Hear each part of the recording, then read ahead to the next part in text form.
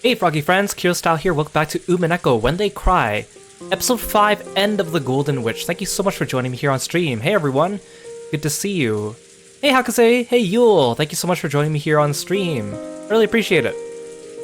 It's been a couple weeks since our last Umineko stream because I got sick last weekend, but we're back. Now, we left off at a pretty important part. At the end of the last stream, Battler had his first kind of big battle with Erika. Erika was trying to prove that Natsuhi was keeping Kinzo's death a secret in front of all the family members.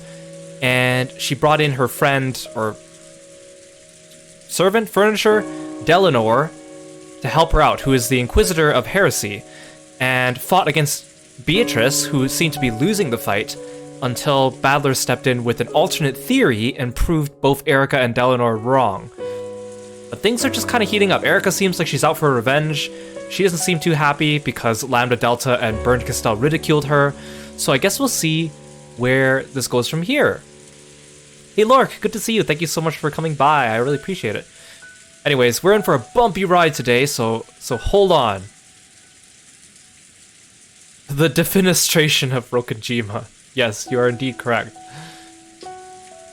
In the Golden Land, the quiet rain just kept on falling.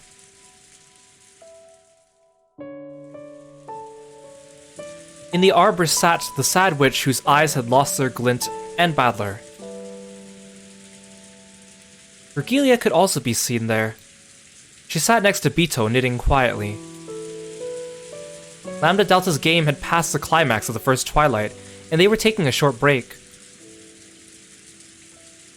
Gazing out at the golden rose garden soaked with rain, Battler considered the present, what was to come, and what had happened so far.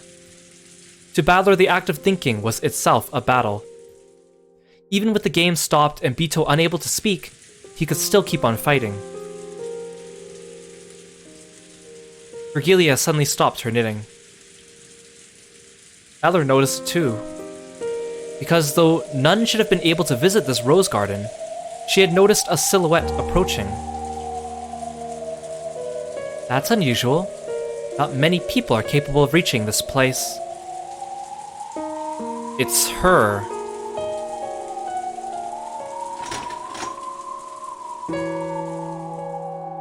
That silhouette, which walked amidst the quietly falling rain without so much as an umbrella, was Delanor. That was a spectacular garden maze. A splendid way to enjoy the roses. Why are you here? It's been some time, Mrs. Beatrice. No, wait. Now it's Mrs. Virgilia, is it not? Long time no see, Delanor. Come over here. We aren't ones to leave a guest out in the rain. Don't worry. She hasn't come to fight. Do you know her? She's one of my old friends from heaven. This really takes me back. That it does. Mrs. Virgilia possesses a deep knowledge in heavenly studies. I have often argued with her over interpretations. Ho ho ho. My many intellectual adventures with you were quite enjoyable. I'd like to do it again sometime. Yes, let's do it again sometime. I'd love to fight with you again. They used the word fight, but it didn't sound like they meant anything unpleasant by it. It sounded like something old chess rivals would say to each other. Unlike Bito, it seems Virgilia always behaved properly and courteously, so she had many friends in various other worlds, including both heaven and the demon world. Surprisingly, Delanor was one of them. Delanor, who had crossed swords with me just a short while ago, ducked her head like someone taking shelter from a sudden rain and sat in the seat Virgilia pointed out like a guest. Is there any type of black tea you would prefer? Anything. Any tea you make is superb. Then how about some Darjeeling? Adler? Bito? Would you like some more? Yeah. Bito and I would like a refill. Right? As usual, Bito didn't answer. But if you quietly gave her a cup, she would sip it from time to time. There was still some black tea left in that cup, but it had already chilled. So Badler asked for a refill for Bito as well. I have heard the rumors. How pitiable that Beatrice, the endless witch famous for her cruelty, has been reduced to this. She's no longer participating in the game. Lambda Delta is the one controlling the Bito that's on the game board. I know. However, she is the original master of this world. And you are the proper guest invited by that master. That is why I have come to pay my respects. Hey Relix, welcome to the stream. Thank you so much for stopping by. Good to see you. Hope you're having a great day. On the game board, Bito and I met Delanor. But those were the game pieces of those witches. They weren't Bito and me ourselves. Is that why you went out of your way to greet Badler-kun and Bito here? I see you're as conscientious as ever. That is my way of doing things. Greetings, Mr. Badler. I am Delanor A. Knox. We play opposing roles, but it is a pleasure to meet you. Sure. I'm Ushime Badler. Pleased to meet you. Greetings, Miss Beatrice. I am Delanor A. Knox.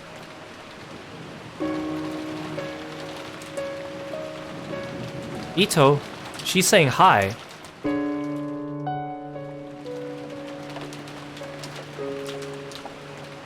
Is this a chess visual novel? It's a visual novel. It's like a murder mystery fantasy novel, but they use a lot of chess analogies. In fact, if you watch the anime, which again does not cover the entirety of the novel, every episode is actually named after a move in chess, which is kind of interesting.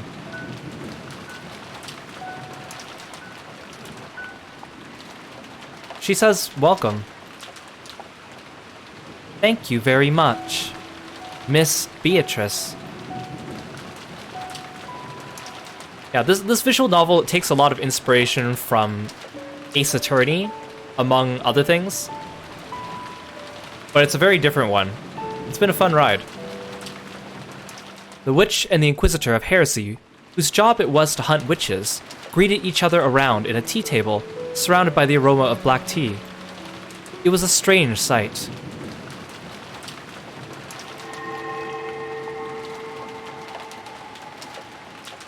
Virgilia made gold butterflies sprout from the palms of her hands and transformed them into a teapot and a can of tea leaves. It was a very witch-like way to make tea. Of course, she actually was a witch, so that scene wasn't particularly bizarre in itself. Hey CB, welcome to the stream. Thank you so much for dropping by.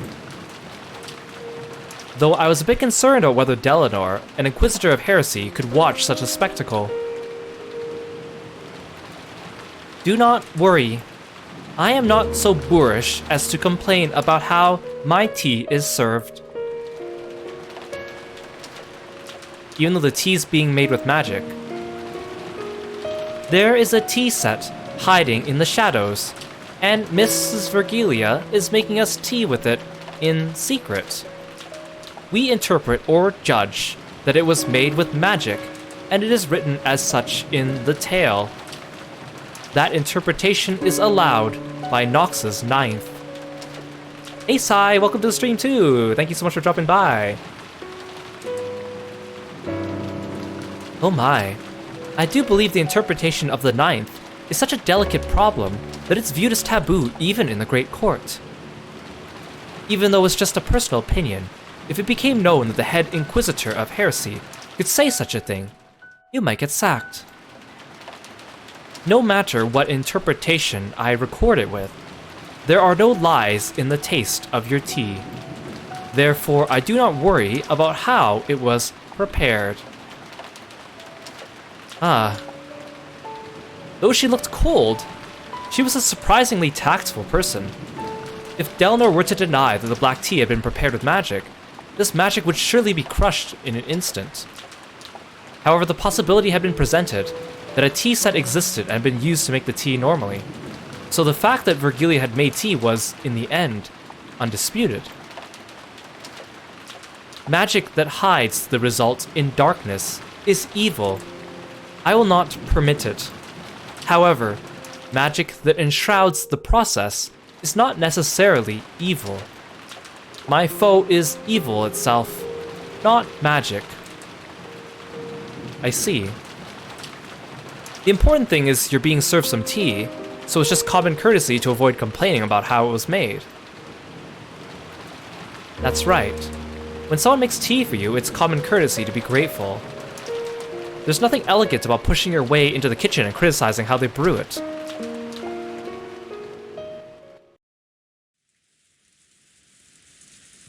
You don't invite your guests into the kitchen, and when you set the table, you should adorn it beautifully in the spirit of hospitality.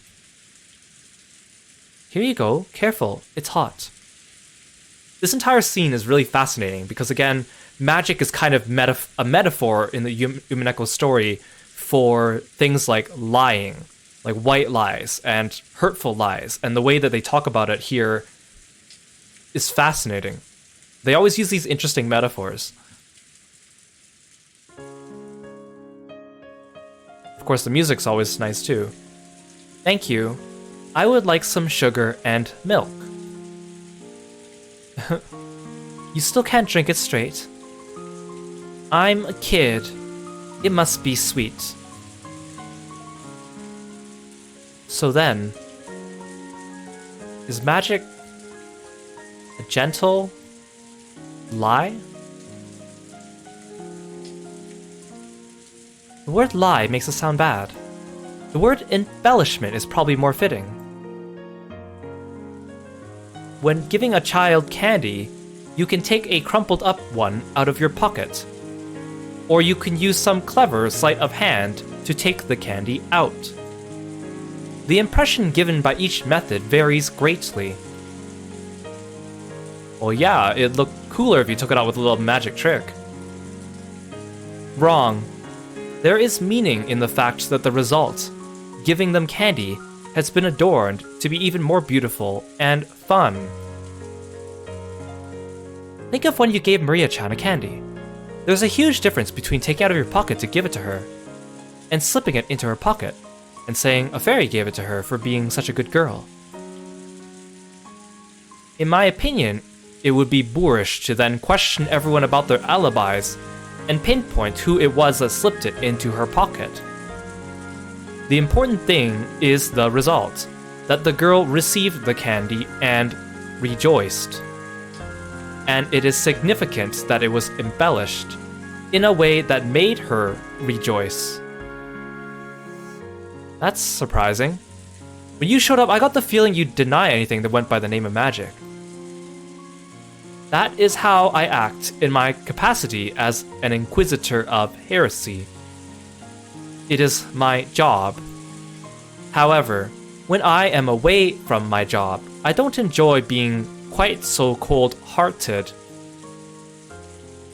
So you set your personal feelings aside when on duty. You do it well. As an inquisitor of heresy, hunting witches is my job. However, I personally find witches pitiable.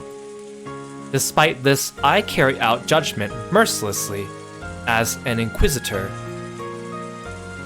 In the end, that doesn't change the fact that I sentence witches to death. In the end, my pity is nothing more than a useless embellishment. Whether I have it or not, nothing changes. So it would be better if I didn't. That's not true. Even if the ends are the same, what's in your heart makes a big difference. Your mother's cookies are clearly more delicious than those made by a good pastry shop.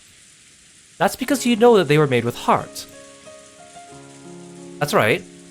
Even if the result looks the same, whether or not there's warmth behind the feelings of whoever gave it to you makes a big difference. Is that so? whether I have a heart or not, is completely meaningless. Eleanor's gaze fell to her cup, a little sadly. That's not true. After hearing all this, I've changed my view of you a bit. And that's why I'm certain the heart isn't meaningless. Virgilia was a little surprised to hear the words she should have said coming from Badler's mouth. After all, understanding the heart is the first step towards finding the essence of magic. By now, perhaps Badler has unconsciously started to understand bit by bit the essence of Bito, the essence of witches, and the very first essence of all, magic. Whether you want to become a witch or vanquish them, the very first step is learning about magic. Virgilia was sure she'd felt this faint change within Badler. As for that last fight, thank you very much. I am grateful for the mercy you showed me at the very end. That me wasn't me. Lambda Delta was controlling him. I joined in on the 5th game partway through. I still haven't participated at this point in time. So until I do join in, the piece me is probably being controlled by Burn Castell or Lambda Delta. Just what kind of whim's guiding them? Trying to make it look all cool. They make me look like some kind of knight coming to save Bito. Lady Lambda Delta wants both witches and humans to be in balance, resulting in a draw. With Erika's appearance, the scales tipped strongly in the favor of the human side, so she manipulated the tail in a way that supports Bito. I am aware of that.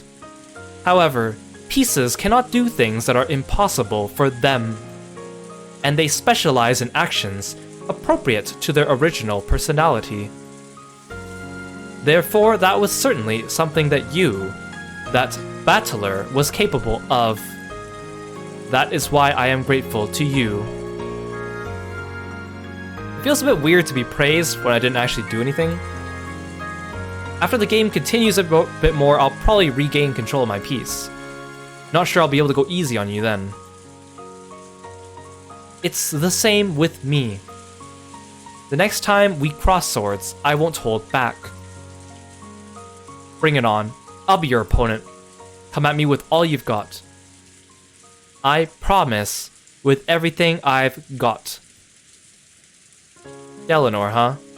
I thought she was an emotionless killer doll without a heart, but maybe she actually is pretty approachable. Though of course neither of us will show any mercy when fighting on the game board. For a while we gazed at the rain-drenched rose garden as we quietly enjoyed our tea.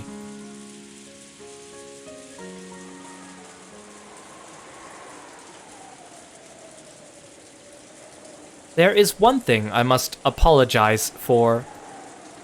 With a sudden sigh, Delor muttered something. What is it? If it's about that fight a short while ago, it's already over. We both fought with everything we had.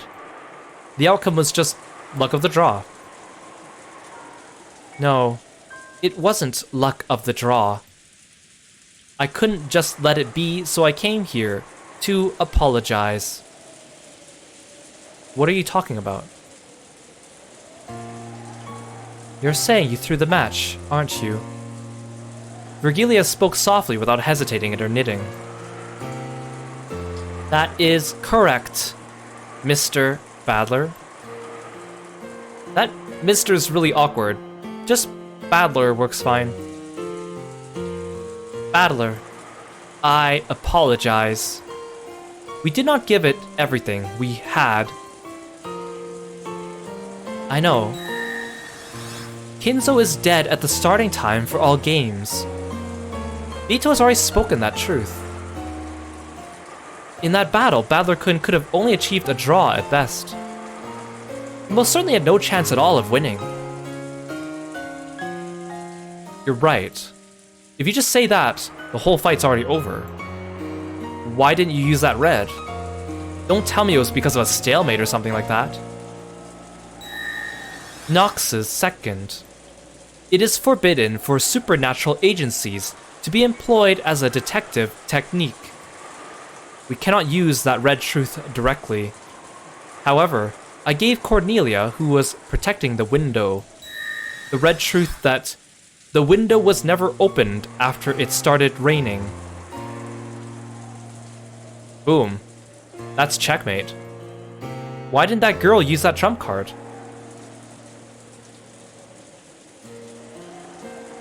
This is... allow me to speak. There is no way to defeat my red. Know that your wish will not be granted. Though she had fought calmly up until that point, she quickly got flustered when I dashed forwards. I thought she'd been frightened by my sudden attack, but the truth was different. Even though she held a trump card that could completely repel me, she suddenly became unable to use it and hesitated. I don't understand. All of a sudden, in that instant, use of that trump card became forbidden. Once we lost that, your victory was guaranteed. The game master, Lambda Delta, probably interfered. That bastard. So in the end, that whole fight was a farce in the palm of Lambda Delta's hand. She made us play out that entire act according to her script. I do not like it. However, since you told me to fight with everything I had no choice but to let you know. Please forgive me. Still, even though you lost your trump card, you kept on fighting all out with your remaining cards. I don't believe anyone could find fault with what you did. That's right. On the contrary, you should be mad at Lambda Delta for butting in. Kinzo doesn't exist should already be an established fact. Lady Lambda Delta and Lady Bernkastel knew this well. And yet they are both leaving room for Kinzo to exist as they continue in this game. It's almost as though the two are conspiring to prevent Kinzo's existence from being denied. In other words, they intentionally let Grandfather escape. Yes, they must be after something. That is a bit odd. Lady Lambda Delta and Lady Bernkastel should always be in opposition unless the witch side is in a superior position. It's hard to imagine that those two are conspiring together at a time like this. I can't help but think they have some sort of wicked goal. I came here because I wanted you to know that. So you came all this way to tell us something like that? Yes. Which means that my business here is finished. I think I will leave now. The game will probably resume shortly. I must aid Erica during the rest of this game. Eleanor gulped down the last of her black tea and stood up. Next is the battle of the second twilight. At that point, I will once again raise my merciless longsword. So I ask the same of you, battler. Show no mercy towards me. I understand. If I went easy on you, I have my own head smashed in. On the game board, I am nothing more than Lady Bernkastel's piece and Furudo Erica's subordinate. In the future, we will probably stand across from each other as opponents many times. However, my heart is always neutral. No, please forget that. Such has no meaning, considering the relationship between the two of us. It does. There's no doubt you're a fearsome opponent, but you don't piss me off anymore. Though that Erica totally pisses me off. Good. Furudo Erica also pisses me off. Delnor's expression finally softened slightly. At the very last moment, it felt as though we finally understood each other. Furudo Erica is a very evil entity. She's lost face with her recent defeat, and is burning with a desire for revenge. Even I don't know what she is planning. However, It can't be anything good. Please take care. Just knowing she's burned Castell's peace tells me I can't let my guard down. Eleanor nodded as though satisfied, left the overhang of the arbor and walked out into the rain. To think I'd serve as a subordinate to such evil. Why was I called to this world? Eleanor let out a small sigh. Pieces can do nothing except fulfill the function they have been given, and that function is given to them by the one who controls them. She probably can't disobey her own player, Burn Castell. Lady Burn Castell may be the one who called you here. However, the one who let you into this world is Bito. If this child didn't wish it, you would never have been able to make it through the guarded maze and arrive here. Right, Bito?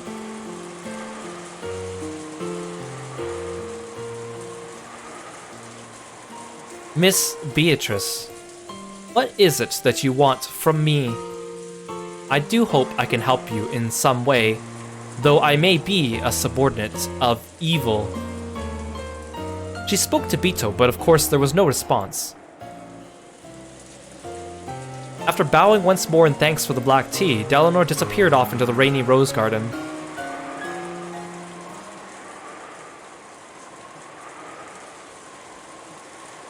So, no one can reach this golden land if Bito doesn't want them to.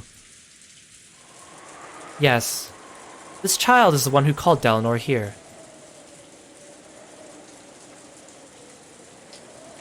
So Bito called her here so I could meet with her. However, I know of a person who reached this place despite Bito's wishes. It's Ange. In the last game, Ange reached this place by herself, even though she was an uninvited guest. Was that also something Bito wished for? I am here. You are here. Bito is here. Eleanor was invited here. All of these things happened because this child wanted them to. Even the bit of time you and Eleanor spent together drinking tea. Hey Armand, welcome to the stream. Thank you so much for dropping by. Bito, what was I supposed to learn from her? Does it have something to do with finding your heart, letting you rest in peace? Eleanor A. Knox, the natural enemy of witches, an inquisitor of heresy, a vanguard of mystery who denies fantasy. Is she here to help? By gouging out your heart? And choking the life out of you?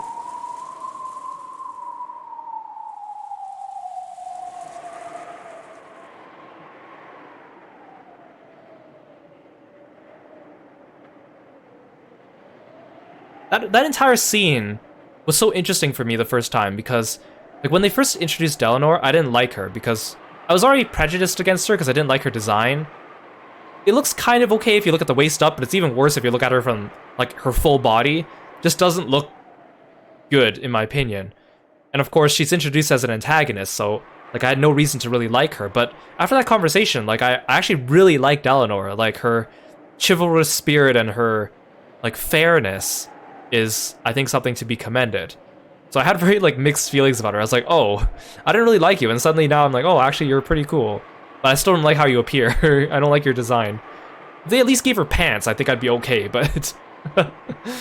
Her hair is also a little ridiculous, but... And also the fact that she's like a literal child is kind of weird, but...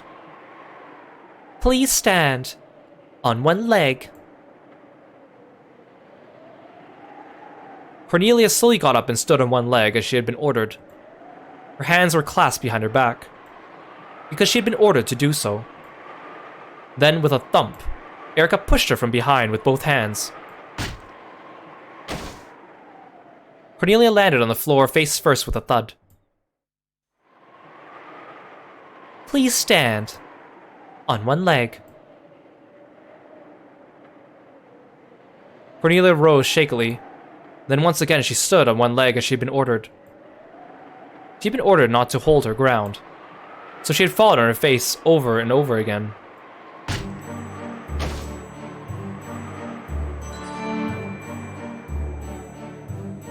She had barely managed to protect her nose, but after smashing against the floor so many times, her face was bright red.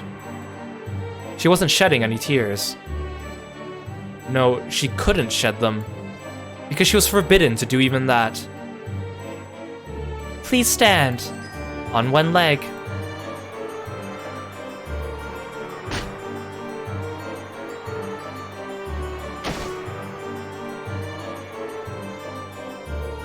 Please stand on one leg.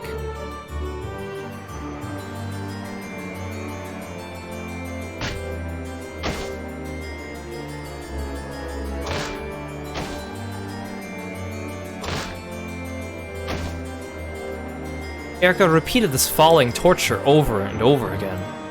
At times like this, Erica hated counting things. So she decided that once she ran out of fingers to count the number of times, she would just repeat it until she lost interest. However, Erica's main redeeming feature was that she never lost interest in anything. So the torture continued on and on. Erica didn't know why Cornelia had been unable to fully protect the window. So the whole time since then, she had placed all the blame on their loss on her. Please allow me to speak. Forgive Cornelia. She has already repented enough. Oh, is that true? Then please take her place from now on. Gertrude has done nothing wrong. Gertrude, please stand on one leg. Clasp your hands behind you. Gertrude followed the order and clasped her hands behind her back, standing on one leg. You mustn't resist or hold your ground. You are not permitted to bend your knees. You are not permitted to shed any tears. Got it? As you wish. Gertrude.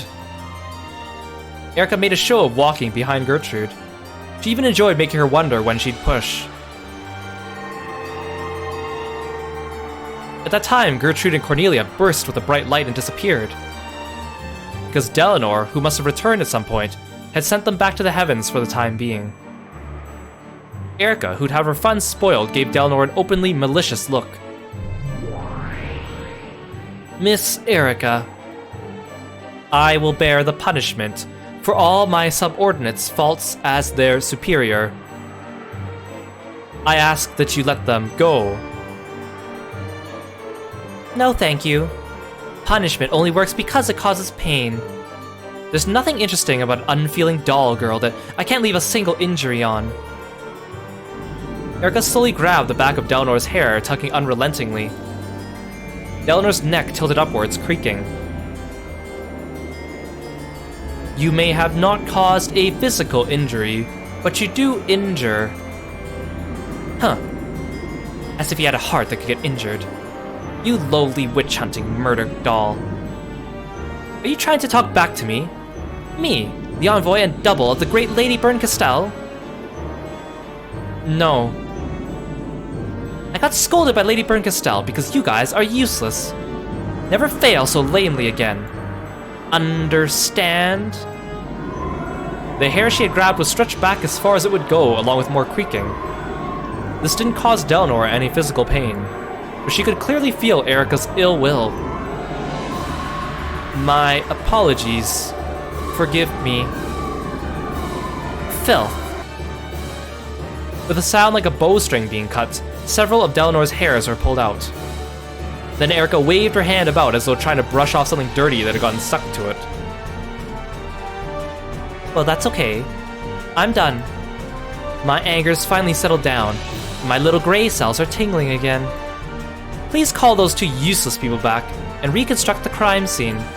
Let's start the reasoning game. Understood. Gertrude, Cornelia.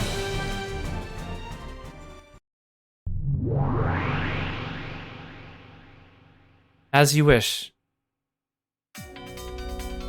Hey Ariaka, thank you so much for the sub, I really appreciate it. Thank you, thank you. Lork says, to think there was once a point when Berncastel seemed likable. Yeah, it's so fascinating. Again, like, there's so many multifaceted characters in Umineko. Like, like a lot of the actual family members, like Rosa and Ava and like Natsui, they have so many moments where you really like them, and they have so many moments where you're like, wow, these are actually completely awful people. Like, it's so much back and forth. Kind of makes them almost like real people. You know, very complex with good and bad sides. The two of them reappeared behind Delanor and reconstructed the crime scene for Erica, the one who had just been tormenting them. Kinzo's disappearance was nothing more than a bonus round after the first Twilight. Let's start investigating the first Twilight itself. But before we do that, did you realize we were actually given a riddle before the murders even occurred? Yes, the letter with the mark of the one-winged eagle, which appeared at 24 o'clock last night, along with a knock by some person. That's right. The tale creates the illusion that the events of the instance would be impossible for any human, making it seem like an unknown witch exists. Let's start by crushing this illusion of the witch. We'll first check the situation in the dining hall last night when the letter was delivered. Understood. Gertrude, Cornelia, reconstruct last night's family conference in the dining hall. As you wish. The family conference last night was held with the adult relatives and Badler. It's weird to think of Badler as being taller than Kraus, I have to say. And partway through, the servants had arrived to serve tea. Let's check everyone's location. At the instant the letter arrived. How did that go again? Please allow me to speak. Before the family conference, Erica, George, Jessica, Maria, Nanjo, Goda, and Kumasawa left the mansion and moved to the guest house. Please allow me to speak. Of those who remain, only Kraus, Natsui, and Genji were in the second floor corridor, while all others were in the dining hall.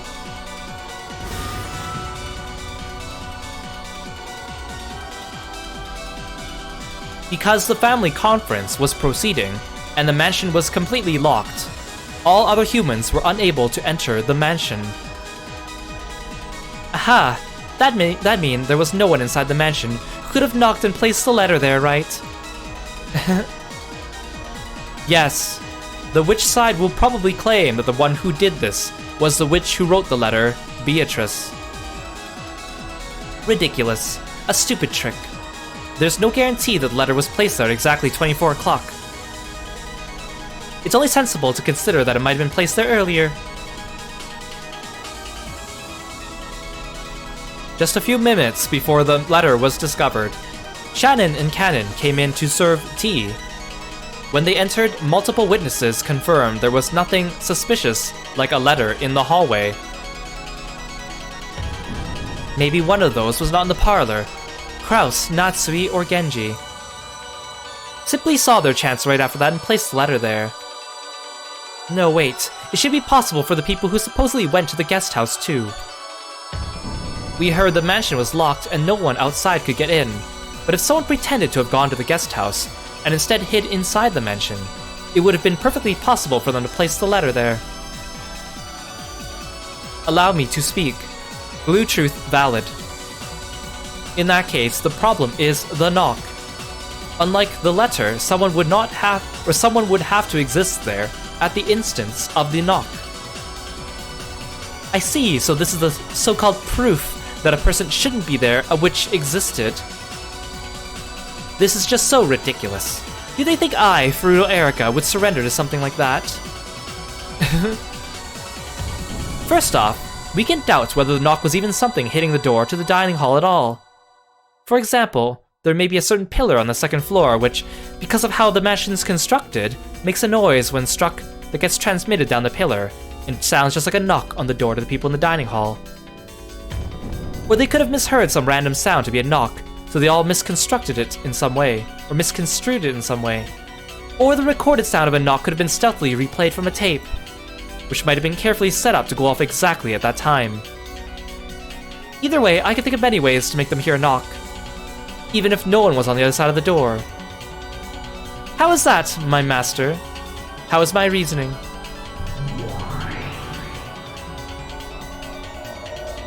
That's what she says. So what do you think? Well, it looks like your cute little piece gave it all for thinking up these blue truths. So I guess I'll be nice and give out a few reds. I guess I'll start with the letter. We have both the knock made when the bell of the large clock rang out 24 o'clock, and the letter sitting there in an envelope bearing the one-winged eagle crest when the door was opened. It's so obvious to suspect the people who weren't in the parlor secretly placed the letter there, right? Kraus, Natsui, and Genji did not even touch that letter. Oh-ho. Then, when Shannon and Cannon came in to serve tea, who was the last human to enter the dining hall? Let's say it was Cannon. Would it be easy if Cannon, the last person in, secretly dropped the letter there when he closed the door? Not a single person in the dining hall. No, there's a simpler way to say it. Among all those inside the mansion at 24 o'clock, not a single person placed that letter in the corridor. So you can't say that no one touched it. Obviously, they touched it when they picked it up. Of course, I couldn't say that none of them touched it. I see. Then let's interpret it this way. Someone who existed outside of the mansion at 24 o'clock placed a letter somewhere other than the hallway beforehand. Then it was moved by some means that ended up placed in the hallway. Just as an example, let's say it was stuck to the bottom of the serving cart the servants were pushing. It was simply glued there in a way that would make it come unstuck after a certain amount of time. When it eventually fell off, it became the letter left behind by a witch who shouldn't have existed. In other words, this is a classic trick, where the true sender gives themselves an alibi by making the letter appear at a different time. Allow me to speak. Blue truth valid. In other words, the fact that it ended up just outside the dining hall of the door was the culprit's good luck. At worst, it might have happened in the kitchen, or the corridor, even inside the dining hall. You love how the blue and red truths end up wrapping around each other very elegantly. Yeah, I agree. A lot of thought was put into the way that they word everything. A lot of the mysteries in this game are almost purely down to wordplay, which is a little disappointing in some ways, but also very clever. Oh good. If it had happened inside the dining hall, that would have been even more wonderful. Within everyone's sight, a letter would suddenly appear on the floor. And that wouldn't even violate a red truth, saying no one in the closed room of the dining hall touched the letter unexpectedly. Well done. If the letter was stuck to the bottom of the serving cart, then anyone could be the culprit. That might work okay regarding the letter. However, will that same type of argument apply to the knock as well? Let's try this again, shall we? Please, go ahead. Neither Kraus nor Natsui nor Genji knocked. This isn't the limited meaning of them knocking on the door, okay? It means they didn't use a pillar to transmit the sound, or push the play button on a cassette tape they recorded, or create the knock sound by any means. Of course, this applies to direct, indirect, intentional, coincidental, and unintentional means. This wedge has already been knocked in, but I'll repeat it. Maybe someone other than Kraus, Natsui, or Genji made that knock, or else a sound that could be misidentified as a knock. Please allow me to speak. Let it be known that at 24 o'clock, excepting Kraus, Natsui, and Genji, in the second floor corridor and all the people in the dining hall, no humans existed inside the mansion. Please allow me to speak. Let it be known that in addition to Kraus, Natsui, and Genji, none of those in the dining hall knocked on that door. In this sense, knock includes all direct, indirect, intentional, unintentional, and coincidental events that could create a knocking sound. A direct knock refers to someone literally hitting a door to make a knocking sound. An intentional knock refers to someone creating a fake knocking sound to try and make it appear that someone knocked. An unintentional knock refers to someone unintentionally creating a fake knocking sound. A coincidental knock refers to some kind of coincidence creating a fake knocking sound. It's so down to the letter, like look how thorough they're being about this. In short, this means it was impossible for any character within the mansion to be the source of a knocking sound. Written by Sparrows and the contract lawyer, clearly.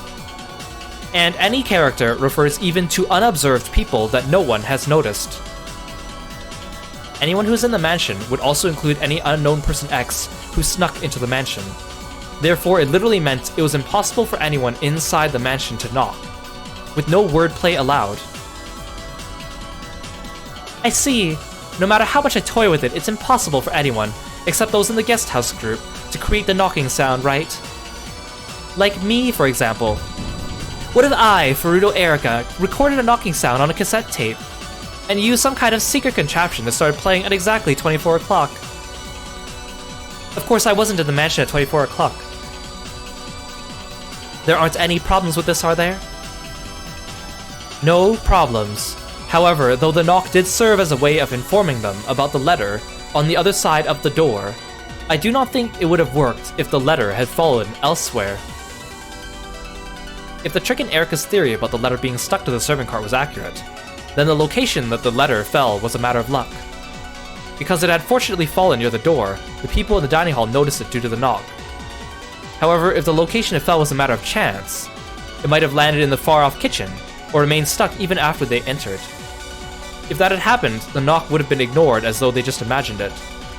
In other words, the knock by itself wouldn't transmit any message at all. It only made it appear as though someone had been there because it was paired with the letter. In that case, the random location the letter fell to the bottom of the servant cart couldn't be connected with the knock. For the letter to be found thanks to the knock, it would have to be reliably positioned on the other side of the door. However, it was announced and read that no one in the mansion placed the letter in the hallway. I'll reword that read about placing it in the corridor a bit. No one in the mansion placed the letter in the hallway. This includes doing so by all concepts, such as directly, indirectly, intentionally, coincidentally, and unintentionally. For example, let's assume there was a device on the serving cart that drops a letter when it stops moving. In this case, you'd think they could predict the cart would probably stop just once when the two knocked on the door to the dining hall. And by doing so, they'd be cleverly making it so the letter drops right in front of the door. But even this doesn't work, okay? The action of stopping the serving cart would indirectly lead to placing the letter in the hallway. That would mean Shannon and Cannon, who were pushing the cart, had to indirectly and unintentionally place the letter there. So even this is no good. Furthermore, setting it up so the letter peeled off with the passage of time would mean the people pushing the serving cart had coincidentally and unintentionally placed the letter there. Of course, this is also no good. Repeat it. At 24 o'clock, only Erica, George, Jessica, Maria, Nanjo, Goda, and Kumasawa existed outside the mansion. What if someone in the dining hall didn't exist in the mansion right at 24 o'clock? For example, what if they slipped out a window just before? With this wordplay, it might be possible to get around the red truth. Repeat it! Even though I'm nice enough to give you all this red for free, aren't you being a little greedy? I'm not an idiot like Bito, so I won't go around saying everything my opponent tells me to repeat. I'll give you a full-body massage, in a bath with marshmallows and competo sometime soon. Enough to rub your skin off. And now you gotta keep that promise. Okay then, here's a freebie. I'll respond. At 24 o'clock, only Erica, George, Jessica, Maria, Nanjo, Goda, and Kumasawa existed outside the mansion. In other words, no matter how much they struggled, those 8 people, including Erica, could not have existed inside the mansion, much less in front of the door. At the same time, no matter how much they struggled, those inside the mansion could not have existed outside the mansion. That's a very weird, suspicious slurp there from you, Lambda, huh? In that case, the letter might have been stuck to the ceiling of the hallway instead of the serving cart. The ceiling of the hallway is surprisingly high, so even if you stuck it there in the open, maybe no one would notice it. This way, it would certainly fall in the corridor, and you could slip by the red if someone outside the mansion did this. Good job, me. Please allow me to speak. The letter never existed on the ceiling of the hallway. Please allow me to speak. Know that the letter never touched the serving cart. Who cares about that? Anyway, some human outside the mansion used some kind of trick to place the letter there. If you try to use that letter and the knock to argue that Beatrice exists, it definitely won't work on Furuto Erica. Please allow me to speak. It was impossible for anyone outside the mansion to influence anything inside the mansion after the family conference began.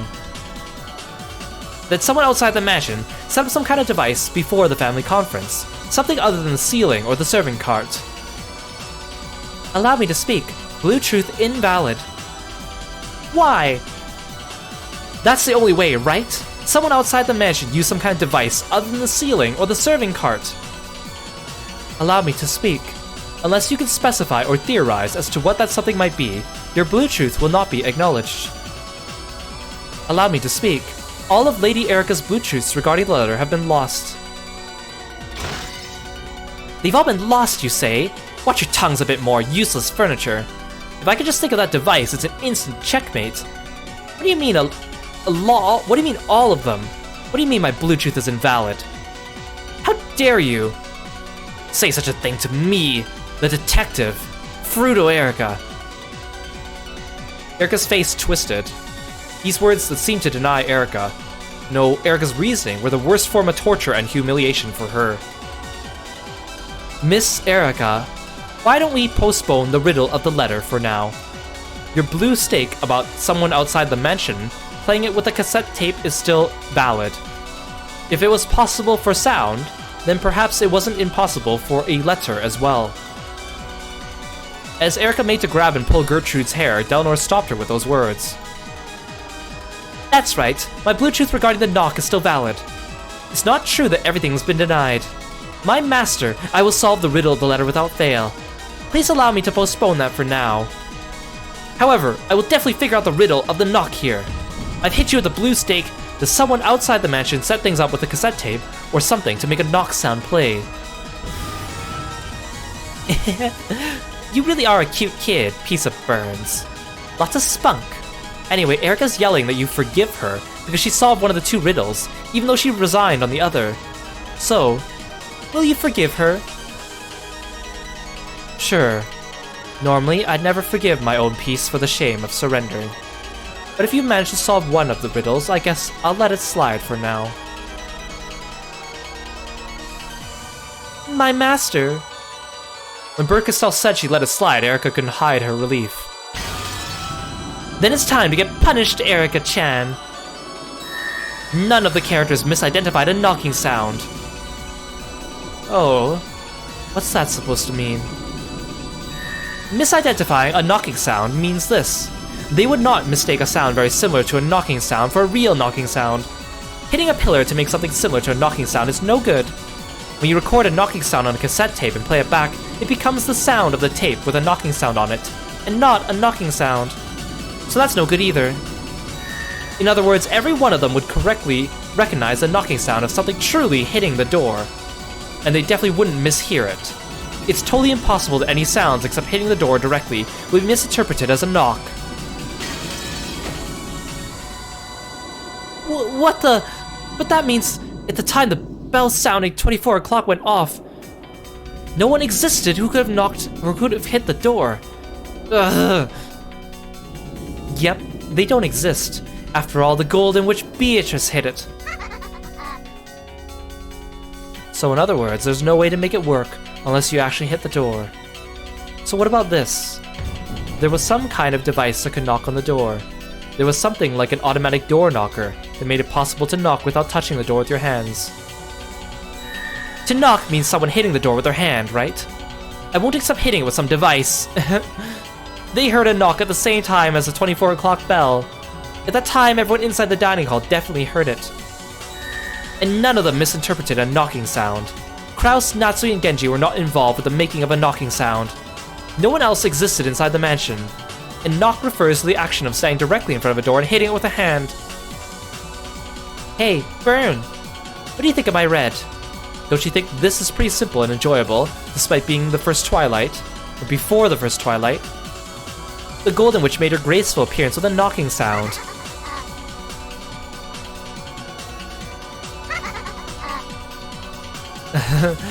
Interesting, this really is riveting, Lambda. Wouldn't have it any other way. Yes, how amusing. Ukumasawa severed Goda's hand and mounted it to a catapult on a timer which launched against the door. Interesting theory. It's so funny, like this is such a simple mystery compared to the murders, but it's becoming increasingly complex. I wonder if any of you have a theory on how this worked, besides the Kumasawa Goda hand mounted catapult. The two witches doubled over laughing as though this was the most fun thing in the world. Yeah. My master. Don't worry. If you just give my little gray cell some time, I will definitely reach an answer to this pitiful red. You're nothing but a lowly piece. Your absence wouldn't hinder my progress in this game in the slightest. If you can't think of any theories in particular, please just go back to the peace tray and gather dust or something. Useless pieces are painful even to remember. After all, Burn's pretty forgetful. If you don't try a little harder, Burn's gonna forget you, okay? You'll collect dust in that forgotten peace tray, awaiting your turn that will never come. I imagine that'd be pretty harsh, don't you think? Don't worry, Lady Lambda Delta and my master. I promise that I'll keep you entertained and never let you down again. Oh, how reassuring. I guess you're my double after all. Then make sure you really are giving it your all, in more ways than one.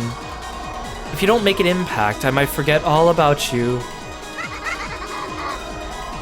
As the two witches giggled, they continued discussing the letter and the knock.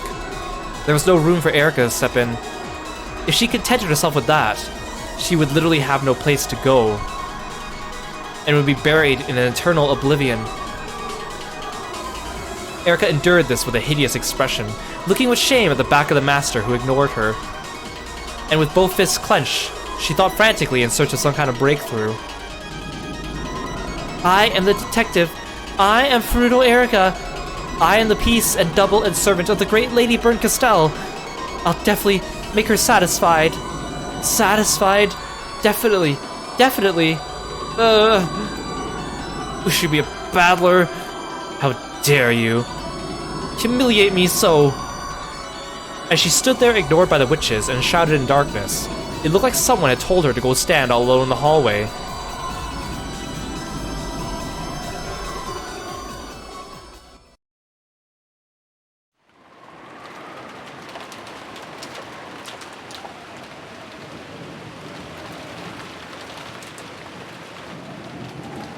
With the crime in the early morning, we'd completely forgotten about breakfast, so we now had our first meal of the day, at a time that could never be called breakfast time.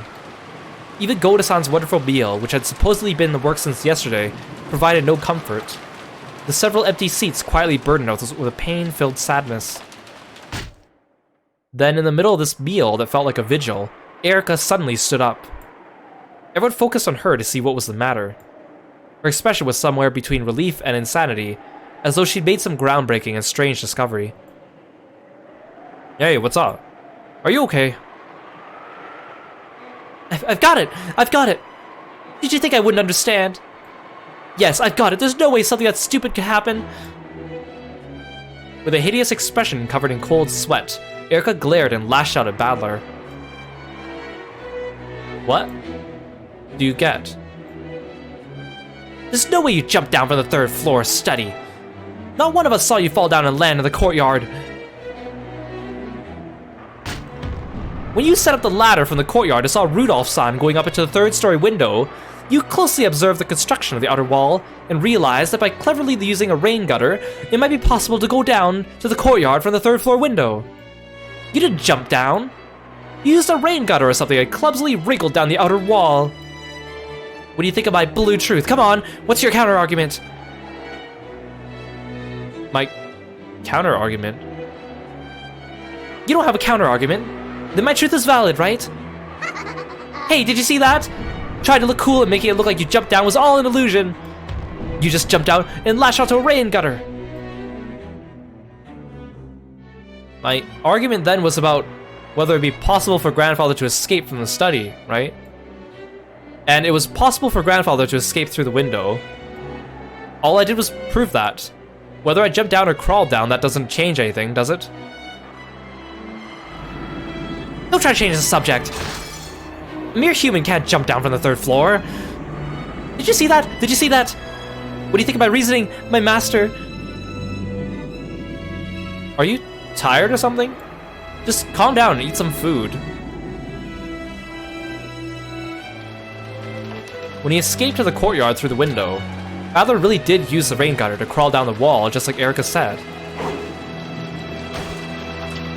His hand had slipped halfway, and he had fallen from a considerable height, but he had managed to land on his feet. No one had witnessed this, but most likely everyone in the dining hall, now except Erika, had realized that something like this had happened. Since the very beginning, no one had believed he jumped down from the third floor window, even if they hadn't witnessed that directly. So they had no clue what Erika was complaining about all of a sudden, and started to whisper, staring at her with cold eyes and dubious faces. You can't counter that, can you? You jumping down has already been denied. My truth is won. My Bluetooth is valid. My master, please acknowledge this. I'm not incompetent or a disappointment. I will match up to your expectations without fail, so please don't abandon me, my master. Facing someone that might have been somewhere beyond the ceiling, Erika spread her arms and yelled.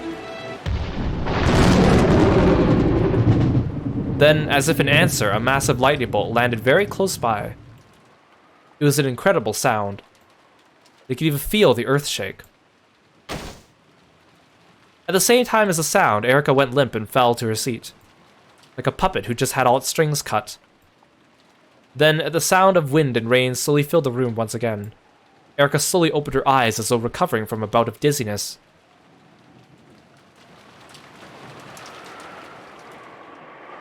Then she continued eating in silence, as though nothing had happened. As if she had been acting normally the whole time.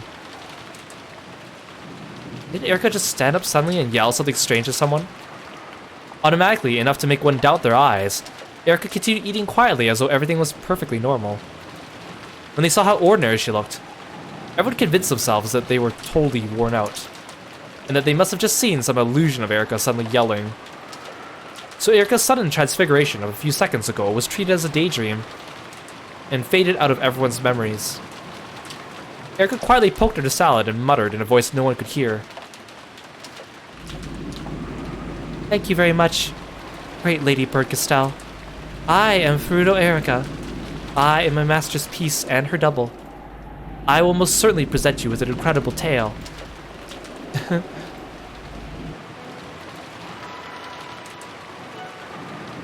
That's right, when it comes to utensils, knives and forks are pretty primitive. Chopsticks are the best. Don't you think chopsticks are the easiest way to eat salad? Well, everyone.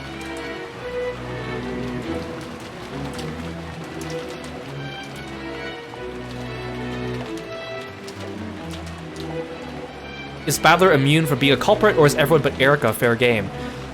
So, according to the rules of the game, whoever is the detective of the game is immune from being the culprit. So, in games 1 to 4, it cannot be Battler. In game 5, it cannot be Erika. That's how the rules are specified.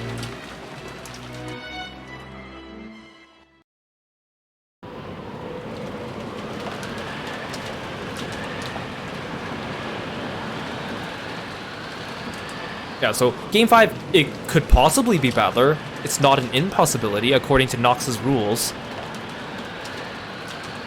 Battler-san returned to the guest house at 3 o'clock a.m. Then the rest of you split up about 30 minutes later, right? Yes, that's right. Drowsiness was finally starting to catch up to us.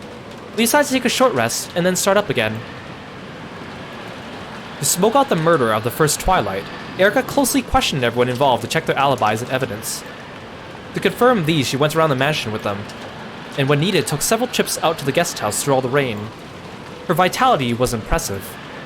Though she was an uninvited guest, everyone had long since stopped feeling anything strange about the way she played the detective.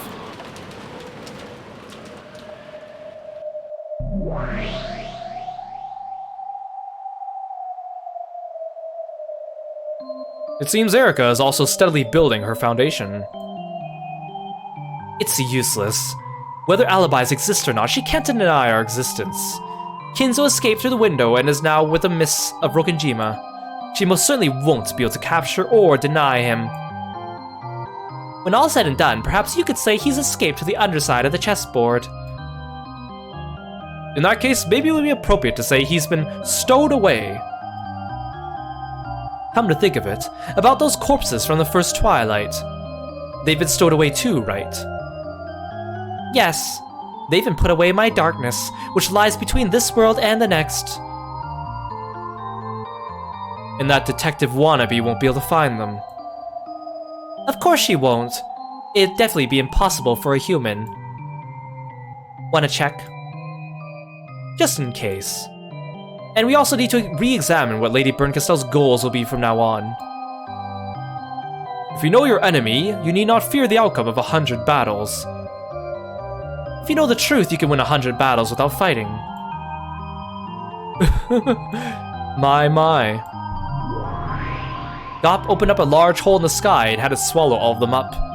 She invited Bito and Rodolph to the gap between worlds where she had hidden the corpses. That place was nowhere in this world, and existed at no time of this world. In other words, it truly and literally was a place not of this world. In this place, questions such as, where is it and what time is it have no meaning. Every single place led to here, but no place could be reached from here. Furthermore, all times connected to this place, but no time could be passed from here. In short, this place was just what they say it was, the underside of the chessboard. No, perhaps it would be more appropriate to call this the captured pile, where pieces that have left the game go. Then through the pitch-black world, a glow like a faint spotlight shone and 5 corpses came into view.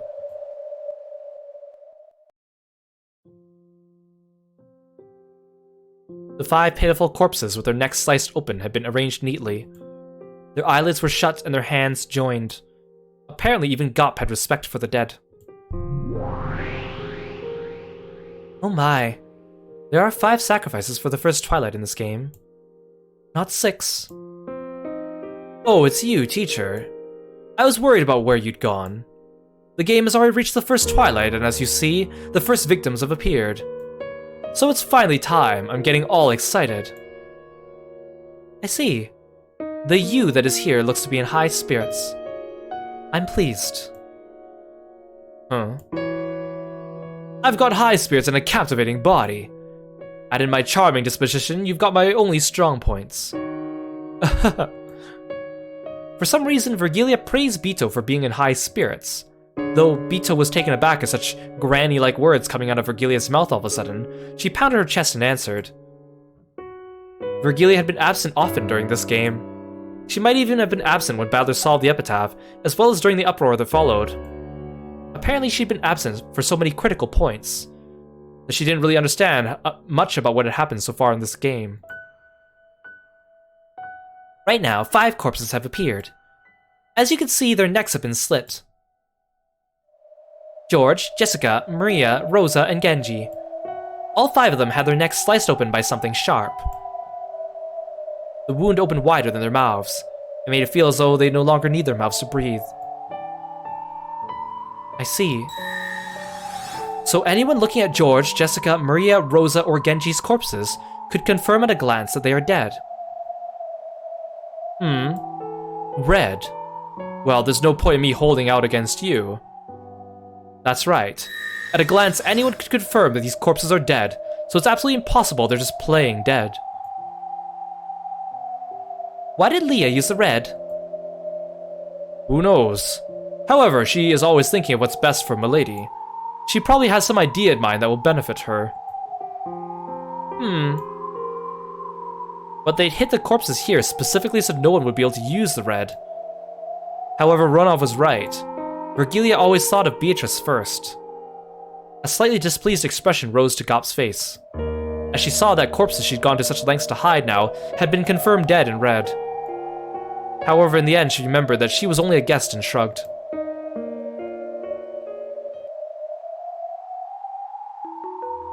Why'd you have Gop hide the corpses? As to that, since the epitaph has already been solved, this game of mine is different from usual. I now have serving and protecting Natsui as my goal. How would concealing their corpses protect Natsui? We've more or less figured out what our opponent's moves will be. This is probably a trap meant to corner Natsui. Most likely, they'll sort through alibis for the first twilight and find them for everyone except her. Last night, Natsui-sama was the first to leave the family conference, and then rested alone in her room. Unfortunately, she has no alibi whatsoever until the next morning. We've already made Kinzo's existence impossible to deny. However, there's a single move remaining to our enemy that might cancel that out. I see. So they'll corner Natsui and make her confess that Kinzo doesn't exist. Indeed. The enemy is probably after something like that. By watching the movements of the pieces involved with the family conference, we quickly realized that Natsui was isolated. Notice that trap of theirs encountered with this move. The corpses disappear. Everyone has alibis and no one exists who could have moved them. Not only does this support the claim that a witch exists, it also throws doubt on whether there were actually corpses in the first place, just barely allowing Natsui to escape being a suspect. In other words, it's possible for Natsui-sama to claim that the sacrifices of the first Twilight were only playing dead. You mean even though many people confirm their deaths without fail in the cousin room? Mere confirmation of facts doesn't even approach the red truth. No matter how much everyone claims to have truly witnessed their deaths, the red truth doesn't exist in the human world. Because the corpses don't exist, Natsui can discount their words as a mistake, some sort of trick, or she could say they were all lying. And it's possible for her to do this over and over to buy time for herself. In the human world, what lacks the red truth, perpetual check is a valid move. An endless argument with both sides denying the other's claims. Not pretty. True. However, beauty is something to be sought only after victory. When those without victory seek it, it is naught but poison. Well, they do say might makes right. And even if I don't think it's beautiful, those Voyager witches will probably like it and say it is boring. I see. I managed to grasp the flow of this game. I imagine it'll get quite nasty. We're fully aware of that. And we already know that Natsui is probably about to be lured into yet another trap. A trap? Indeed. Someone Lady Lambda Delta created, who calls himself a man from 19 years ago, has already threatened Natsui. She was ordered to go into a closet in a certain guest room in a few minutes, at 1:00 p.m. and hide there. Kraus was taken hostage, so Natsui can't resist. I see. How relentless. Can you protect her? Of course.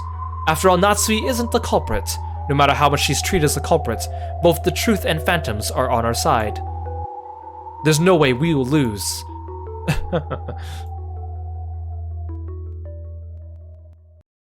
So if you recall from one of the previous streams, the man on the phone threatened Natsui and told her at 1:00 to go hide in the closet. Otherwise he'll hurt Kraus. Natsui threw her cup of tea to the ground in protest, expressing the anger that flowed throughout her entire body. What do you mean by that? Are you saying you suspect me? You told me you left before anyone else, returned to your room, and didn't leave the room until morning. However, if you cannot prove that, it doesn't count as an alibi. Prove? How could I possibly do that? It doesn't matter how. Objectively speaking, it'll be all fine as long as you prove it was impossible for you to commit the crime. Everyone else is cooperating. I want you to stop being so hostile and give me your alibi along with proof. That's right. Almost the whole night is a blank space in time for Natsui Ne-san. She might have left the conference saying she wanted to rest before us, then gone to the guest house and attacked George and the others. Please don't be such a fool. Why would I kill George-kun, and on top of that my own daughter, Jessica? Calm down. We're all equally suspicious. It's sad, but we all have to prove our innocence. Yeah. We've been thinking frantically about how to prove our alibis for last night, so we can clear up the suspicion against us.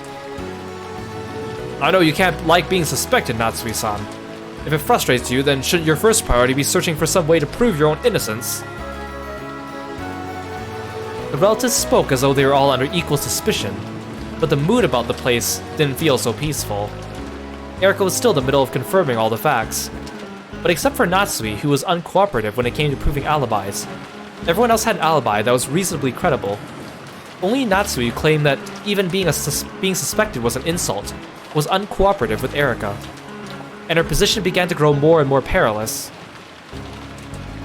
This parlor was no longer a place of comfort for Natsui, and the sound of the cup smashing had made that decisive. That's ridiculous. Why must I be suspected when I've lost a daughter?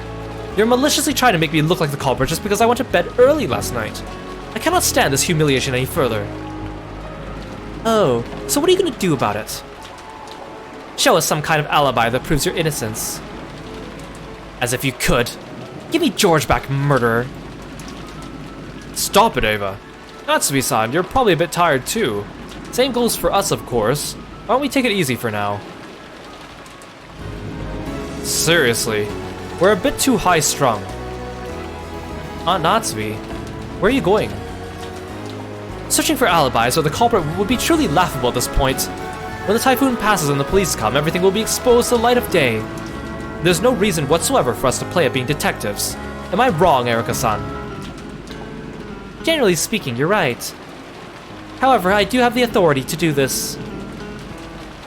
Who gave her that authority? No one asked. It was an authority given by powers or words of power from a higher world, so the pieces weren't even allowed to doubt it. I'm leaving. I have no intention of going along with your pointless questioning before the police come. If you suspect me, feel free to do so. I'm counting on the police to clear away that suspicion. It may be a bit late to mention this, but then again I guess this happens every time anyway. As usual, the phone couldn't connect to the police. Natsumi said the police would be coming, but that wasn't exactly true. Strictly speaking, the boat would come tomorrow, and they would use the radio on the boat to contact the police. Well, it's not like I'll let everyone live that long anyway. Natsumi-san, it's dangerous to go alone. Perhaps it would be better if we all stayed here. Why not let her? This might make for some very good proof. If Natsumi-san gets killed in her own room, that'll be excellent proof of her innocence. Quit it, Anaki. It's probably best if we get a bit of rest. Our bodies won't last until tomorrow. If we're going to take a break, we still mustn't let our guards down, got it? We might not make it through the night, much less tomorrow. Natsui. If you're returning to your room, make sure you lock it tight. Close the windows and shutters too and stay safe. I don't want to suspect anyone, and more than that, I don't want there to be any more victims. Thank you, Badler-kun. Then I'll return to my room. Goda, you're in charge now. Oh great, Goda's in charge now. I know this is a horrible situation, but see to it our guests have everything they need. Yes, madam. I shall do so.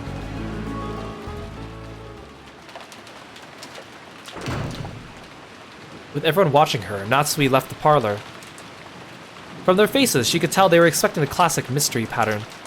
That the first person to quarrel and leave the circle would become the next victim.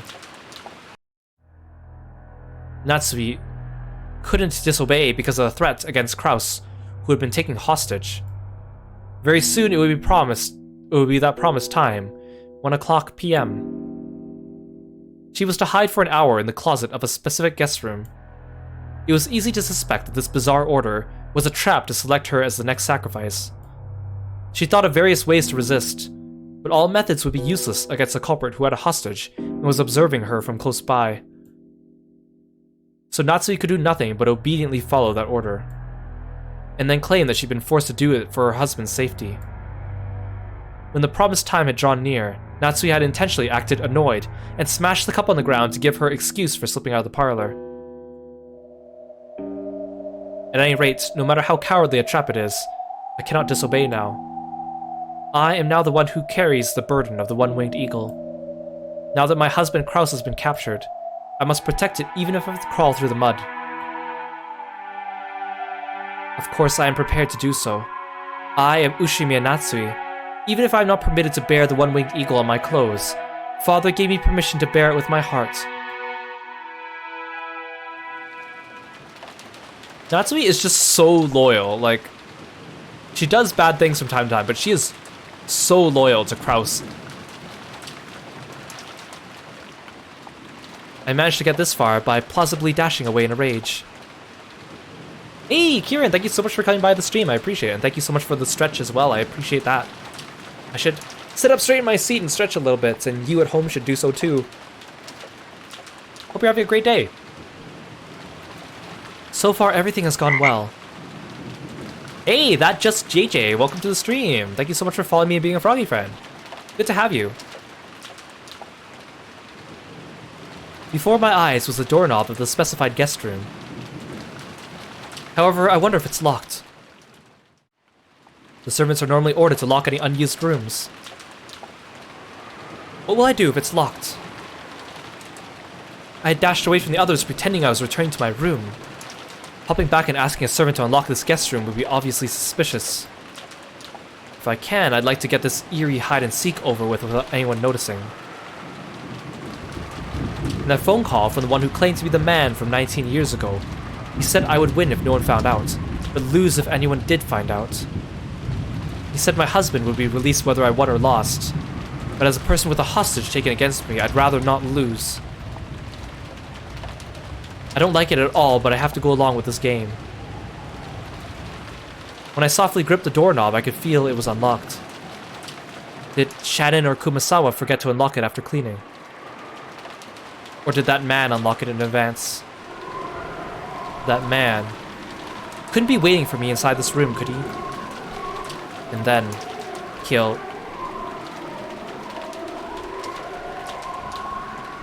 All that about hide and seek might have been a mere excuse. I kept the fact I was coming here secret, and all the others think I'm resting in my room. If I were to be killed in this situation, it might create a new baffling murder case, like the extension of the one that occurred this morning. That might actually turn out for the better.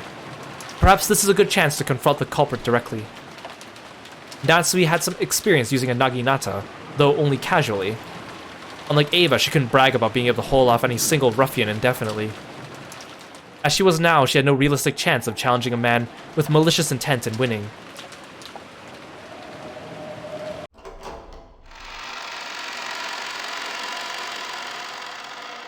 She readied herself and slowly opened the door. She couldn't just stand around in the corridor and risk being seen by someone. The atmosphere inside the guest room was frigid, and she could sense no trace of anyone waiting impatiently for her. All she could hear were the unsettling sounds of the wind and rain.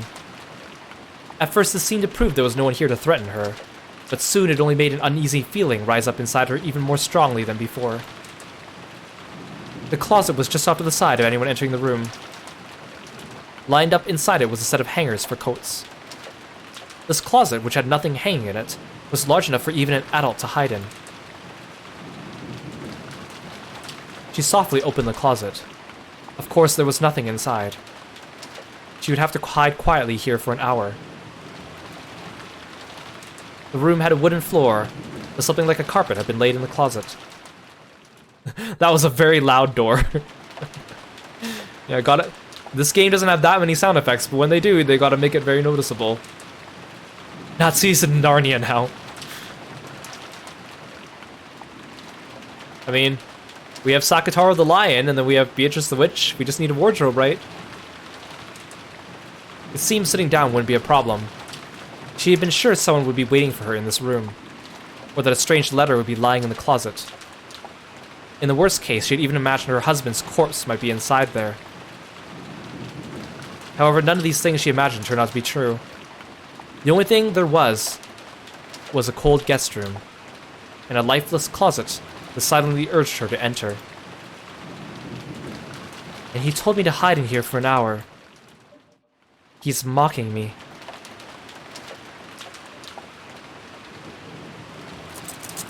Natsui shrugged, turned around, then locked and chained the guest room door. This way no one would be able to get into this room. In other words, no one would be able to find me for the next hour. I win.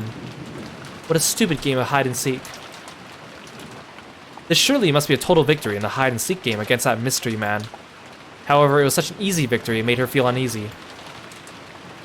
Normally this would be against the rules of hide and seek. Even if she had won, wouldn't this displease the culprit? And now everyone thought she had returned to her room. If they found a room with a chain set, that would make it an impossible closed room to them. Erica had dashed through the mansion to confirm alibis or something. If she noticed a chain was set on this room, there would probably be an uproar that would end in them cutting the chain and searching the room. If that happened, Natsui would be found hiding in the closet right away. It would be easy to honestly confess as to why she'd been hiding. However, that man had insisted that she not reveal that. If she did talk, she might endanger her husband. Thinking of it that way, setting the chain, no, even the lock might be a bad idea. That's right. This room was unlocked when I came here. If it were suddenly become locked, it's conceivable that it might catch someone's attention. It's better if I don't do anything unnecessary. That man only told me to hide. So in the end, I have no choice but to do what he says. Hey Mevox, welcome to the stream! Thank you so much for stopping by, I appreciate it. Hope you're having a great weekend. I hate doing it, but I cannot disobey. I undid those 2 precious locks, went into the dimly lit closet filled with the smell of old wood, and managed to close the door from the inside. Pitch black. It reminded me of when I was young, when I used to hide somewhere and then surprise my mother. But that peaceful recollection wasn't enough to kill off my anxiety. It really is pitch black. From here, I won't be able to check my watch to see if an hour has passed. I'll probably need to open the door crack every once in a while to let in enough light for my watch. For now, I'll crouch down here. I thought about clutching my knees, but it hurt my back when I tried. I'm not as young as I used to be. Even though I was made to sit on the floor holding my knees in every PE class as a grade schooler. I now have to struggle just to sit down. Just crouching down here for an hour would probably hurt a lot.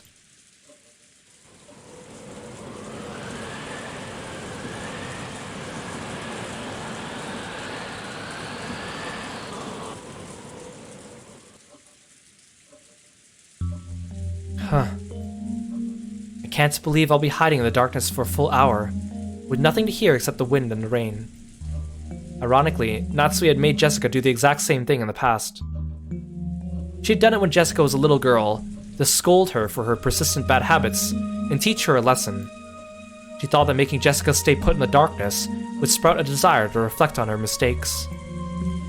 And that this way she would understand what she had done wrong.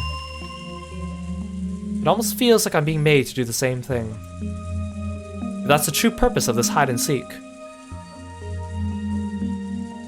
How naive of me. This must be my naivety, the hope that if their goal is to make me repent, nothing will happen here during this hour. Uncertainty and fear of that man's shadow are not what I need right now. Will someone suddenly come to this room, open this closet, and do something horrible to me now that I've come here in total secrecy as promised? That's what I should be worrying about now. The culprit, or one of his accomplices, is very close by. If they weren't, they wouldn't be able to observe me so thoroughly. I don't want to think it, but it's highly likely the culprit bought off one of the servants. The culprit hid an eerie card with autumn written on it in my room. My personal room is always locked. That trick wouldn't have been possible without a key. Instead of believing that they obtained the key when the servants weren't looking, it's much more realistic to assume that one of the servants lent the culprit a hand. But how did they know that autumn is my favorite season? How unsettling. The thought that this mystery man might be peeking into my heart sent goosebumps running across my whole body. It's true that I like autumn, but I've never said it out loud. I don't think anyone's ever heard me say it. I even asked my husband what my favorite season was. He'd probably be stumped for an answer.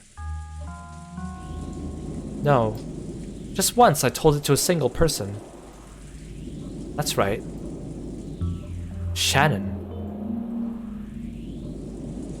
On an autumn day long ago, I happened to be in a good mood, and I mentioned that autumn was my favorite of the 4 seasons. So the culprit, or one of their accomplices, has to be Shannon. The fact that I like autumn can only be known by Shannon. In that case, this is clear proof that Shannon is involved. That card with autumn on it is proof. Outrageous. Even though she served the family for 10 years. I trembled and shook with rage. Didn't Kinzo once say that anger is the fastest sedative to cure fear and uncertainty? It's easy to tell the most fearful humans from within a crowd. They're always the first to get angry. I remember him telling me that. So I realized that this anger was a sign I was actually frightened, and I tried my best to remain calm. However, there's a vital clue for turning things around. Shannon may not be reliable as a servant, but if she's an accomplice used by that mystery man, this might actually be convenient. A weak-willed girl. If I threaten her, she'll probably spill the name of the mastermind in an instant. I'll secretly tell the police about this. It might become a big clue towards arresting the culprit. That card was probably meant to shock me and get me to do what he says, but he's actually dug his own grave. I never told anyone except Shannon that I like Autumn. That is unshakable proof that she's working with the culprit. Though I once thought this time in the closet would crush me with uncertainty and unease, it's actually given me the start of a counterattack. If I wasn't given this time in the darkness, I probably wouldn't have noticed this. I'm almost grateful to the culprit for making up this foolish game. My mood brightened. I still can't guarantee my husband is safe, but I'll definitely get him back and force the culprit to face judgment.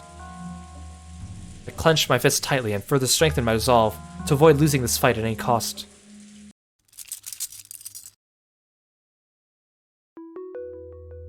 At that time, I heard the sudden sound of someone trying to force the locked door open. My heart leapt. Oh, it was unlocked. The voice was Hideyoshi's. I heard that quiet voice as though he was talking to himself, coming from what was probably the hallway. Apparently he had thought it was locked and tried to unlock it, but it ended up locking the unlocked door instead. Once again, there was the sound of the lock turning, and now the door opened with a faint sound. Why? Is Hideyoshi-san in this room? Footsteps that sounded like his came in, and there was the sound of him closing and locking the door behind him. Then came what seemed to be the sound of him setting the chain. Don't tell me. Hideyoshi-san is the mastermind. Or else an accomplice. Is he planning to do something to me in this room? It would take some time to unlock the door from this side, much less remove the chain. If Hideyoshi doesn't intend to let me escape from here, he won't give me enough time to undo the chain. In that case, if he opens the closet door and sees me crouching here pathetically, just what kind of fearsome words will he say? I don't want to be found. I don't want to be found. I beg you, pass right on by the closet door. Please keep going to the center of the room. My head was so filled with a throbbing sound it felt like it was about to explode, and I almost missed hearing his noisy footsteps. So when I heard a clunking sound coming from the center of the room, I finally realized he'd passed by the closet and was deeply relieved.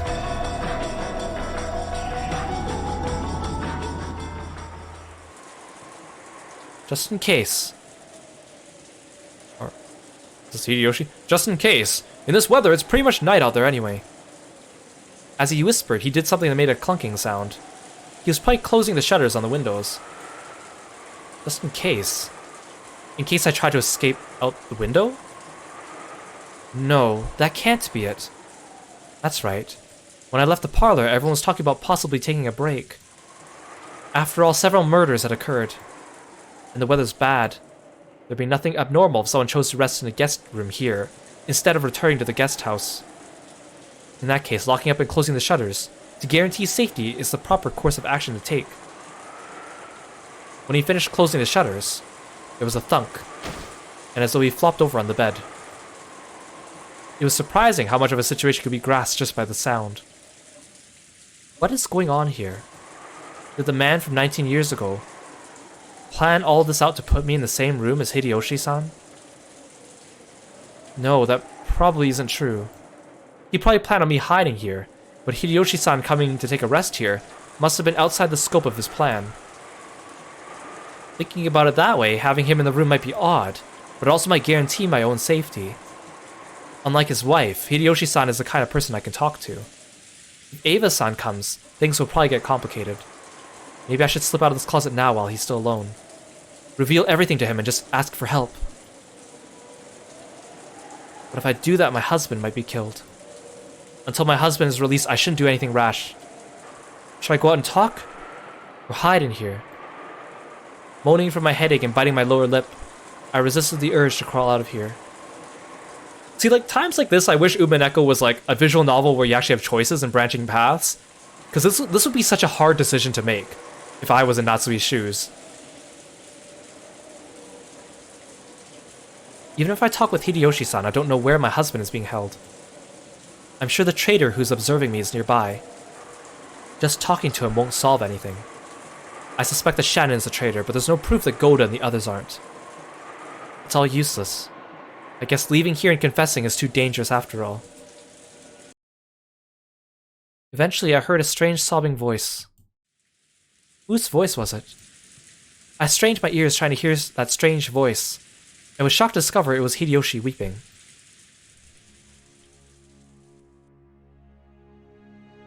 Hideyoshi, who had lost his only son, was finally able to shed tears and cry now that he was all alone like this. Thinking that he needed to support Eva in her distress, he acted as though he alone was standing firm.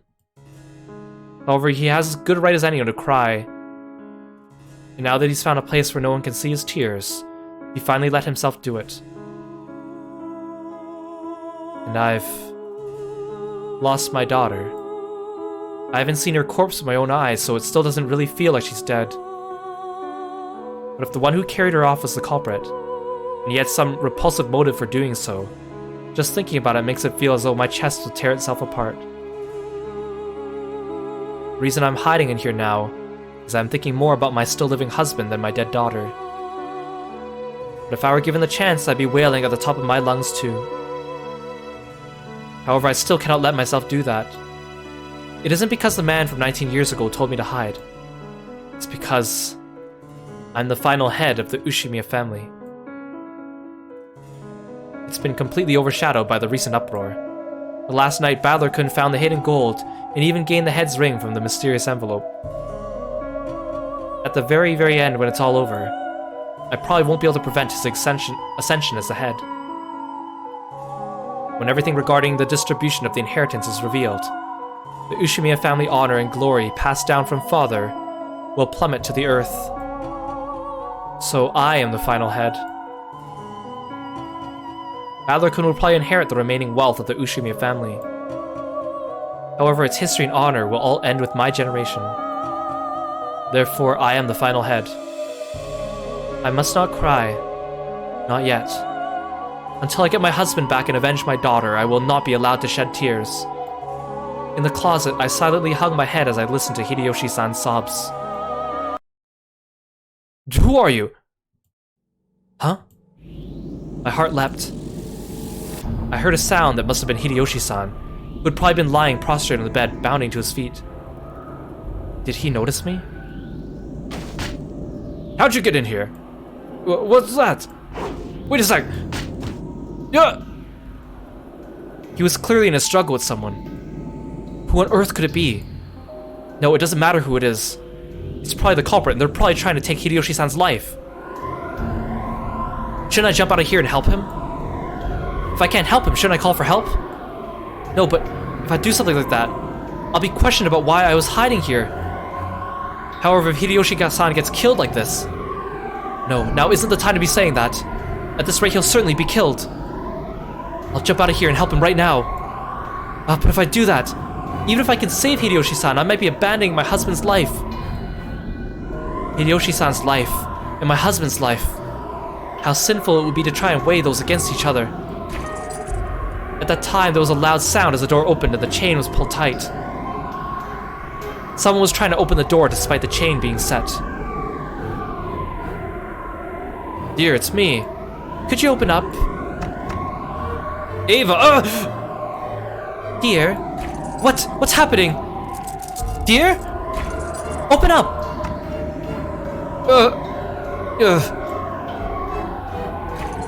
Open up!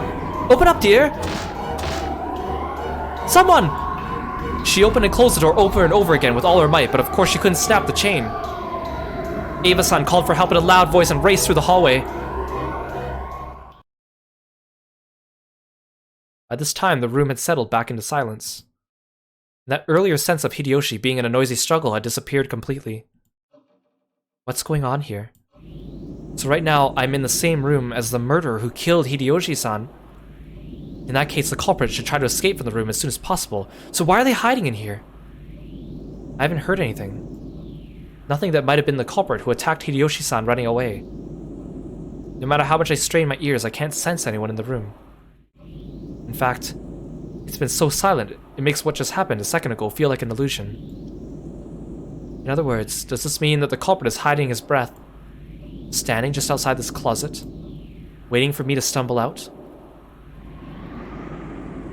I don't even know what I should be scared of anymore. If only I could just melt away in the darkness of this closet. I mustn't remain in this room any longer. I get the feeling I have more to worry about than just my personal safety. But what should I do? I don't even know if it's a good idea to leave this closet. Eventually, the clamor of many rushing footsteps approached. I'll hold my breath again and melt into the darkness of the closet.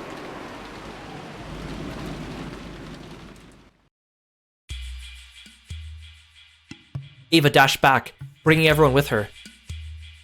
Goto was gripping some wire cutters to cut the chain with. After trying to open the door again and confirming that the chain was still set, she yelled through the crack in the door. "Dear! We're going to open this up! Cut it right now!" Yes. Goto stuck the large wire cutter, which looked like it could slice off a whole finger, through the crack of the door, and easily severed the chain. "Dear!" As soon as it was severed, Eva pushed Goto aside and dashed in. The others tried to follow her, but they bumped into Eva, who had fallen to her knees, moaning. So even though they couldn't tell much of what was going on inside the room, they could tell by Ava's moans they were too late. What the hell? Dear! Dear! Dr. Nanjo! Look at my husband, quickly! I'll do it right now! You've got to be kidding me. It's only been about 10 minutes since Uncle Hideyoshi went out saying he wanted to rest. Is there anyone in the bathroom? No, there's no one here. What could possibly have happened? Dear! Dear! I'm afraid to say there's nothing I can do. Nanjo stood up, hanging his head sadly. It was only natural, because anyone, even if they weren't a doctor, would think that at a glance. Hideyoshi was lying face down on the bed, and stuck deep into his back was something like a blade with an intricate demonic design on it. When Eva pulled it out with all her might, they could tell it wasn't a blade, but some kind of stake. And its sharp tip had penetrated nearly 15 centimeters in. It had probably dug deep into his lungs. If it had been stuck in any harder, the tip might have even pierced all the way to the surface of his chest. Didn't I wait for you to wait for me? Why did you have to go all alone? Stupid. Stupid. Stupid. Ugh. The culprit probably waited for us to get careless and split up. That bastard. So he still hasn't had enough blood. So he really is hiding somewhere in this mansion and coming after us. But there's something strange here. The doors and the windows to this room are completely sealed. That's right.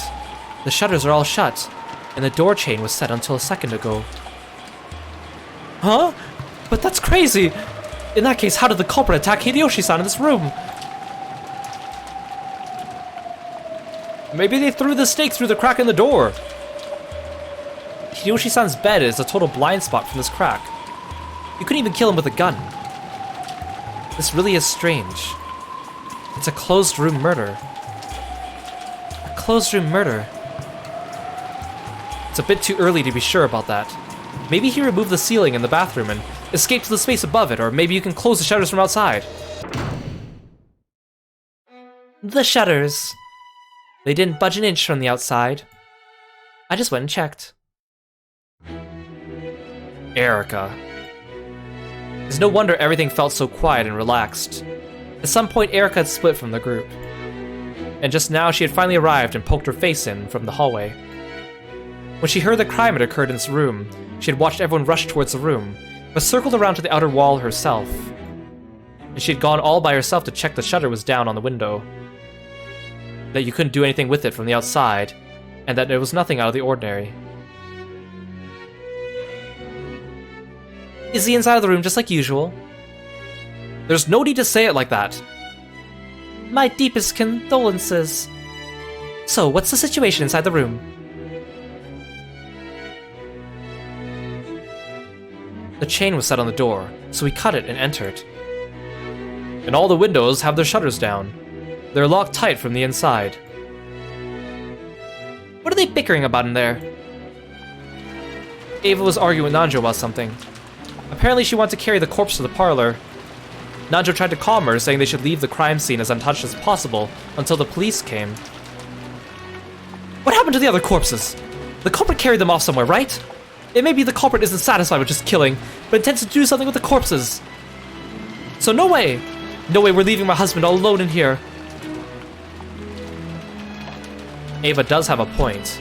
After all, the victims before now have all been carried away after we thought we were shown their terrible wounds. Yeah, meanwhile, Natsu's in the closet, probably like sweating up a storm. Erika-chan, you'd probably like to preserve the crime scene, but could you just let this one slide? Do whatever you want.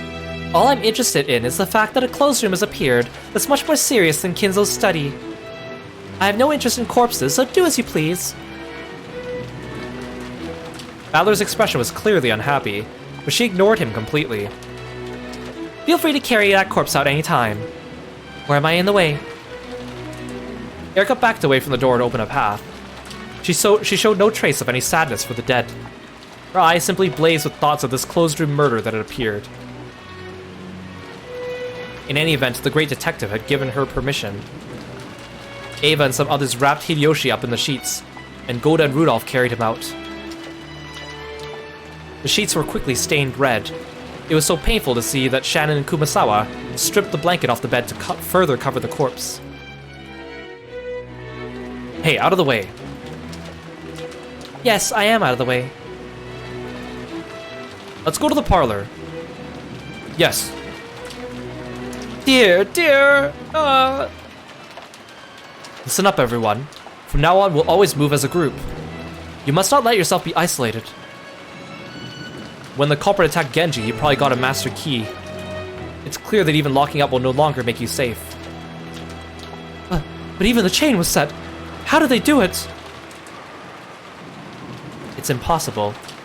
The shutters in the chain were firmly set. Even with a master key, it'd be impossible to force your way into that room. You're surprised they haven't gone to the closet? Maybe it's a lucky break for Natsui. I guess we'll find out. It must have been Beatrice-sama's doing. Oh. There's no way Beatrice-sama did this. The epitaph has been solved. There shouldn't be any more reason to hold the ceremony. Of course we can't understand it. This would be impossible for anyone except a witch. Impossible for anyone except a witch, you say? Good. Has a nice ring to it. Erika-chan, are you listening? We've decided to stick together from now on. First, we're carrying Hideyoshi-san's corpse to the parlor. Can you hold off playing detective until we get there? When she heard the words playing detective, Erika grimaced visibly. Then everyone stumbled out as she took a single step into the now empty guest room, looked around, and burned that scene into her eyes. Erika claimed to have a photographic memory. If that was true, those few seconds were more than enough for her. Later on, she could sip black tea in the parlor while perusing the photograph of the scene inside her memory, playing the part of an armchair detective. Then suddenly her eyes stopped on the closet off to the side. The closet for hanging overcoats. If it was large enough to fit a coat on a hanger, a person should be able to hide in it. Slowly, Erika stretched her hand out towards the closet.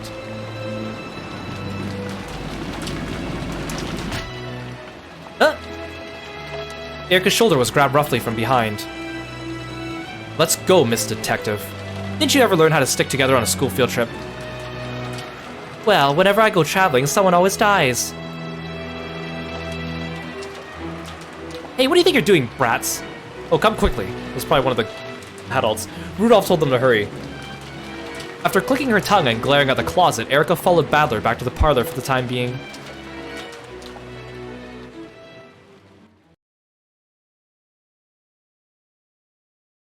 The sound of their footsteps finally faded.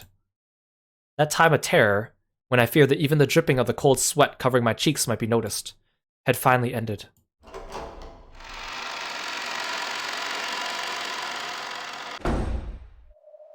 With my hand that still couldn't stop trembling, I slowly opened the closet door and dashed out into the hallway. It's okay. No one's found me. Still, it's a good thing they didn't lock the door. If they had, I wouldn't be able to lock it behind me after I left, and they'd find it suspicious. Anyway, I should leave this place. Then I'll return to my room and pretend I was sleeping the whole time. Yes, if I don't get back soon. A new murder has occurred. They'll probably try to tell me about it. And they'll probably do it shortly after they carry Hideyoshi-san's corpse back to the parlor. I can get around a phone call by saying I was asleep and didn't notice, but if they come knocking directly, that'll be bad. I have to get back quickly before they try to force their way in.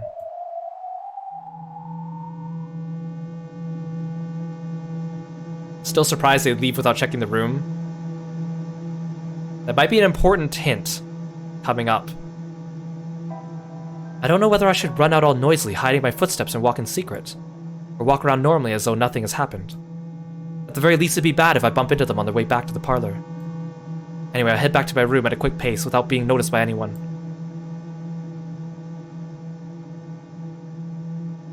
I pass through the hallway, to the lobby.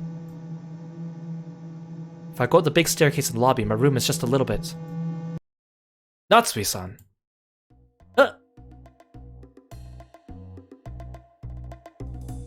As she was just about to go up the large staircase, Natsui heard Erika call out to her.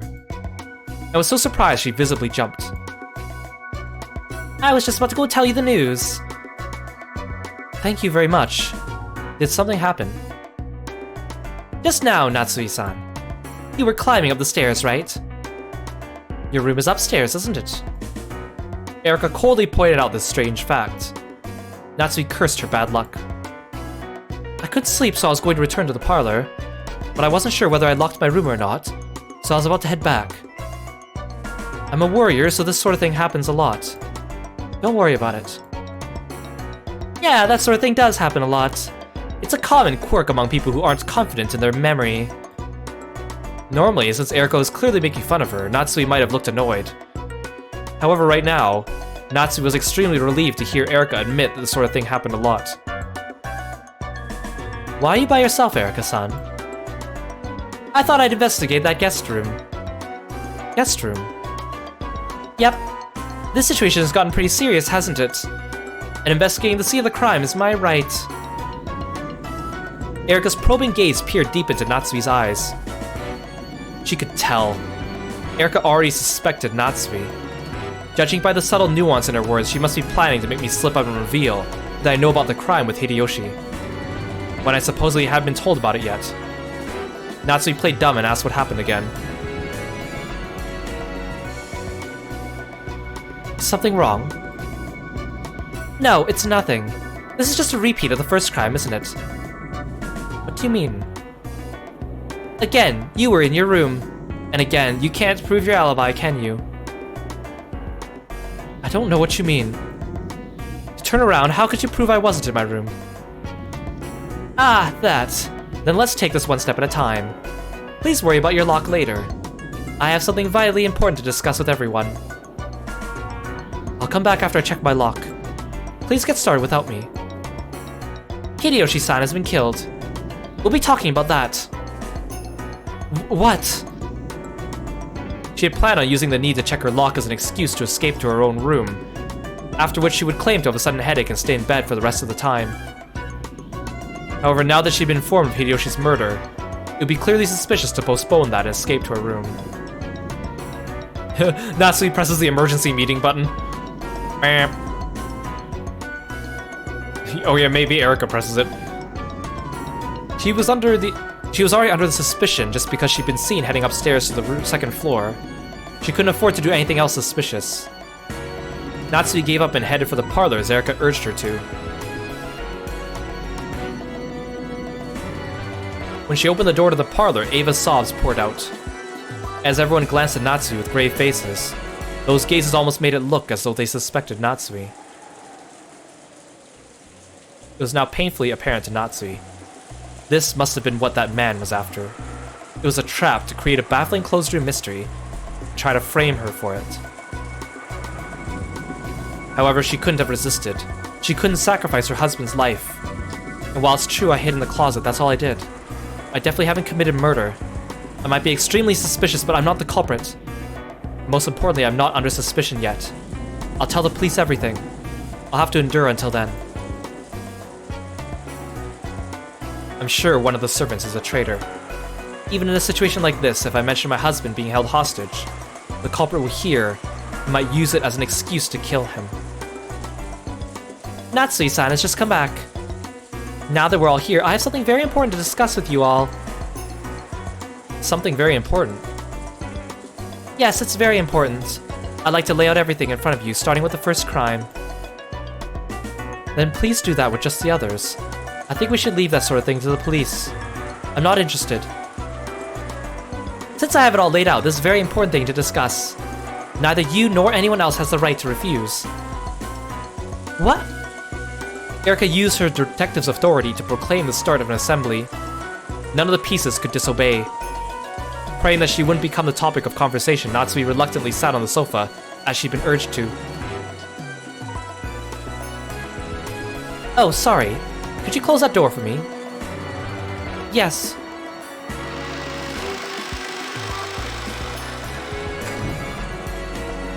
Shannon and Cannon closed the door. Since it had been decided a short while ago to lock all doors and windows carefully, Cannon locked it. That lock, which existed to protect the safety of this room, felt like a lock on a prison cell to Natsui, one that would hold her in place and prevent any escape. Natsui still hadn't noticed. Though Erika had gone into the corridor to check the crime scene in Hideyoshi's room, her goal had changed. In other words, from Erika's point of view, the sound of that lock was truly... checkmate. Erika said that suddenly. Kirostyle said that suddenly. Oh, fast! Wow, you figured out the culprit already? We've barely gotten to any of the crimes, right? You could've just left me to kill a few more and gathered a few clues yourself. Okay, Lambda, gather all the pieces. Now we're getting to the most interesting part. Let's both enjoy it to the fullest. Well, let's see. Why don't you show me what you got? To think she'd lay down the challenge without waiting for game set at 24 o'clock. What a hasty person that Lady Kirostyle. It is quite an early challenge. To think that she'd already managed to obtain a winning hand at this stage. Normally, you can win just by claiming that a witch exists. But with Natsui and Kinzo, we got a lot we need to protect this time. Sounds like this fight will be a pain. That's no problem at all. I won't let them do as they please with my golden island any longer. Bring it on, Lady Kirostyle. Frudo, Erika.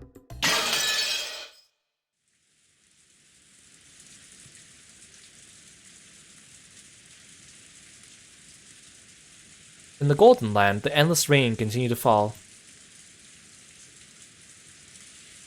Balor was nowhere to be seen. He would very soon reach the time that Balor had joined in on the 5th game, and control of the pieces would be passed on to Balor. In other words, he would only be officially added to the game now in this final stage, where Kirostyle had pinpointed the culprit. So he had left the arbor a short while ago. Now the only ones in sight were Virgilia, who continued to knit silently, and Bito, who just sat there blankly amidst the smell of her black tea, not even putting the cup to her lips. Virgilia stopped knitting for a moment, and looked out across the vast golden rose garden that extended as far as the eye could see. I believe it's safe to say that at least in the game over, who the culprit is. Balor has gained such strength that he will never surrender again. By the 4th game, you had sent him all your messages. In other words, at this time, Balor is capable of realizing the truth at any moment. However, he is still soft in some ways. So, even if the games continue like this 100 times, he won't solve it for all eternity. He'll just wander forever, like someone trying to find the blue bird. And that is you, Beatrice. It's the same for you. Even if this game continues hundreds more times, you will never reach the answer you seek for all eternity. Kirostyle will abuse this game without a doubt. Lambda Delta will also churn this game about with the utmost arrogance. At a glance, that may be humiliating and appear to you and Battler as though the game has been stolen from you. However, that is something the two of you need right now. To end Battler's naive softness. To end your hesitation. And that's why you call the two of them here. To end the eternal torture between you.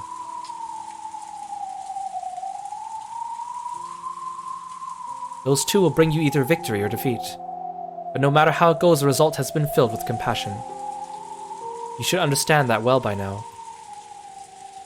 Virgilia faced Bito, whom she had come to adore as a daughter, with cold eyes she must not have shown often. It was like the gaze of a mother who, instead of scolding, silently urges their child to recognize their mistake.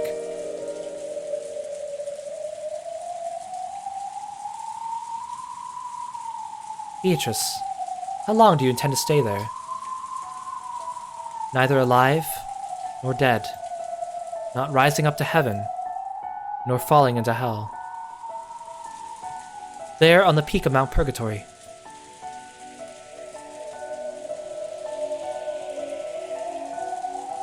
I am Virgilia. I've guided him through Purgatory and brought him to you at its peak.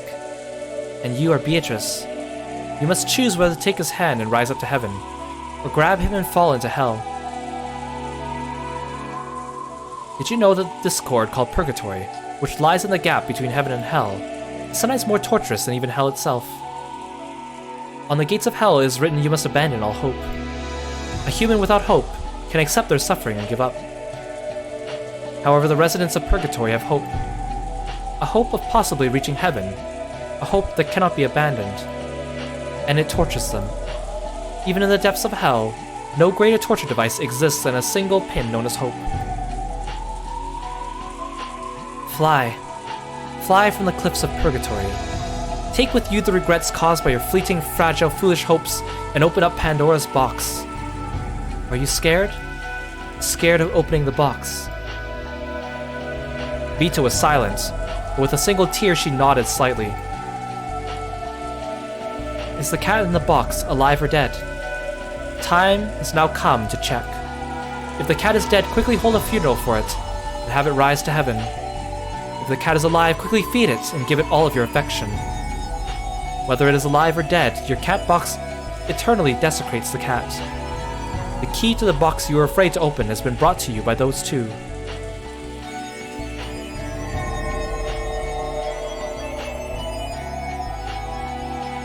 Beatrice, it's time for you to die now. I hope that your heart is stopped by the hand of the person you desire.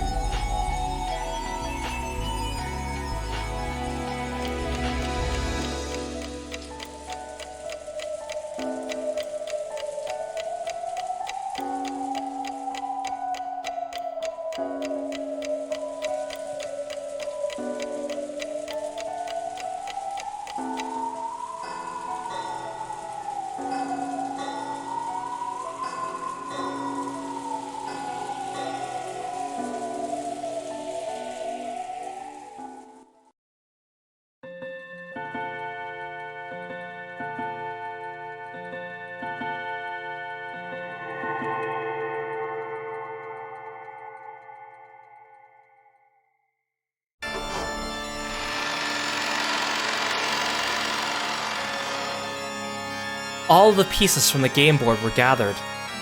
All the humans, furniture, witches, and the witches on an even higher level had gathered in one place.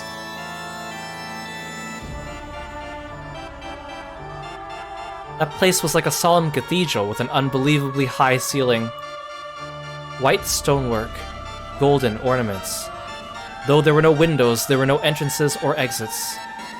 It was a strange, strange place. But for some reason, no one wondered where the strange place was, because they were not given the right to think of this place as strange. The pieces! Have they all been gathered? Yes, they have. Well done! What a show!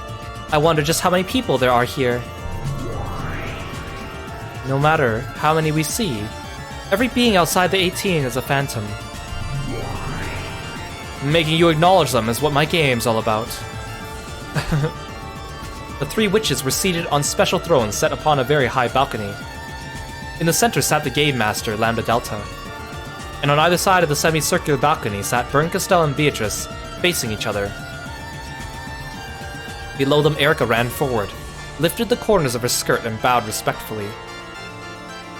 Great Lady Lambda Delta, we thank you for granting our request for an assembly. And Great Lady Kirostyle, my master, please look forward to it. Though it may only be for a short while, I will most certainly make my master forget about the poison that torments her. Yes, I'm looking forward to it. I'd expect no less from my double, my peace. Erica and Kirostyle exchanged cruel smiles that make anyone want to avert their gaze.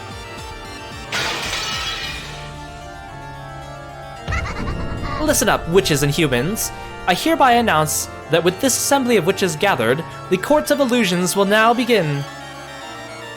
The commander of the game spoke with words of power. Though her words were spoken within such a vast space, they rang out with the force of a bell in a bell tower.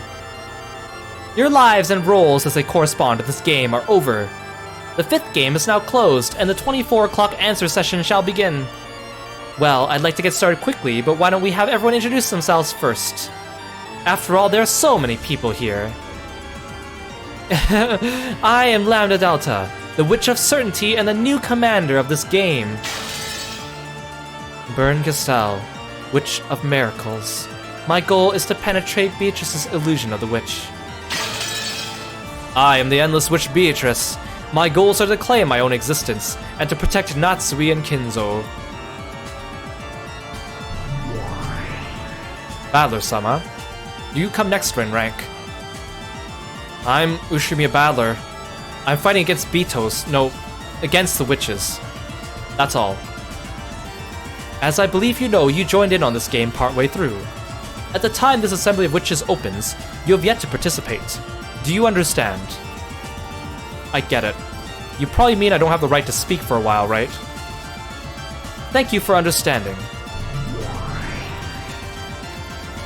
Even though Battler held a rank near that of witches, he sat on the foremost of the benches, shared with the other relatives, all by himself at one end.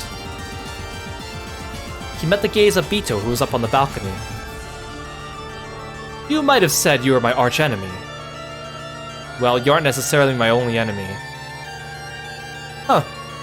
Let's take this game back. It belongs to us. Yeah. I almost said I was fighting against Bito's illusion of the witch.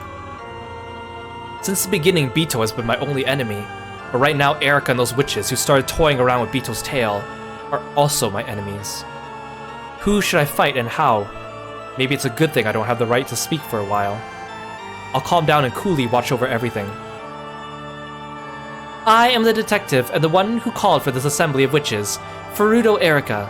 I'll expose the culprit of the 5th game and stick a charming period on the end of this tale. Erica greeted the witches above her and the humans behind her once again. I'm also looking forward to it. Okay, remaining pieces, introduce yourselves in whatever order. Humans, introduce yourselves, all of you. When 45 urged him to introduce himself, Kinzo stood up. I'm Ushimiya Kinzo. I slipped out of the study window and I am hiding somewhere in Rokkenjima. Ushimiya Kraus. Currently, I've been captured and I'm being confined somewhere. I'm Ushimiya Eva. I'm alive. I'm Rudolph. The rest of us are all Ushimiyas too, so I'll leave off the family name. I'm Rosa. I was killed on the first twilight. Jessica. I also died on the first twilight. I'm George. I also died on the first twilight. Maria. I died, but look, I'm here talking. See? Dying isn't a big deal, right? I'm Ushimiya Natsui. I am alive.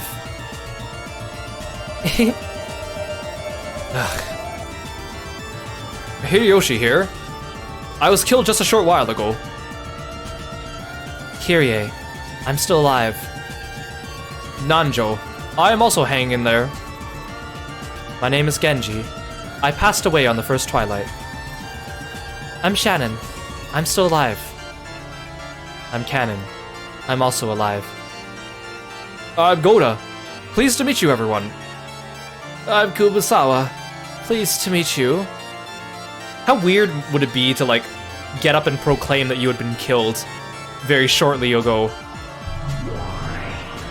Now, on to the witches. Everyone introduce yourselves.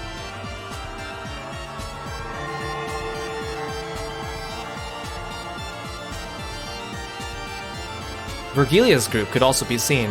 Unlike the floor Bito's group was on, the second floor had a balcony that looked like a raised audience ceiling. And they sat there looking down as though they were at a theater. My name is Virgilia.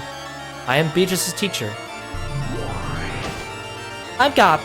Making corpses disappear is my job. Ronov. I'm in charge of making black tea. I greet you in the name of the Seven Sisters of Purgatory. I served in the murder of Hideyoshi on the second twilight. The Seven Sisters of Purgatory right here. Let us then have Lady Erica's furniture introduce themselves. Gertrude. I am an Assistant Inquisitor of Heresy. Cornelia. I am an Assistant Inquisitor of Heresy. The two of them could also be seen on the second floor audience seating. They sat apart from Virgilia's group. Then Delanor, who was seated between the two, slowly stood up. She had a presence and dignity about her, as though she was overseeing everything from that place. Delanor A. Knox is my name. I am Lady Erica's primary assistant. Battler, I expect much from you. Please don't disappoint me. Let's just give it both all we got. Most of the time, there'll be no need for Delanor to step forward. However, when the witch side plays around with ugly word games, I'll have Delanor convict them. A miracle like the one in the study won't happen again.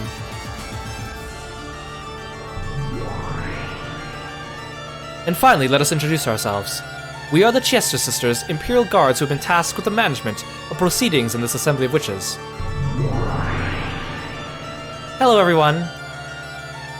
Yeah. This ends the introductions of all pieces. A total of 38 people are present here. It's so interesting that we started with only 18 people, and then slowly each game they added more, and now we're all the way up to like 38.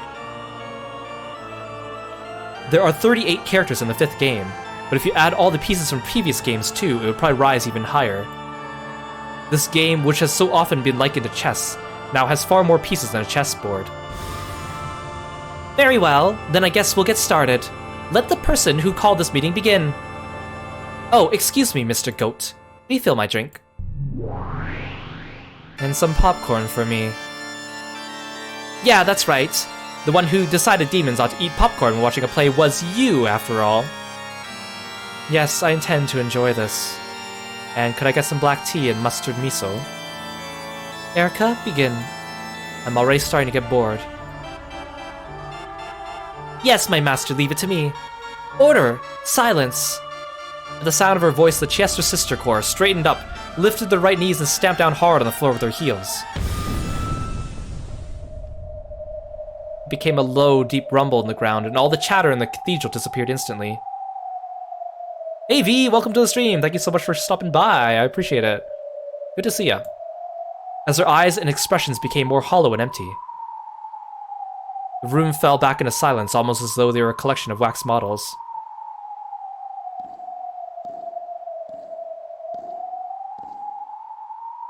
Amidst this heavy silence, there was a sound of footsteps.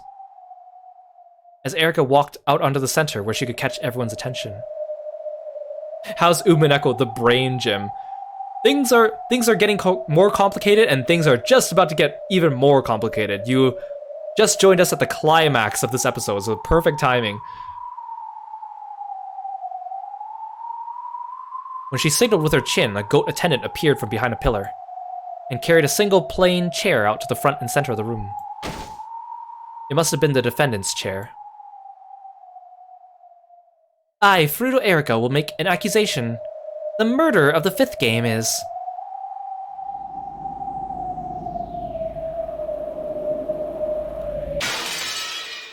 Ushimi and Natsui-san. You are the culprit. Erica pointed at Natsui and spoke.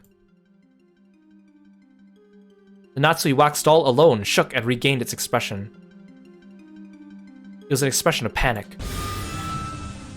Chester sisters, please take the defendant to her chair. Understood. Wait, what are you doing? Let go of me. 45 and 410 both pinned Natsui's arms behind her back and led her to the chair in the center. Natsui resisted, but the Chester sisters were surprisingly strong and she couldn't do anything. She turned to the relatives for help, but they just remained silent like wax models. I, Fruto Erica, will now reconstruct why the crime was only possible for Ushimi and Natsui. Ito, of course you'll be challenging this, right? Naturally. I am the Ushimi family alchemist, Beatrice the Golden. Fruto Erica, I challenge you. I'll take these false accusations you're trying to place on my master and tear them apart. Beatrice! Fear not, Natsui. You are my master, and you are the true head with the one-winged eagle engraved in your heart. Do not fear a crime you have not committed. At those words, Natsui jerked back and gulped. Her panic finally disappeared and she stood up straight. That's true. I am Ushimi Natsui. I will confront any challenge that would disgrace the Ushimi family. How can you try a bluff like that in a situation like this? You really are the bullied kid in every single fragment. So, Burn, make your claims. I, Burn Castell, claim that a human, Ushimi Natsui, is the culprit of this game. And you too, Bito, okay? I, Beatrice, claim that the culprit in this game is not human. I am the culprit. Burn Castell, who smiled daringly, and Beatrice, who smiled firmly, crossed gazes. Listen, witches and humans. 2 claims have appeared for a single truth.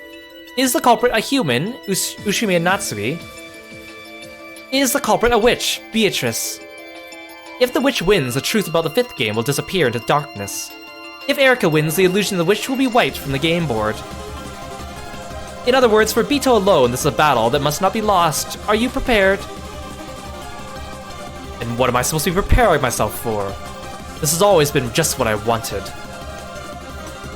If Erica wins, the illusion of the witch will be destroyed. That means the existence of the witch will be denied. Bito was fighting for her life. However, this wasn't the only time she'd been fighting for her life. It had always been a life-or-death struggle, even when she fought with Badler.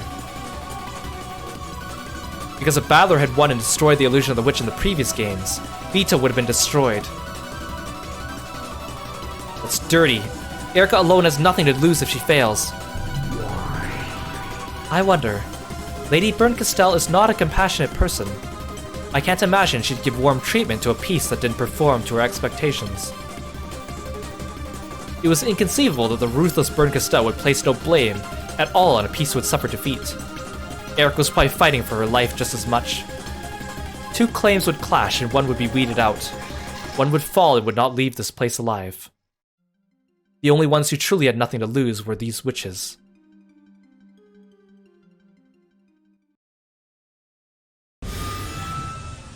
Okay, no problems. Get started.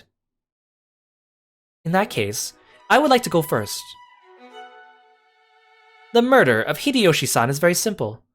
Oh, thanks for calling Kirby too. It should be impossible to suspect anyone other than Natsui-san. Except for the victim and Natsui-san, all of us were in the same room, correct? It really was simple. Except for Natsui, everyone had been inside the parlor. And because it was so simple, it was decisive. No matter how you look at it, the one who killed Hideyoshi was Natsui. No, it's the other way around. No matter how you look at it, no one except Natsui could have killed Hideyoshi. There's no room for discussion or debate. The mindset for you is, if magic doesn't exist, how is this even possible? That is the complexity of of Umineko. They've been talking about this for the entire 5 episodes so far, so I can understand it's very confusing for people that might be joining us or missing gaps. So I guess all you gotta understand is this is like an alternate world, like a higher plane of existence where they're trying to argue out this mystery.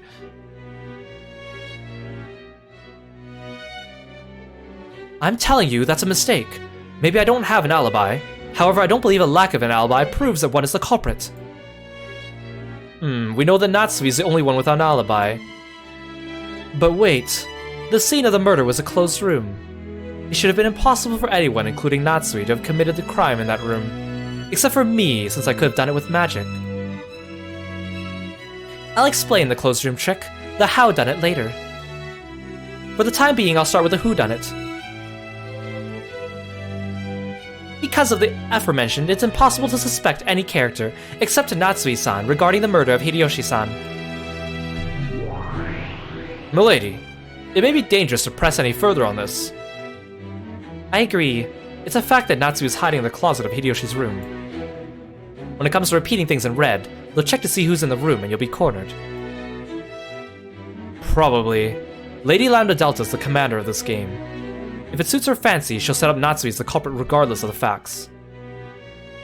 If the typhoon passes and the police come to perform a scientific investigation, perhaps the true culprit will be identified, and the false accusations against Natsui will be lifted. However, in this closed-off Rokonjima, the police will not arrive for all eternity. In other words, the real truth will not be revealed. Inside this cat box that will never be opened, false charges that everyone accepts as are worth more or less the truth. Their aim is most likely to use the simple murder of Hideyoshi to give the impression that Natsui-sama is the culprit, before moving on to the first Twilight's reconstruction, which has more uncertain elements. It's not good at all to move forward with the Game Master suspecting us. We should take the initiative. Sure. Lady Lambda Delta, as you are well aware, a fair number of murders were committed during the 5th game, and we are skipping the rather lengthy chunk of time from midnight until early morning. Skipping to Hideyoshi's murder and stepping backwards and forwards in time will only lead to confusion. It is my belief we should follow the events chronologically, and in order, though the decision is yours, of course. Objection. In the process of prosecuting the culprit, chronological order has no significance. Objection. Furuto Erika is trying to mix up the chronological sequence in order to create a false impression of the events. Well, I'm not a fan of confusing things myself. I accept Bito's claim. Erika, start with the first Twilight instead of jumping to the second.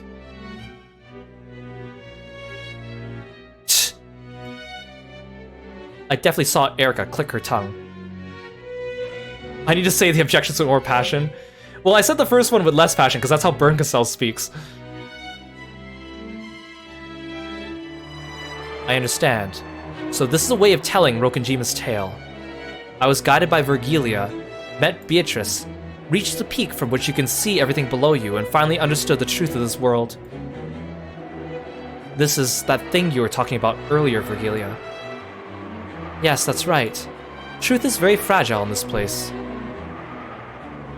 As long as each side makes its own claim, different truths can exist at the same time. Yes, this really is a trial. Both sides put forth their own truths. This here truly is the Braun Tube trial that Virgilia once used as an analogy. Then I will follow Lady Lambda Delta's orders and start from the first crime, at the first Twilight. As you know, at 24 o'clock on October 4th, the first day. Following a short break at the family conference, Natsui left on her own saying she was going to bed early. Therefore, her ability is completely lost from that time until the next morning. The culprit is Ushimi and Natsui because Natsui is the only one without an alibi. Oh, is that so? I believe there are several people besides Natsui who have dubious alibis. Unless you can clear suspicion from all of them, I cannot allow you to call Natsui the culprit. We cannot conclude that Natsui is the culprit, as long as there are other people without alibis. Oh my gosh. Are they gonna give me time to read all this, or is it just gonna pass by? The claim has been made that Natsui was the only one lacking an alibi between 24 o'clock and 1 o'clock. This is being used as basis for claiming she is the culprit. However, as long as the following possibilities exist, it is impossible to conclude this is the case. Was the crime also possible for Badler, Nanjo, Goda, Kumasawa, who were all in the guest house? Was the crime also possible for Genji or Kraus, who was in the mansion?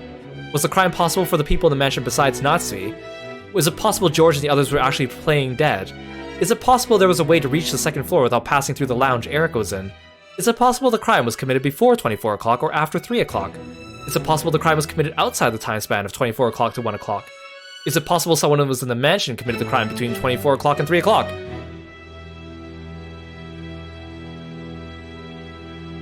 True. If Erica's gonna call Natsui suspicious so confidently, she's gonna first show that everyone else has an alibi. Right, Burn? Yes, of course. Erica will explain that perfectly. The culprit is Ushime Natsui because we will prove that everyone else has an alibi. And these like white screen jump scares. Of course, my master. In that case, I would like to explain things in order. Let's forget about Genji's murder for now and focus on the crime in the guest house. For this case, you'd like to suspect the servants who were in the guest house, right? On that night, Goda-san and Kumasawa-san were there. Isn't that right, you two? When she turned to face the direction where those two were seated, those two wax models alone came to life. They probably weren't even granted souls until they were allowed to speak. Yeah, it's like a flashbang. In that case, it would have been better if Natsui's soul could have disappeared as well. Natsui, who was in the defendant's chair, kept her soul the whole time, and was constantly hanging her head looking nervous. Goda hurried to his feet and answered Erica's question. Yes, that is correct. On that evening, I was alone in the guest house servant room. Well, look at my age. Staying up all night would be a heavy burden.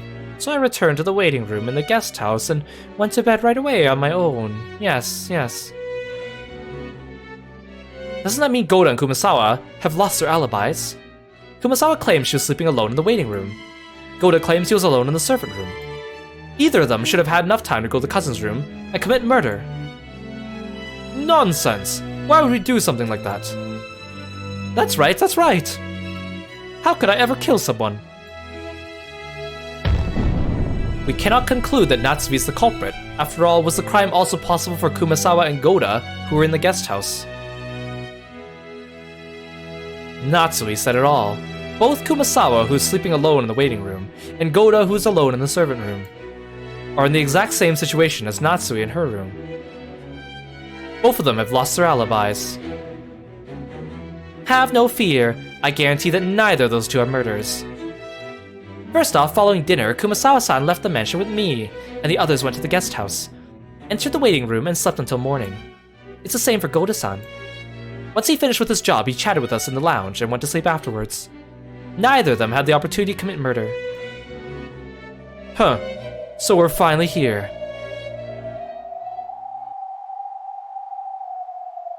I see it's time for me to stand up as well. Your turn is over already, Erica. Go summon that bodyguard you rely on so much. Hey Ash, welcome to the stream! Thanks so much for joining us today. I hope you're having a great day. Vito glanced at where Delanor sat on the second floor audience seating. However, Delanor just stared back with those usual expressionless eyes. Repeat it.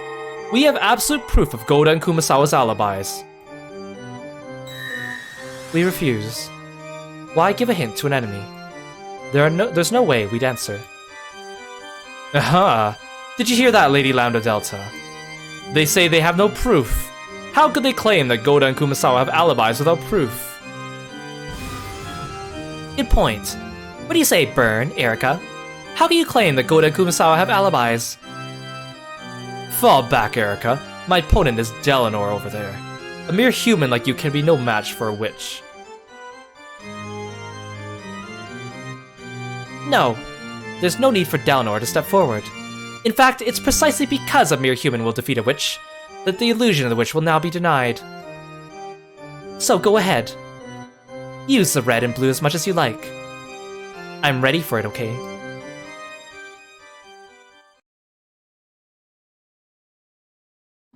In response to Erika's challenge, Bito smiled boldly, yet gracefully, and slowly stood up.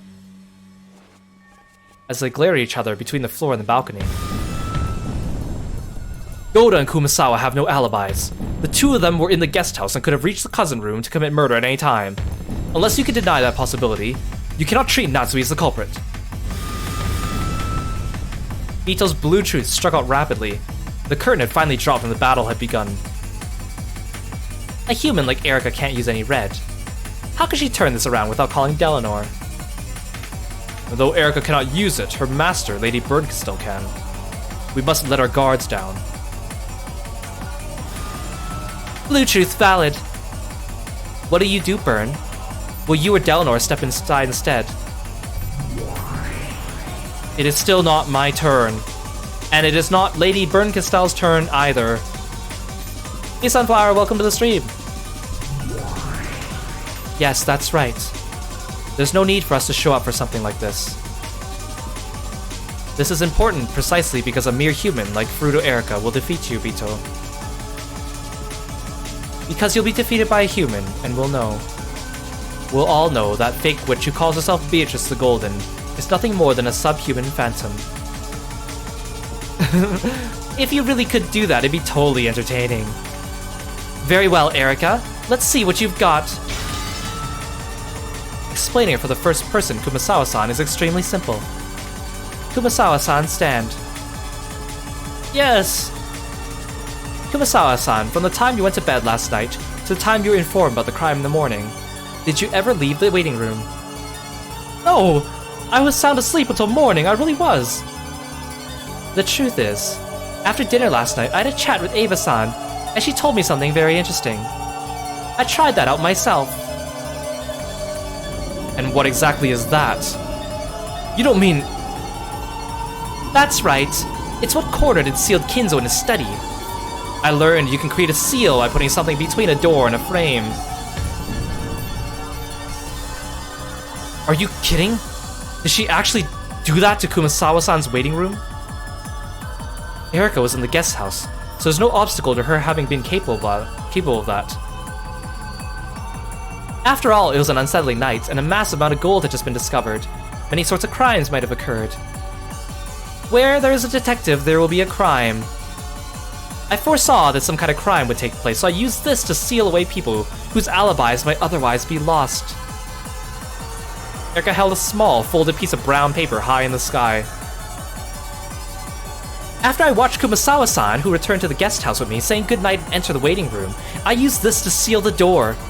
Then in the morning, when the crime was discovered and caused a big uproar, I immediately went to check Kumasawa-san's waiting room, where I confirmed the seal was still set. Therefore, I can prove the Kumasawa-san's alibi. Kumasawa has an alibi.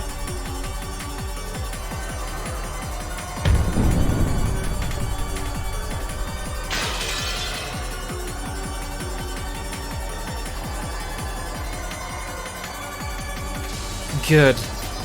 A wonderful alibi, not a single gap. Kumasawa returned to the guest house with Erika, went to the waiting room to sleep, and never left the room until morning. In other words, after Kumasawa returned to the guest house, she never went to the second floor until morning. The proof Erika had shown was elevated by Bernkastel and became red truth. This truth, which had become red, could no longer be overturned even by Bito. In other words, in that instant, Kumasawa's perfect alibi had been absolutely guaranteed. Then what about Goda? Goda-san holed up in the servant room right after reaching the guest house. I sealed him up the same way. Then when Rosa-san returned at 1 AM, I happened to notice her when I stepped out in the corridor. I let Goda-san, who was still in the servant room, know this. After that moment, the seal was still in place, so from the time we arrived at the guest house until 1 AM, Goda-san never left the servant room. And afterwards, he was with me in the lounge until 3 AM. And after 3 AM, I was on the second floor, so I can guarantee that Goda-san didn't come up to the second floor. Erika's seal proves that Goda was holed up in the servant room until 1 o'clock AM, and Erika's proven his alibi from then until 3 AM, since she was passing the time in the lounge with him. And Erika has also proven that he never set foot on the second floor until the morning after. In other words, after Goda returned to the guest house, he never went up to the second floor until morning. Goda has an alibi.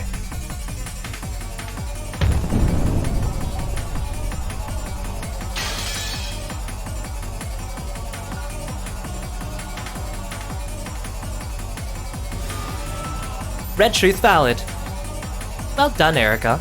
The alibi due to your seal on the door has been acknowledged by Burn and elevated to the status of red truth. Yeah, literally Erica has just been wandering around sealing everyone's doors shut in anticipation of this. It's quite terrifying, actually. Thank you very much, my master. I am the detective. I may be human, but I can use the red truth despite that and surpass humans. So now you claim to have surpassed humans. It's 1,000 years too early for you to talk like that conceited brat.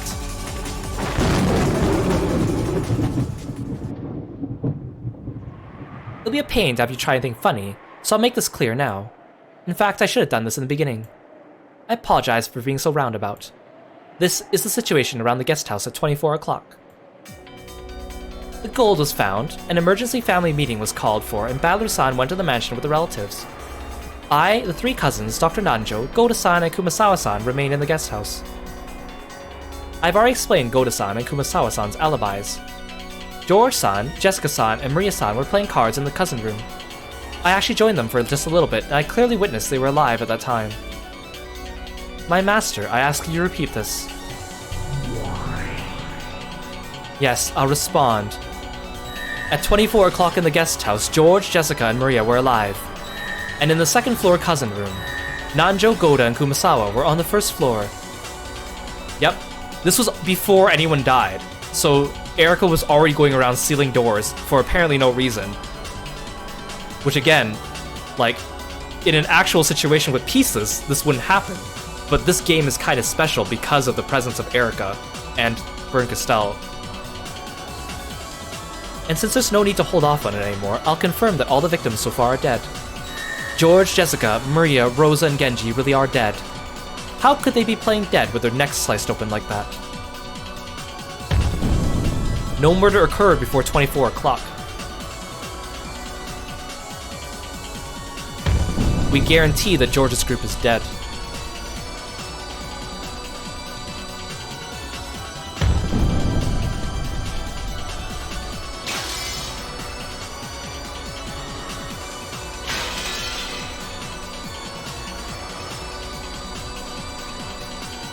Thanks for repeating that, my master. If we hadn't made these things clear, you might have started going on about how they're already dead before I guaranteed everyone's alibis. Or that they weren't actually dead at all. Ugh. Unsurprisingly, Bito's side couldn't get away with the simple plan of claiming the victims were only playing dead. But in order to overcome Goda and Kumasawa's alibis, it should have been possible to suppose the crime occurred before those doors were sealed. However, the opponent had predicted this move perfectly. It had been shown in red the crime did not occur before the time period covered by Erica's alibis. Got it. That's the last time the victims were confirmed to be alive. I wish you'd said that in the beginning. This means we can ignore everything that happened before 24 o'clock. To go even further, at 24 o'clock, Natsui, Kraus, and Genji were in a corridor on the second floor of the mansion. All the remaining people were in the family conference in the dining hall. Of course, at that point in time, no murder had occurred. Genji was also alive. We can confirm that those thought to be inside the mansion at 24 o'clock were indeed inside the mansion. Addendum, it has already been shown that none of them left the mansion before 1 o'clock, excluding Natsui. This isn't something Erica observed, but we can't move the game forward without settling it. Very well, I'll acknowledge that red truth. Thank you very much for that red truth, my master. Since Erica had been in the guest house, it was only natural she could explain the situation there. However, since she hadn't been at the mansion at the time, explaining the situation over there would have been extremely difficult for her. Vito would normally have attacked there with a blue truth, saying the people in the dining hall had all agreed to keep the same story. Someone had snuck out of the dining hall that they might have committed murder in the guest house. However, because Bird had instantly settled that matter with the red text, Vito had completely lost her chance to strike back.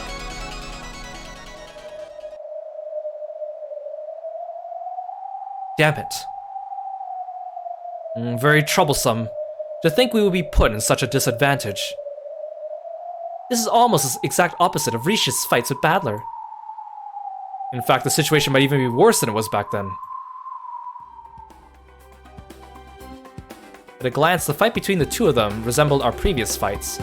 However, there were some vital differences. The first was whether or not Bito was the Game Master. The Bito who fought against me was the Game Master, so she knew all the truth. That's why she was able to use the red text at will. However, the current Bito isn't the Game Master. She's just a single piece on the game board. In other words, even Bito doesn't know the truth. So you could say that Bito is now in the same position I once was. Also, though Erika may seem to be the same position I once was, the situation for her is completely different. She's connected to the witch called Castell. Even though she isn't the Game Master, she's capable of elevating Erika's statements to become Red Truth. Because of this, Erika could use the Red Truth, even though she's neither a witch nor the Game Master. Bito, who's supposed to be the witch, possesses no truth nor red she can use, and yet the detective Erika can use the Red Truth. The advantage is completely flipped over to the other side. Perhaps you could say the current Bito is in a much worse position than I was when I fought with her. After I got used to the game, Bito stopped responding to my demands and she used red. But in the beginning, she had responded to almost all of them, giving me quite a few hints. That's why we were able to fight on par. Hey, welcome to the stream! Thank you so much for coming by. Azuria.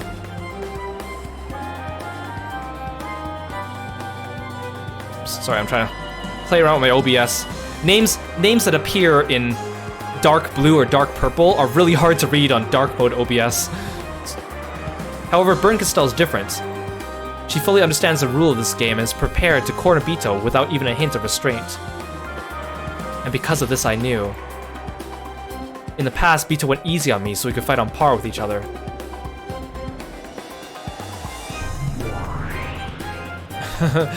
This has become quite an amusing fight. I see, so I must fight from the position Battler once stood in. Bito. In the past, I've insulted you and called you incompetent. I can handle much, much worse than this. It's now impossible to suspect Goda and Kumasawa. You can't win by arguing that point any longer. Yes, let's switch to a different approach. The next in line would probably be Nanjo. He was also in the guest house. Nanjo was in the lounge with Erika. However, I believe the time periods before and after that have been left open. That's right, I'll strike there. Nanjo, you were relaxing in the first floor lounge of the guest house with Erika and Goda, correct? Was the crime also possible for Nanjo, who was in the guest house?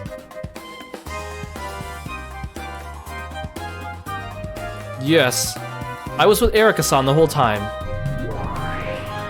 And during what time was this? From 1 o'clock AM to 3 o'clock AM. Yes, that's right. It was a period between 1 o'clock and 3 o'clock. Dr. Nanjo, Goda-san, and I were relaxing in the lounge. Repeat it, my master. I'll respond. From 1 o'clock AM to 3 o'clock AM, Erika, Nanjo, and Goda spent their time in the lounge on the first floor of the guest house. Though she had flat out refused to repeat what Bito told her to, she responded with Erika's demand immediately. The Red Truth was starting to corner Bito. She grimaced as though in pain, but she still struck back with the Blue Truth. No, perhaps she really was in pain. Now that the characters apart from Natsui had their alibis established, the illusion of the witch is also being denied. Bito perceived the denial of her existence as pain. Even so, he shouldn't have an alibi for the time period before and after you were in lounge. It was possible for Nanjo to commit the crime too. That's right. I get that Nanjo was in the lounge with Erika from 1 to 3, but what about before and after that? What about that, Erika? Yes. First, the alibi for before 1 o'clock AM. This is no problem at all. I played cards with the cousin in the room until 24 o'clock, and then went downstairs to the lounge where I met Dr. Nanjo. Oh, that's right. At 24 o'clock, I met Erika-san after she came down the stairs and spoke with her, learning that she was quite the connoisseur of the mystery genre. I realized I found a kindred spirit. When I went to the library to solve the Epitaph's riddle, I noticed there were several original copies of famous foreign mystery novels stored there, so I wanted to discuss them with the actual books in hand. We moved to the library and were talking the whole time. Constantly until we moved to the lounge. Cramped though it was, that book storage room in the guest house was stocked well enough. It was fair to call it a small library. In it were several famous foreign mystery novels that Kinzo had once taken a liking to. Of course, they were all originals and in English, but English was no problem for either Erika or Nanjo. For this occasion, they borrowed the key to the library one more time from Goda in the sermon room. At that point, Erika checked the seal again and of course reset it. Damn her. Even though she keeps it sealed for anyone else to enter or leave, she alone enters and leaves wherever she wants. I see. So from 24 o'clock until 3 o'clock AM, when you went to sleep, you were with Nanjo the whole time. That means Nanjo's alibi is the most rock solid of them all. Yes, that's it exactly. My master, repeat it. I'll respond. After 24 o'clock, Erika was with Nanjo the whole time until 3 o'clock AM. At 24 o'clock, the crime in the cousin room still hadn't occurred. So in this way, an alibi had been established for the period before the time they were in the lounge. After that, we walked out of the library and into the hallway at 1 o'clock AM. When we did, we just happened to bump into Rosa-san as she returned. I then told Goda-san about that. I figured it was probably a servant's responsibility to welcome in a guest. Goda asked if he should bring a towel, but Rosa refused. She quickly headed up to the second floor. After this point, Erika, Goda, and Nanjo gathered together and decided to have a drink. Their alibis in the lounge up until 3 o'clock have already been proclaimed in red, so there are no problems there. Let's continue on to 3 o'clock AM. This is Dr. Nanjo's alibi after we split up. At 3 o'clock AM, Badler-san returned and the people in the lounge went their separate ways. Dr. Nanjo, Badler-san, and I went up to the second floor. I then said goodnight to Dr. Nanjo. At this time, of course, I put a seal on the door to the doctor's room as well. And it went unchanged until the crime was discovered. I flew out of my room at the same time as Badler-san's scream, and checked to see the door to Dr. Nanjo's room was still sealed. Therefore, Dr. Nanjo's alibi is perfect, both before 1 o'clock and after 3 o'clock. Nanjo has an alibi.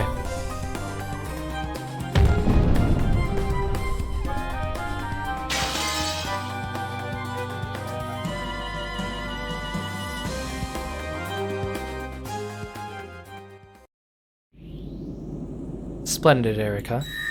Both your seal and your red truth are perfect. Nanjo had the alibi of being with Erika until 3 o'clock AM, and he didn't leave his room until 3 o'clock after in the morning. Erika made use of the seals on the doors, and was granted red truths from Bern Castell one after another.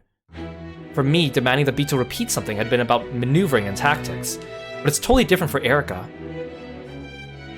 For her, it's like having a trump card that can make red whenever she wants. Is Erika the only person that can undo her seals? Her seals are explained kind of like Ava's receipt. So she puts them on in like a certain way, at a certain height, at a certain angle, so that she's the only person that would conceivably be able to replace it in a way that she would notice. So it's inconceivable that someone else would have replaced her seal, at least in the context of the game. For now. This concludes the proofs of alibis for all suspects in the guest house. Any problems? I do have a problem, and that problem is, Vito racked her brains to find some point to latch on to, but Erika's red had been ruthlessly perfect. There was no point she could take issue with. Vito kept thinking hard, trying to fault Erika on something, but her expression was so wrought with desperation that anyone could tell by looking. Vito's complaint is rejected. I can't sense any problems at all. It's totally pop, cute, and perfect. Alibis for all humans in the guest house have now been proven. Wait a second, Erika. Are you trying to leave me out of this? Ushimiya Badler also should have had a chance to commit the crime. After all, I was in the same room as the victims all night. I'm not gonna let you skip past this part while ignoring me. Huh?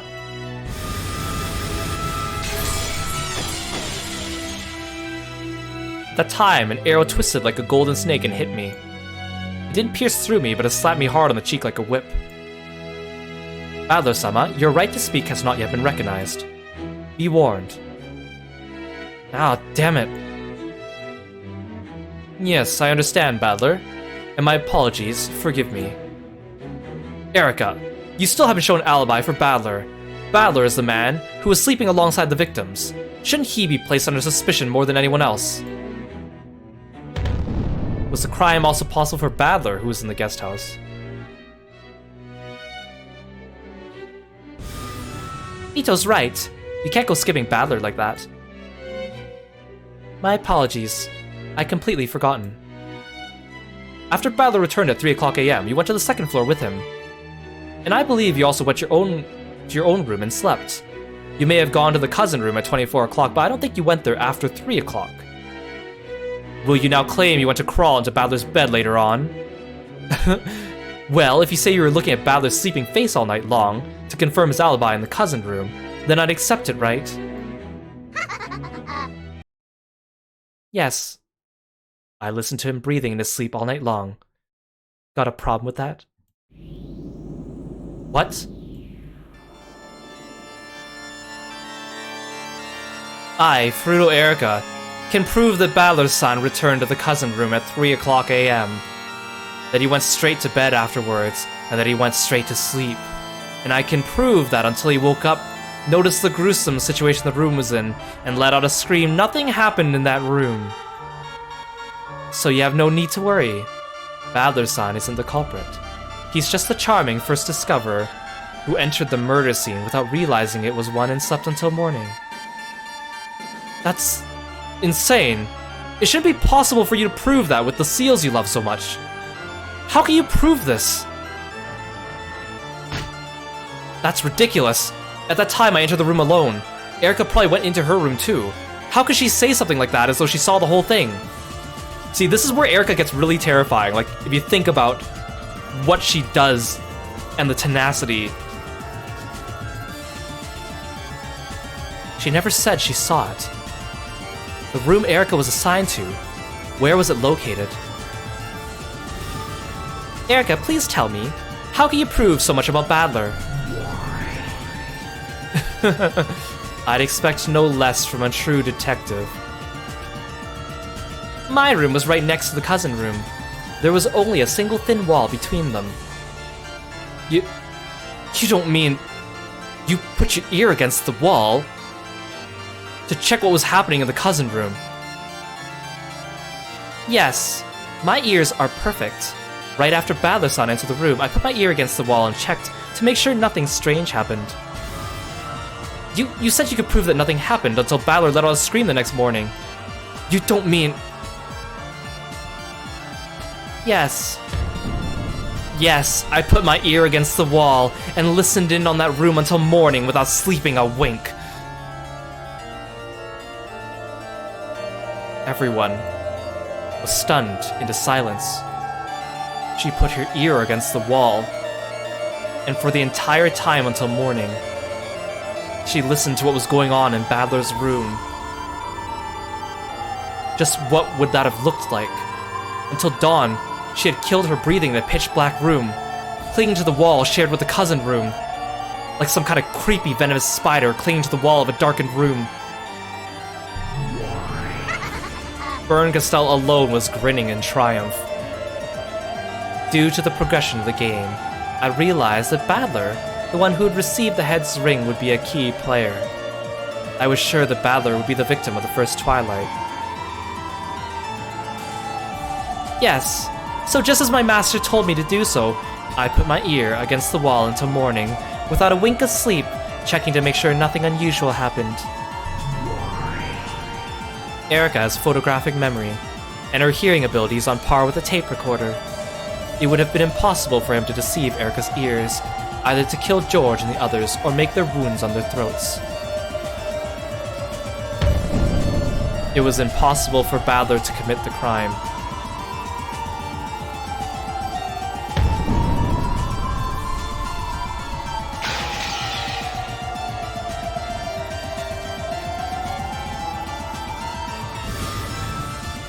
It's an accepted power, the detective's authority.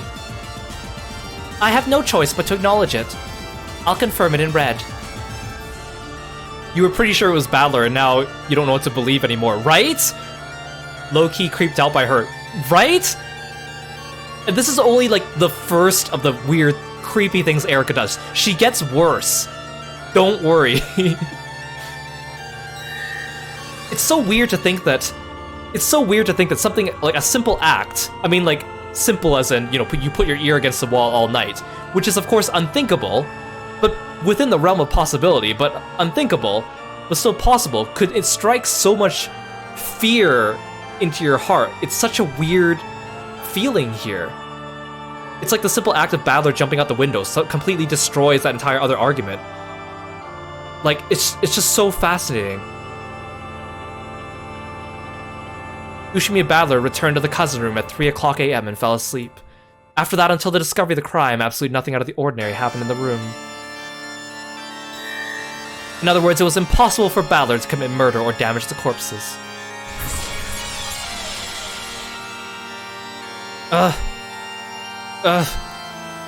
The red from the pair forced Bito to show an expression of considerable anguish. It was only natural. Those red truths not only guaranteed Battler's alibi, but a number of other things as well. First off, it meant the murder was impossible for anyone after 3 o'clock a.m. And since the cousins were confirmed to be alive as late as 24 o'clock, the time period of the crime automatically became between 24 o'clock and 3 o'clock.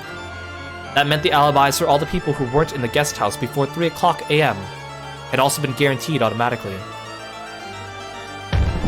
It is impossible for the crime to have occurred after 3 o'clock. Hey Aru, welcome to the stream!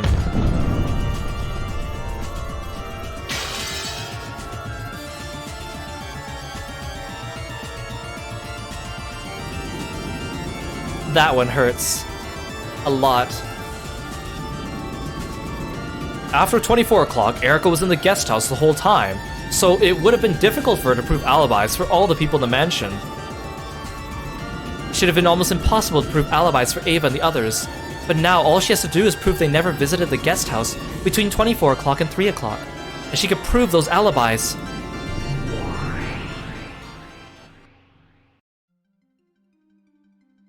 Anyway, we'll have to construct it so the murders were possible before 3 o'clock a.m. We have to prove it was possible for one of the people in the mansion to do it. Yeah, they really want us to know about this 3 o'clock business. Is Erika only part of episode 5 of the story? I guess you're just gonna have to wait and find out. The people who had been in the guest house all had alibis. The crime didn't occur before 24 o'clock. The crime couldn't have occurred after 3 o'clock. In other words, there was no way for the murders to happen unless someone from the mansion committed the crime between 24 o'clock and 3 o'clock. Is it possible that someone in the mansion committed the crime between 24 o'clock and 3 o'clock?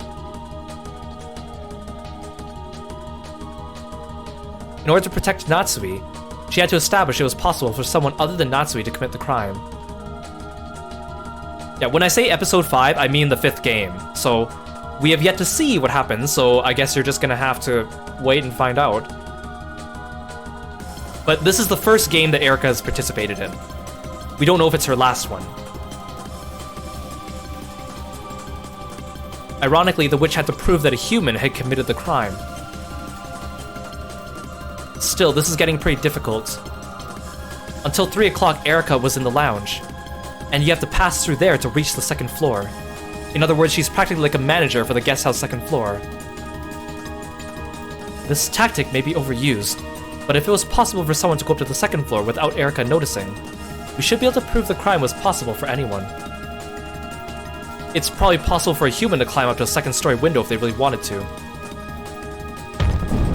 Could there possibly be a way to reach the 2nd floor without passing through the lounge Erika was in?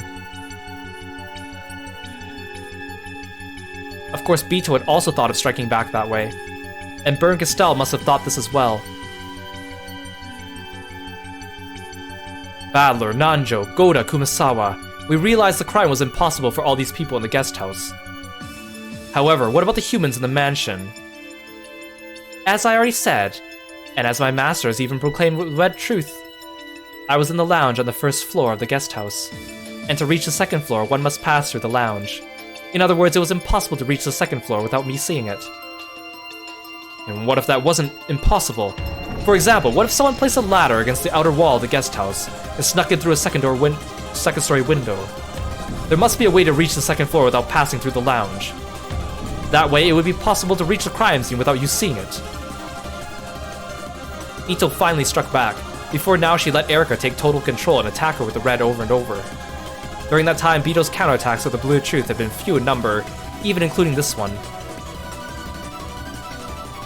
Of course, I knew you'd try saying that. I couldn't have my lookout in the lounge become meaningless, so first I must prove my lookout was perfect. First off, because of how the guest house is constructed, it's impossible to reach the second floor without me seeing from the lounge. There are no places under cover, nor are there any physical or mental blind spots. My master, repeat it. It is impossible for someone to reach the second floor of the guest house without anyone in the lounge noticing it. Though, of course, this only refers to reaching the second floor from inside the building. Good, my master. So next is Lady Beatrice's theory there might be a way to reach the second floor from the outside. This really is a problem. After all, there are trees that could probably be climbed, and someone could have used a ladder. Even crawling up the rain gutter can't be ruled out as impossible. But I can't unless you do that. Huh, you won't let me. And how's that? Did you stay up all night circling the guest house? No, you couldn't do that. You were in the lounge. From the lounge, you can only see a small part of the outer perimeter through the window. That's true. I couldn't prevent all methods of climbing up the second floor from the outside. However, I was able to prevent all entry to the second floor. Prevent entry? I had already foreseen this move. How terrifying that she would be so persistent. Because of how the guest house is constructed, the windows are the only method of entry from the outside to the second floor. The locks? Not important at all. I only have to prove that none of the windows or shutters were opened even once. After I witnessed the location of the hidden gold, I returned to the guest house and immediately began severing all methods of entry to the second floor of the guest house that didn't pass through the lounge. Yes, it's exactly the same. No different from the rest. Don't tell me you use that seal of yours on all the windows of the guest house. In that weather, dressed like that. Well, I did have my swimsuit from when I drifted here. You're insane. At a house where you were welcomed as a guest, you did something like that in the middle of the rain even though nothing had happened yet. For a normal human, it would have been an action so suspicious as to be completely impossible. However, she is the witch's piece. In the middle of all that rain, Erica sealed all the windows from the outside to create an alibi showing that no one could have snuck into the guest house from the outside.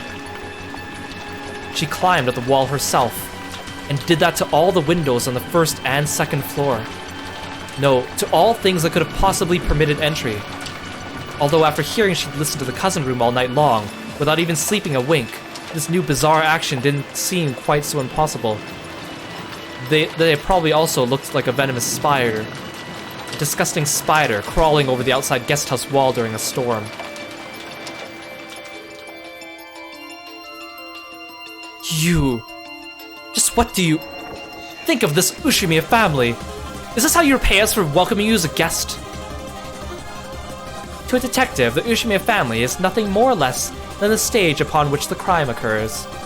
Before the outbreak of the crime, it was important for me to memorize the names of the characters, memorize the layout of the land, and prepare for the upcoming crime by devoting my time towards collecting and creating all possible alibis. From my perspective, detectives who don't prepare anything before the outbreak of the crime are pretty third-rate. After all, we all know that someone will die wherever we spend the night. Furthermore, at the time the crime was discovered, Erica confirmed that none of those seals had been broken. That's why Erica wasn't the first one to reach the cousin room when the corpses were found. Even without inspecting the corpses, she could be certain of several things thanks to the Red Truth. It was more important to check the seals and construct alibis. Yeah, Erica climbing vertical walls like a gecko and yet falls off a boat helplessly. My master is perfect. All I did was prove everything perfectly by following my master's orders. Well done, Erica. My double. My piece. What do you think, Lambda? Doesn't this prove that Erica's lookout in the lounge contains absolute reliability as far as constructing alibis?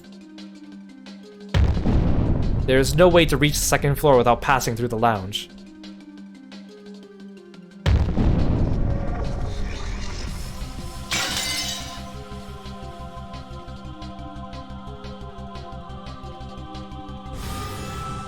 Yeah, I acknowledge it.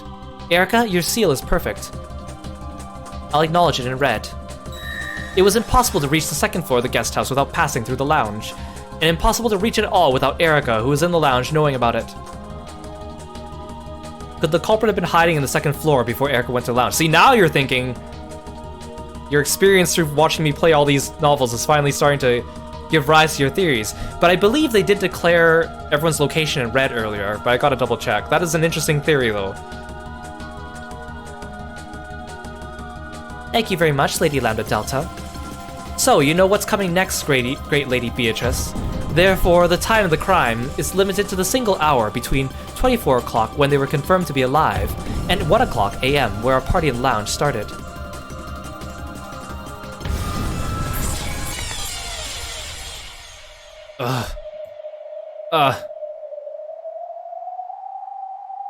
I've already said it, but at 24 o'clock I went down to the lounge. Hit it off with Dr. Nanjo and was engrossed by a discussion of the mystery genre in the library until 1 o'clock a.m. It's a bit embarrassing, but I grew so wrapped up in that discussion that I wouldn't have noticed if anyone passed through the corridor during that period. Quite a regretful mistake for a detective. After doing all that maneuvering and setting up seals to guarantee a perfect alibi, she became too engrossed in a mystery discussion and left an opening. Her relaxed smile was completely shameless, the total opposite of her words. It almost seems like it's the other way around. It's enough to make you think this was an intentional trap. To make it clear to all those that only Natsui didn't have an alibi between 24 o'clock and 1 o'clock. In other words, it paradoxically means this. The only ones who could have reached the cousin room and committed the crime are those characters who have no alibi between 24 o'clock and 1 o'clock. Her eyes clearly hinted Natsui was the only one who fits this description. It is only possible for the crime to have occurred between 24 o'clock and 1 o'clock.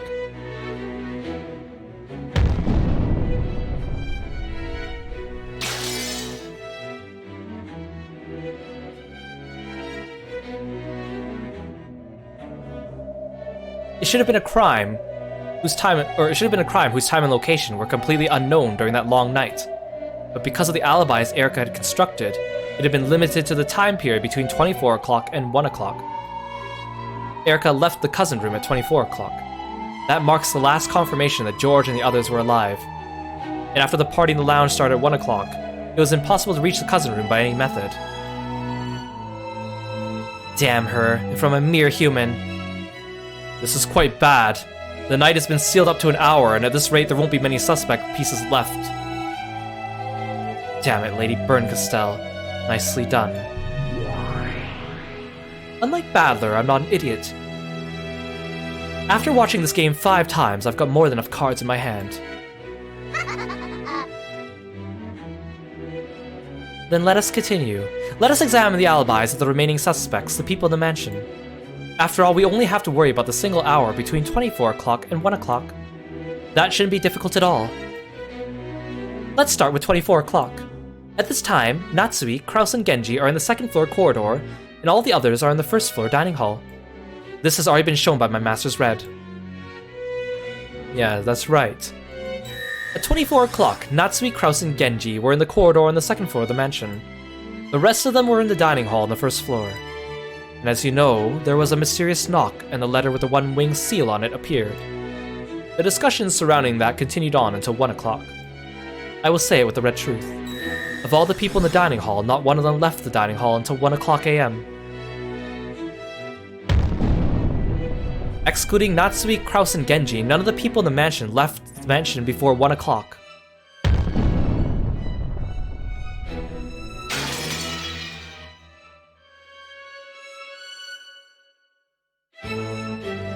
Since the possible times of the crime have been limited to between 24 o'clock and 1 o'clock, the adults in the family conference who had confirmed not to have left the mansion between 24 and 1 all had proven alibis. How do you intend to prove that? Erica's in the guest house. Did someone prove it by using one of your favorite seals on the dining hall door? You have no convincing evidence or proof. The red truth is simply truth, and there's no need to provide evidence, proof, or room for a counter-argument. You made that rule. This overbearing red truth hadn't given only alibis to the adults in the dining hall. It also gave alibis to Shannon and Cannon, who had come to serve tea, and even guaranteed they never left the dining hall. In other words, the only ones who didn't have proven alibis were these three: Natsui, Kraus, and Genji. No, there were only two left. If Kraus and Genji had their alibis proven, it proves that no one but Natsui could have been the culprit. Yeah, Burns just using the red like a sledgehammer with no finesse. It really makes you look back on the previous games and think about how fair Beatrice had been being the whole time, even though we had been playing on Battler's side back then. It's so weird to see the tables turn now.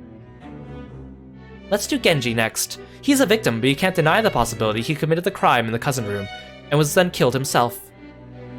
And furthermore, though he was in the second floor corridor at 24 o'clock, he then returned to the servant room to transfer the phone call for Natsui, and was completely isolated.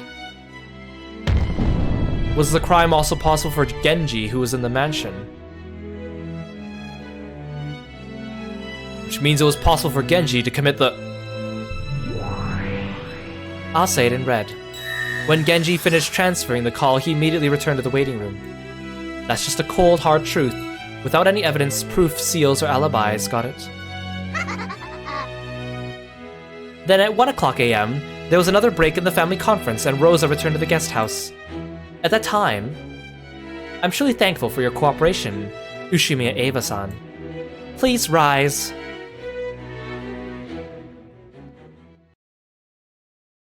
Erika-chan wasn't the only one, okay? I was also certain that something would happen that night.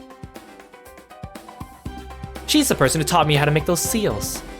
And she helped me to check the alibis of those people under suspicion. During the break at 1 o'clock a.m., I went to Genji-san's waiting room and used the same seal as Erika-chan. In other words, if that wasn't broken, it would mean no one entered or left that room between 1 o'clock a.m. and the next morning.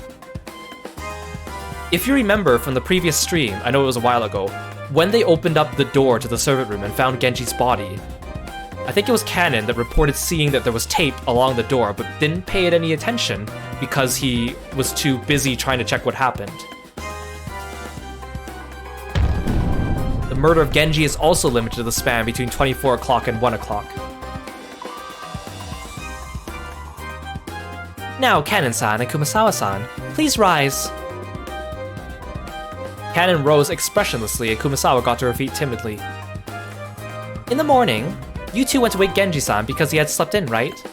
And at the time you noticed the door was sealed, broke the seal and opened the door, correct? Yes, I thought it was some kind of prank. I didn't think deeply about it at the time. I'm not asking for your opinions, just give us the facts. Did you break the seal and enter the room? Yes. With the red truth, I'll guarantee that Ava, Cannon, and Kumasawa's statements just now are the truth. At 1 o'clock a.m., Ava sealed Genji's waiting room door, and the seal was broken by Cannon and Kumasawa in the morning when the crime was discovered. This will be a pain, so I'll add on some more. During the short break at 1 o'clock a.m., the first two to leave the dining hall were Rosa and Ava. Until Ava returned, everyone in the dining hall remained there. After seeing Rosa off, Ava went to the waiting room and sealed it. Of course, she did not enter the room at all during this time.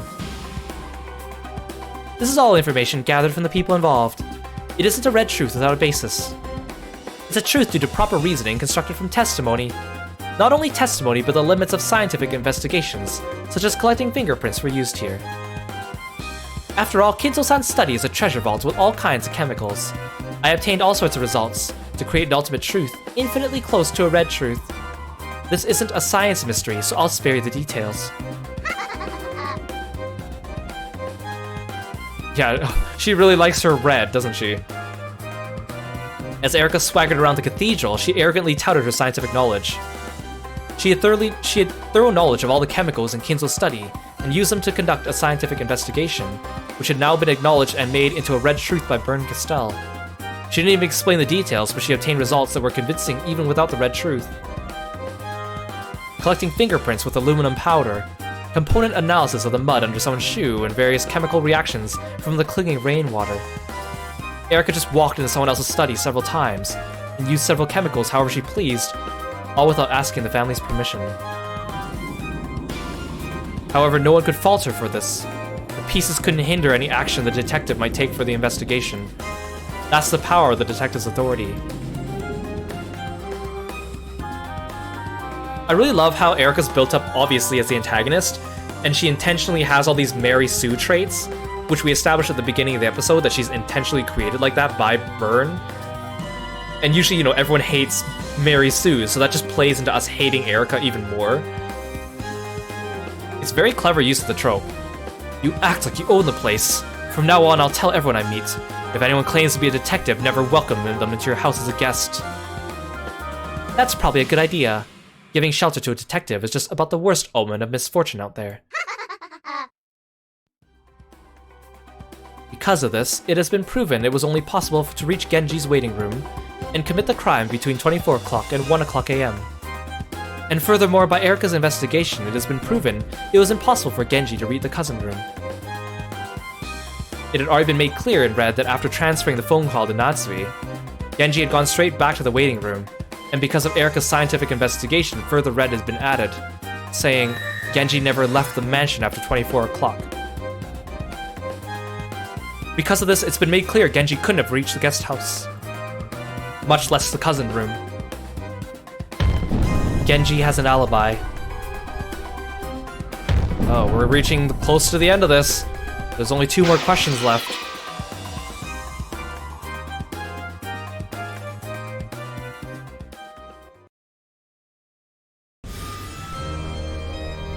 Oh, here we go. Here comes the music. Here comes the music. I love this track a lot. Now, only Kraus and Natsui remain. Everyone else has had their alibis proven, haven't they? Impossible. Natsui's mouth flapped open and shut like a suffocating goldfish. And that's an accurate analogy. Natsui's mind was blank and spinning out of control, and she felt as though she would really suffocate. Ushimi and Natsui, I'll give you one last chance. Confess that all the crimes were the work of your husband. Fool! Do I look like the kind of woman who would falsely accuse her husband? Vito, Natsui's denied it. I'll give you the same chance. You understand, right? Or wait, don't tell me. You aren't going to take advantage of the fact that Kraus is missing to try and pull a devil's proof on me, are you? Was the crime also possible for Kraus, who was in the mansion?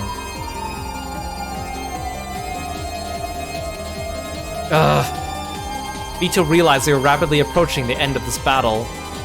Normally, Vito should have been able to argue against these alibis of Erika's in several ways, using the blue truth. However, all those alibis had been accepted by Byrne Castell and Lambda Delta's red truth, and Vito no longer had any room to argue. It's like those witches are distorting things, so they can match with the plotline Erika's drawn up. That's right. If the Game Master, Lady Lambda Delta, accepts the truth, its authenticity will not be questioned. The world that comes after will be formed based on the final remaining truth. This matters no matter how far this final truth is from the real truth. There's no way Uncle Kraus is the culprit. He's being held prisoner somewhere. Wait, we can't deny the possibility Aunt Natsui was skillfully tricked into believing that during the phone call. Do you suspect Natsui and Kraus, Badler-kun? Well,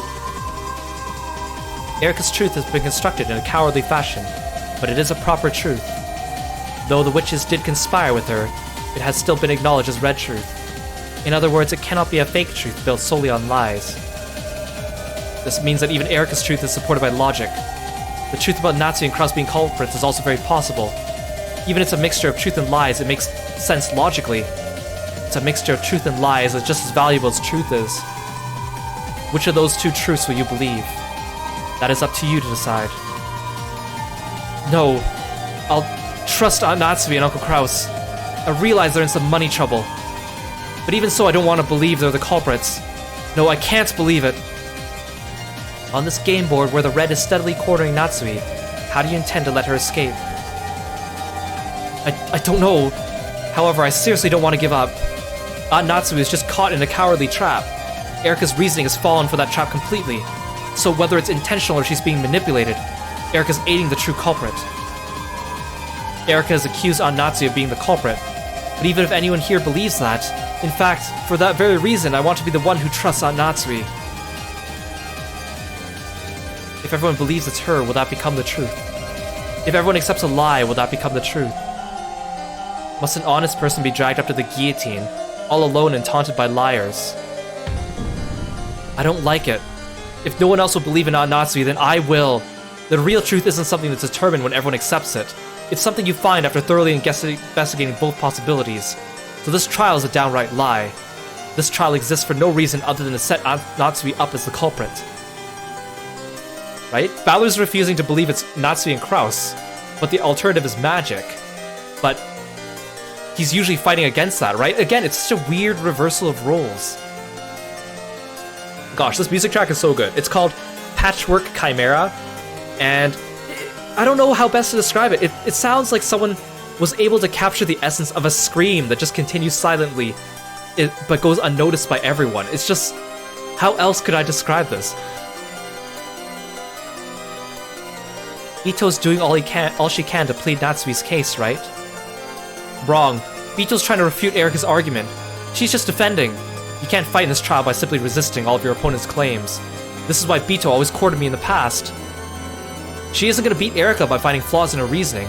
She has to find a different truth, and show Lambda Delta, the commander of the game, that her truth is more correct than Erika's. Can anyone create a truth where Natsui isn't the culprit, without violating the red truths that Lady Burncastel has shown? I don't know, but as long as I don't believe that Aunt Natsui is the culprit, that's got to be a different truth. It's even okay if the culprit for the crime was a witch. That's better than having Natsui be framed by an incorrect truth. See, look what Badler's saying. This is something Badler would never have said before. So no matter how much red you are shown, you won't believe that Natsui is the culprit, correct? Yeah. For all things, there should always be some people who believe and some who don't. No matter how much evidence is stacked up against her, someone has to believe that she's innocent. There must be several truths in this world that cannot be proven with evidence. I don't ever want to accept something that's truth just because everyone says it is. How can you be sure there's nothing on the backside of the moon if you've never seen it? Is there some reason you have to believe it? Until you see the back of the moon with your own eyes, you can deny neither the possibility that nothing's there at all, nor the possibility there's a thriving culture of space bunnies. You should never assume something is the truth until you actually check it. This court is a malicious thing trying to force a single interpretation on a truth that cannot be checked. I believe there was a civilization on the back of the moon, but that was in elementary school and it was made fun of and laughed at. So I thought it was embarrassing to think that a civilization lived on the moon, and I threw away that belief. I've been told by a book my mom read that rabbits lived on the backside of the moon, so I believed that for a long, long time.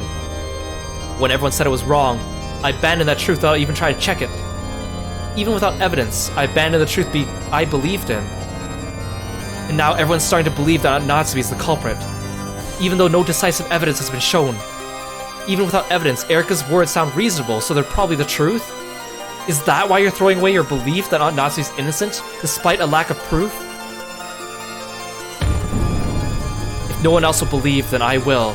I believe the real truth only appears if you look at it with both eyes, one denying and one affirming.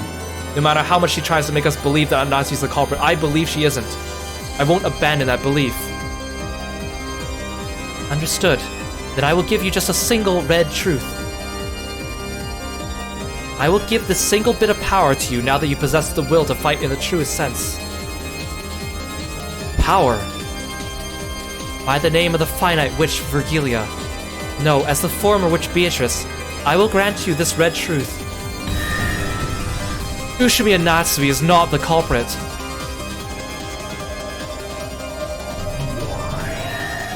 The plea bargain. If you acknowledge that Kraus is the culprit, Erika will suspend her pursuit of Natsui. From then on, the investigation will proceed, assuming that Kraus, whose location is unknown, is the culprit. What'll you do, Bito? At this rate, Natsui is in serious trouble, right? Will you accept the plea bargain? If you're willing to abandon this Ushimiya family honor thing, Burn will be kind enough to let you get off with a draw, okay? Kraus is currently missing, and it's unknown whether he's alive or dead. Like Kinzo, he's no different than a cat in a box that has disappeared into the mists of the island. A cat inside a box is unfixed, and no interpretation of it can be denied. It is the root of endless interpretations.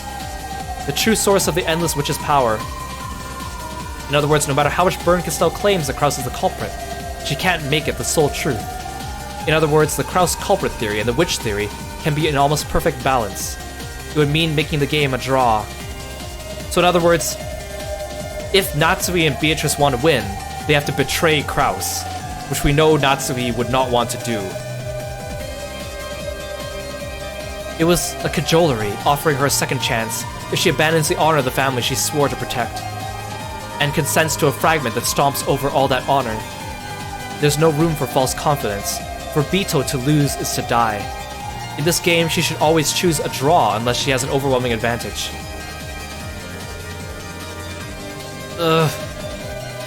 So the thing is, if Beatrice wants to win and live, she has to choose to betray Kraus.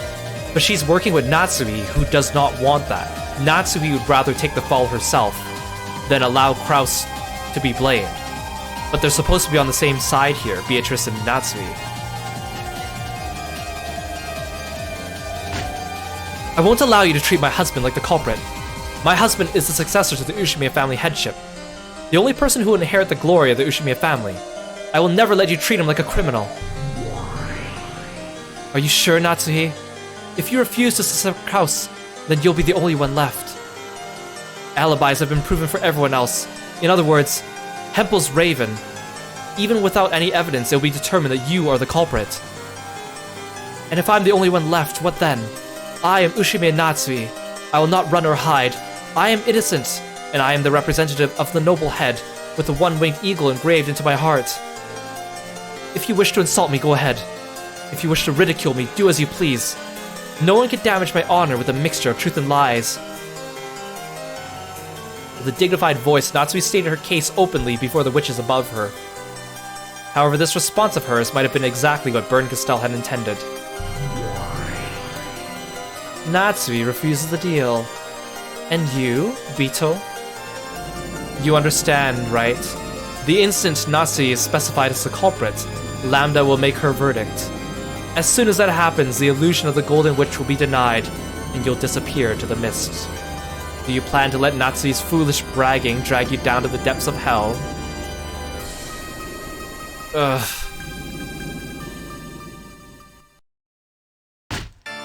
Rish, you fought well. This is our last chance. Convince Natsui and try to work out a compromise. Both Lady Lambda Delta and Lady Burn-Castell have boredom, not you as a true enemy. They probably want to have this game repeat and play some more. If they see that you're willing to make a concession, they will most likely accept it gladly and move on to the next game. If we move on to the next game, then what will happen to the Natsui of this game? The Natsui of this fragment? Now isn't the time to be worrying about that, right? Natsui is just a piece. Even if she gets removed from this game, she'll show up in the next one. But that doesn't apply to you, milady. I believe you know what happens if Lady Burn-Castell plans for this game. It's a more realistic goal to make use of that and aim for victory in the next game instead. Accepting Lady Burn-Castell's deal might be our one and only good option right now. Throw away that useless pride of yours. Neither Kasparov nor Deep Blue won every game. The person that wins more games wins in the end, right? If a witch gets too attached to a single match, a single life, a single piece, that witch dies.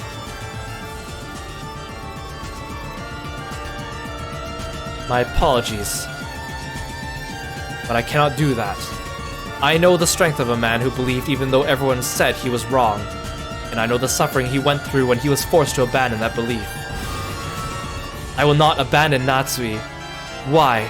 Because if everyone else suspects Natsui, then someone has to believe in her. Because truth can only be found in the gap between those who doubt and those who believe. I won't abandon her. Even if everyone believes that Natsui is the culprit, I will claim that I, the witch, am the culprit. If I can't even make that claim, my existence isn't worth anything. I cannot lose.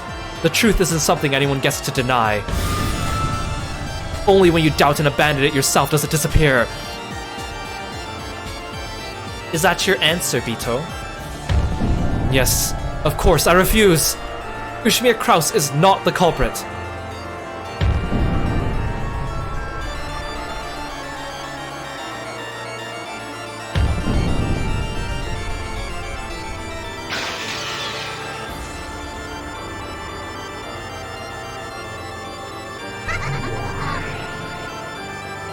fool. I won't let you take that back, okay? Here's what you get for being a quick-tempered moron. By the name of Bernkastel, which of miracles I speak with the red truth. Ushimiya Kraus is not the culprit, and he was killed long ago, shortly after you heard him over the phone. Get it?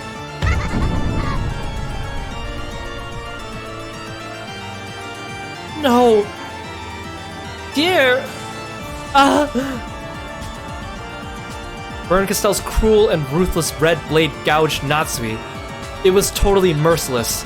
Natsui had been crushed with uncertainty, not knowing whether Kraus was alive or dead, but she had still been capable of believing he was alive. And now that hope, that expectation, had been crushed without any chance for a miracle.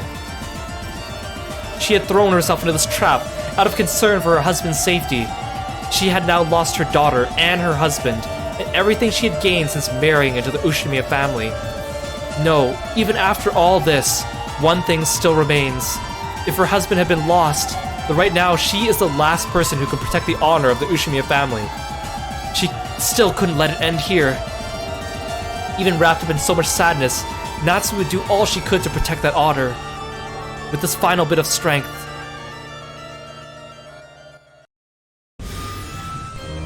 Nope, it's all over. It's been determined with the red truth that none of the remaining people in the dining hall left that room until 1 o'clock. In other words, alibis have already been proven for everyone except Natsui. Everyone in the mansion, besides Natsui, has an alibi.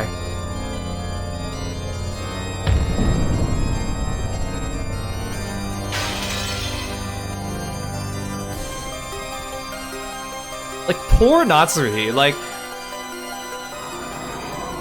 Her daughter died. She was protecting the one thing.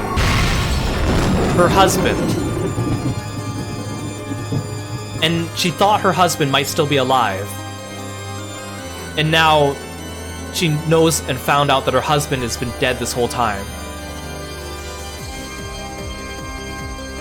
Well done, Erika and Bernkastel. You've fully proven the crime was impossible for everyone except Ushimiya and Natsui. And on top of that, she's getting convicted for the crime that she didn't do. Why don't I start reading aloud from the verdict? At 24 o'clock on October 4th, 1986, the defendant, Ushimiya Natsui, left before the others while pretending to return to her room to sleep, and murdered George, Jessica, Maria, Rosa, and Genji, one after another during the 1 hour period before 1 o'clock a.m. Let me tack something on. Due to circumstantial evidence, include the murder of Kraus. Yeah, that's right. In this situation, it's unthinkable that anyone except Natsui could kill Kraus. A revision to the verdict. During the hour before 1 o'clock a.m., Kraus, George, Jessica, Maria, Rosa, and Genji were killed one after another. It's only possible for any of these murders to have taken place between 24 o'clock and 1 o'clock.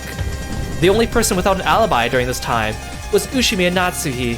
From this point forward, the defendant will be treated as the true culprit. Dang, Bernkastel. And on top of that, now she's being accused of murdering her husband, too. They are merciless. Like, Umineko has, like, despair written so well. Like, it makes Danganronpa seems like a child's game. Like, it's crazy. And we're only on episode 5. There's 8 episodes. Furthermore, because it had been fully proven the crime was possible for humans, Beatrice, Endless Witch, this court of illusions hereby denies your existence. You'll be given a chance to plead your case, but can you prove an alibi for Natsui? Or can you prove it was possible for someone other than Natsui? You could do that. Natsui will stop being one shade short of absolute guilty. And the denial of your existence will be hold on the defense trial. If Natsui had an alibi, Beato would have shown it long ago. In fact, wasn't the whole point of the trap to make her lose her alibi? Even if her alibi is not proven, I will believe in Natsui's innocence, no matter how much you try to pin your fake truth on her. I am the true culprit. Natsui is innocent, even without any proof. The truth is known only by the master of the night on this island, Beatrice the Golden. I am Ushimiya Natsui. Now that my husband has passed away, I am the head of the Ushimiya family. My determination will not bend, no matter how much you try and humiliate me. This is why you hate kids, low-key. It doesn't help that all the antagonists and the witches are like young girls. You could really tell that the writer of Umineko was also the writer behind Higurashi. Yeah, Natsumi is so strong. Could you believe this? She's still denying it, even up until now. Why, you ask? It is because Father gave me permission to engrave the family crest of the one-winged eagle onto my heart. How do you intend to disprove the existence of this honor with your evidence and your alibis? You cannot. The Ushimiya family crest engraved into my heart is immortal. So if you remember correctly, everyone in the family has the one-winged eagle crest on their clothes, except for people that marry into it. So Natsui does not have the one-winged eagle on her clothes, which Ava always derides her for, and says that she doesn't matter because she's not actually part of the family, because she married into it. But the one time that she talked to Kinzo, and Kinzo said, that's because you bear the one-winged eagle on your heart, even if you don't have it on your clothes. Therefore, I still consider you part of my family. That's what Natsui's been grasping onto this whole time as the source of her honor. She's saying, you can't even take that away from me. My honor is still here. Now that Natsui and Beatrice had practically been placed on the guillotine, they cried out with all the strength of their determination. However, that did nothing but bring a cold smile to Lambda Delta's face. Erica constructed a truth that Lambda Delta could accept, and no one could construct a more convincing truth to deny Erica's. In that case, the most convincing truth would swallow everything else and become the one and only truth, even if it happened to be different from the real truth.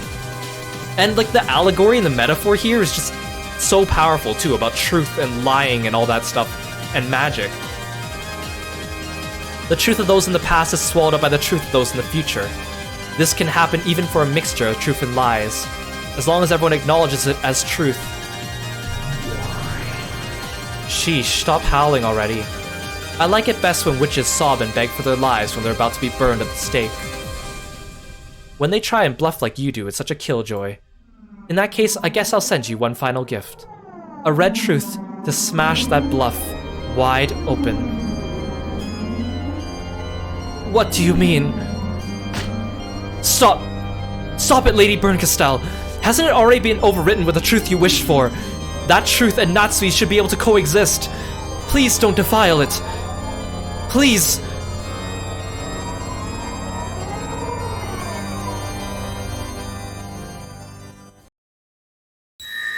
Natsui. When did Kinzo ever say it was okay for you to engrave the one-winged eagle into your heart? Those were just the words of the Kinzo from your delusions, weren't they? You know, the real Kinzo. Not once, his entire life, did he ever trust you from the bottom of his heart. And not once did he ever consider letting you bear the family crest. When that heartless announcement was made, Kinzo stood up. Natsui, you need not listen to this. No one can defile the crest engraved in your heart. That is yours alone. Don't let your pride as a family head be forgotten forever. Natsui! Just shut up and disappear. You miserable delusion of Natsui's.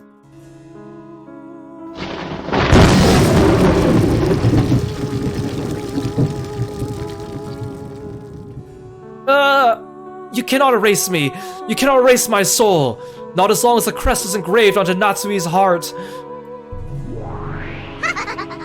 That's enough, you lying illusion. The real Kinzo wouldn't say that. Disappear. You, the illusion of Kinzo inside Natsui's mind, beautified by Natsui to suit her own purposes.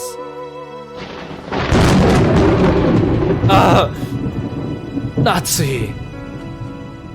No! A bright red flash of lightning smashed Kinzo over and over again as he screamed.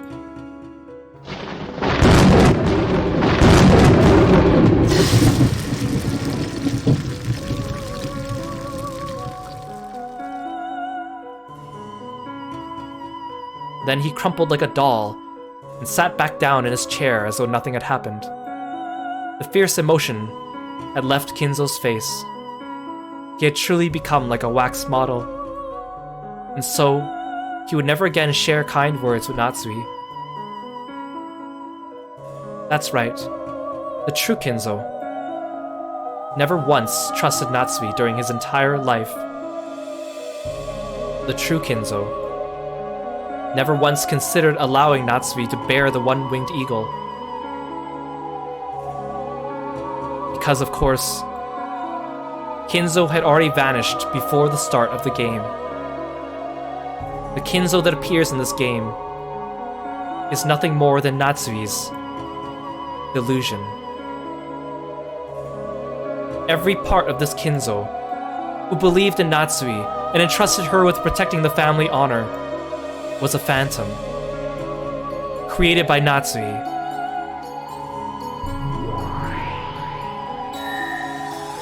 Pitiful woman.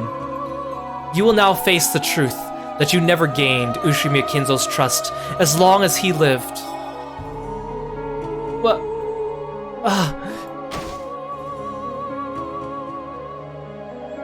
Natsui, don't cry.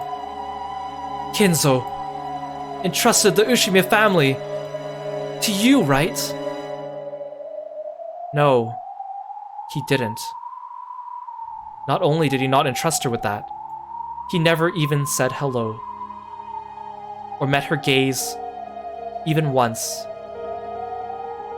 Yeah, this is exactly like Maria's delusions about Rosa from episode 4. It's so sad. Now you really see how cruel Bernkastel and Erica really are. Like, it's like beyond.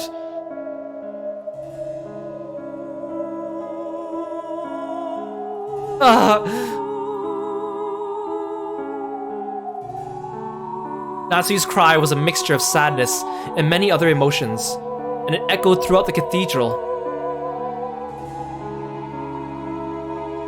Natsui could no longer stop her tears. Some last faint element that had cheered her up until today, that had allowed her to endure as an Ushimiya, as the wife to the head's representative, and as the final family head, had been torn to bits. Natsui no longer had anything left. Natsui could no longer allow herself to even call herself an Ushimiya. Those difficult days, those painful days. Those days where she still gave everything she could for the family she'd married into despite it all. The very few happy days among these. All these flitted through her mind one after another and disappeared. All those once beautiful memories were then crushed by Bernkastel's red truth, smashed to bits and scattered, plunged deep into her hands, and smeared red with mournful blood. It was the red of sadness and truth. That is all. Just because the crime exists as it does, this level of reasoning is possible for Furuno Erika. What do you think, everyone? Lambda Delta clapped. Then a bit later, Bernkastel also clapped, looking pleased. The expressionless, wax figure-like audience followed suit, and the unshakable verdict was welcomed with a great applause. And so, the truth of this tale was decided.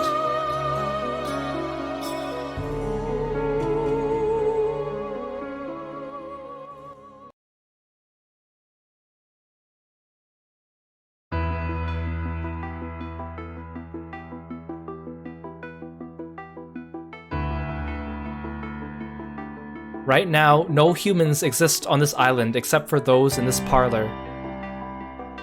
And with one exception, it has been shown that none of them have committed murder. And the culprit is among these people. Whoa, whoa. In that case, it's conclusive, isn't it? Unless the culprit is a witch, who committed murder with magic, that is. It was you! You killed George! And killed my husband! Why? Why? I didn't kill anyone! I didn't! In a panic and with a voice that was far from calm, in a manner that was, to put it coldly, unsightly, Aunt Natsui denied the suspicion placed upon her. However, there was no longer any way around it. She stood up, brushed back her long hair, pointed at Aunt Natsui and said it one more time.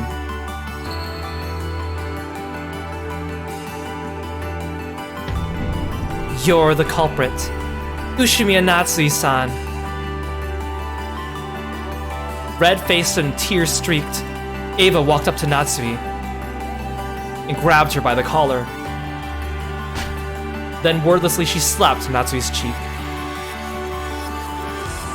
Natsui, who had never been slapped in her life, was shocked by the taste of iron, which she was feeling for the first time. It turned into a scuffle between Eva and Natsui.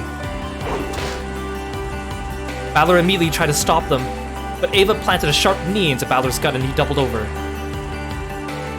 Give them back! Give back George and my husband! Why did you kill them? You murderer! Murderer! Sobbing, Eva kicked Natsui, who had fallen over the ground over and over. Balor tried once more to cut in and stop them, but he was brushed aside. And after that, no one tried to stop them. Repeating her son and her husband's name over and over, Eva kicked Natsui and kicked her. Then she started grabbing whatever her eyes fell upon and throwing it. Natsui was hit with a steaming teacup, a can of black tea whose leaves had fell out all over her. She was kicked, her hair pulled and dragged up, her cheeks slapped so many times it started to swell.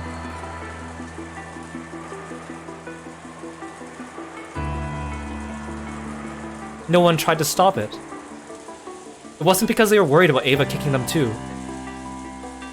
It was because they thought it an inappropriate act of retribution for a person who had lost her beloved son and husband.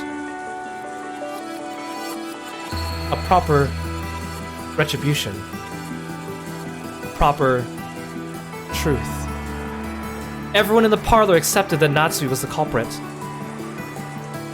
They accepted the truth Erika claimed.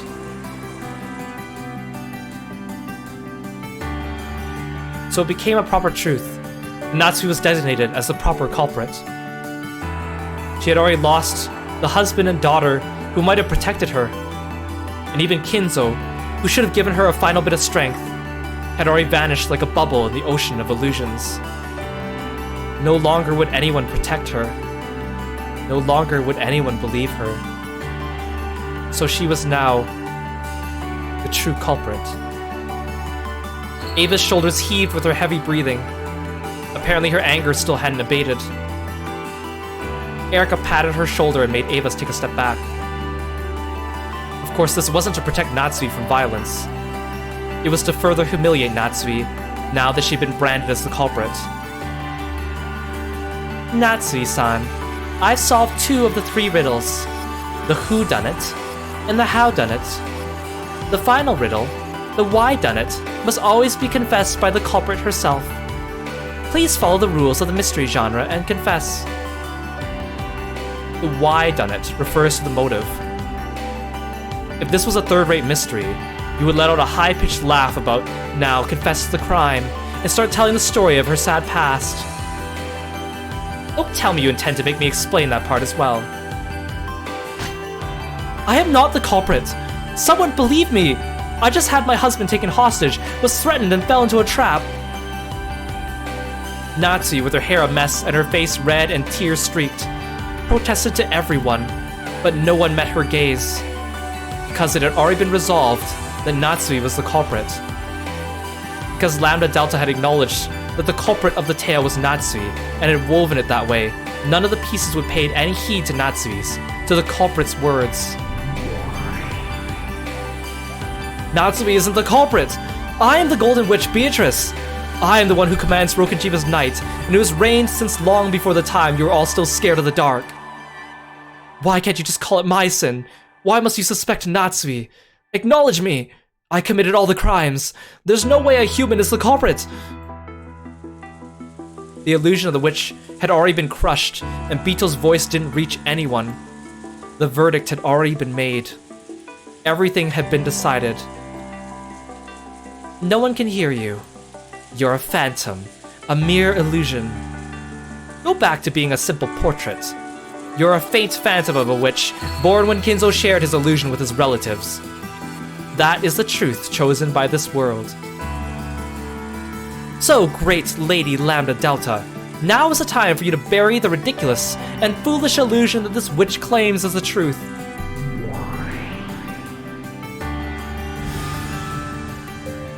Goodbye, Beatrice. I made you a witch, expecting you to either become my friend or help distract me from my boredom. And you've answered to my expectations. The second one, that is.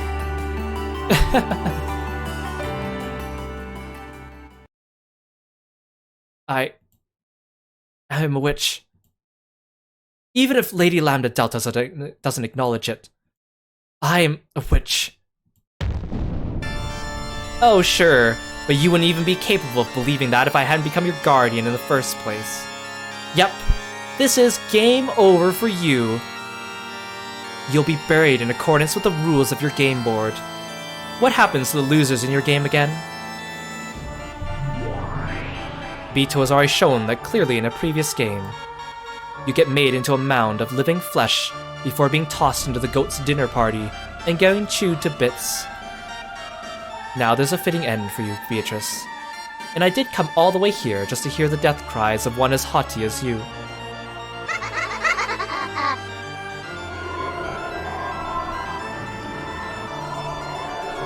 One by one, a massive number of goat attendants slipped out from the shadows of the pillars and began to fill the cathedral. The goats paid no attention to Natsui, who was seated in the center, but the crowd completely enveloped her. From Bito's point of view up on the balcony, it probably looked like a huge boiling pot of goats.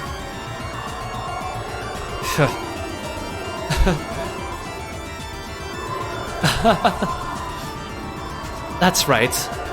The contract has been like this since the beginning. Yep. Our contract said that whenever you stopped entertaining me, you would relieve me of my boredom with your life.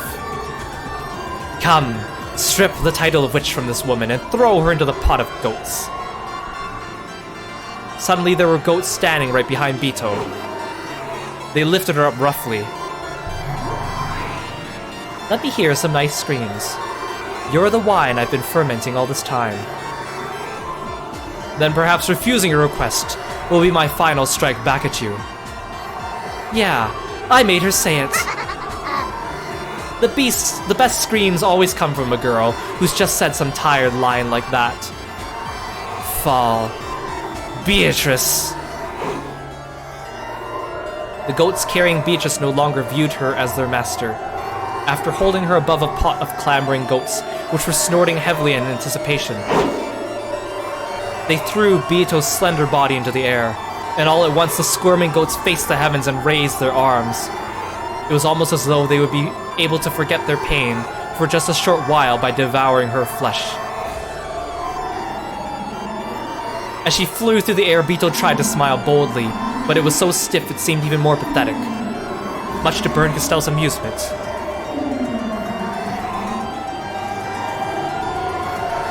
Yeah, Beatrice, you can say psych now. Give us a fake out, you know, like end of episode 3, please. When Bito fell into the pot, the goats caught her. Of course, they didn't do it gently.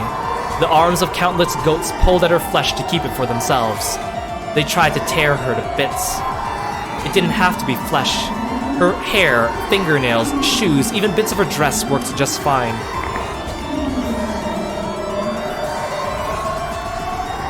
The mouths of those goats were the gateway into hell. However, Bito was too big to enter into that gateway, so they had to chew and tear her into bits small enough to fit into it. Bito let out a bold laugh. She laughed from inside the pot of goats. However, Her expression was very different from the one she had wanted. It was an expression not of a witch, but of a single human yelling in her death throes.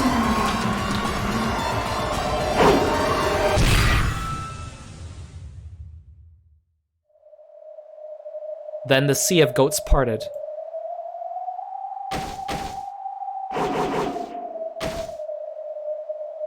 Dalinar leapt forward, slicing all the goats in her path with a single flash of her longsword. It was a clean slice, like cutting through butter. The goats were surprised by Dalinar's sudden appearance and stepped back.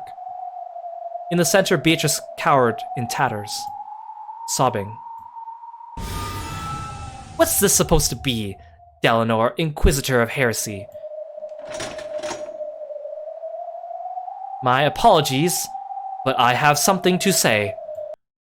There is someone who has an objection to this ruling. His name is Ushimiya Badler.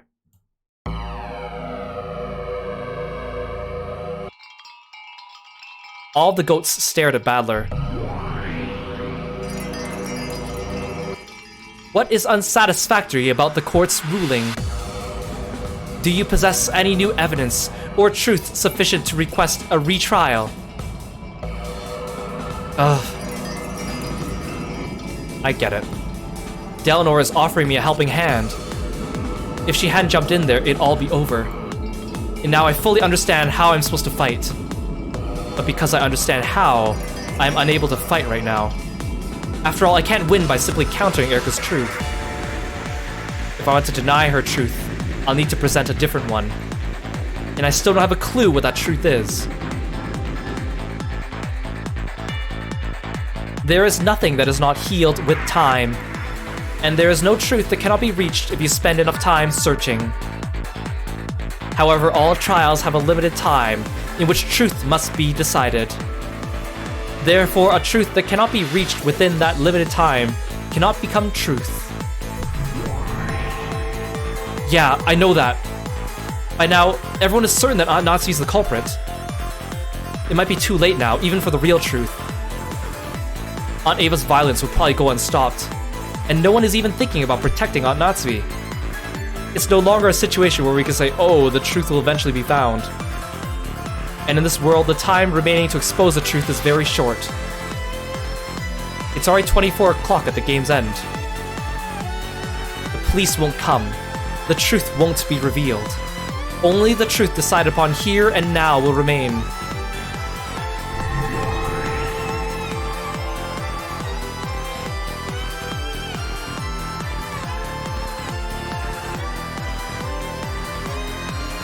I slowly stood up, walked in front of Bito, and faced Dalinar.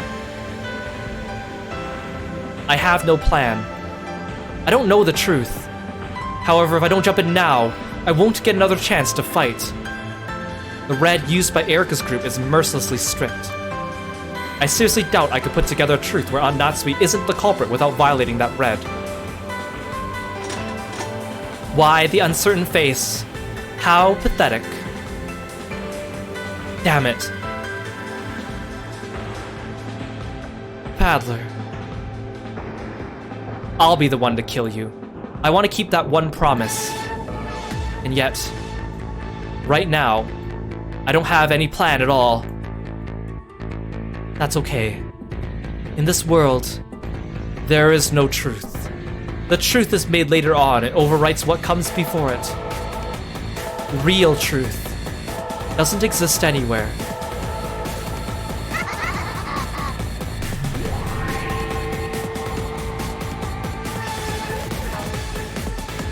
Now, this is a splendid scenario, Dalinar.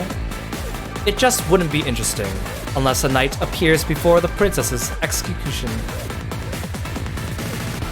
And there's nothing better than watching heads roll before your very eyes. Oh, thank you for the stretch arm-on. Yes, I definitely needed that. Erase the old piece and the unneeded player all in one go. As you wish. Glory be to the great Lady Burncastel. I am the head Inquisitor of Heresy, Dalinar A. Nox. Step forward, Ushimiya Battler. Damn it, I've got nothing more to lose. If you want to see me struggle, I'll show you.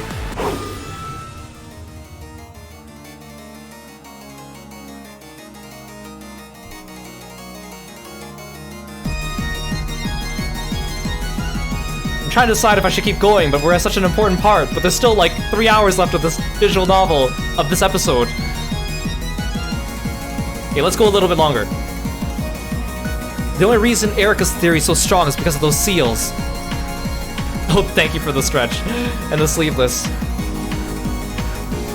She was given red so quickly just because Lambda Delta easily bought the alibis created by those seals. But the seals aren't red truth.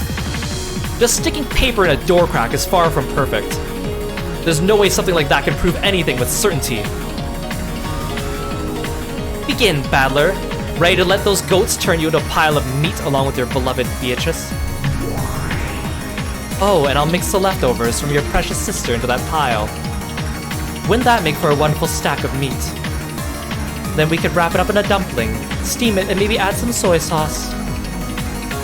No, the best way would be to fry them in a pan with some eggs and ketchup.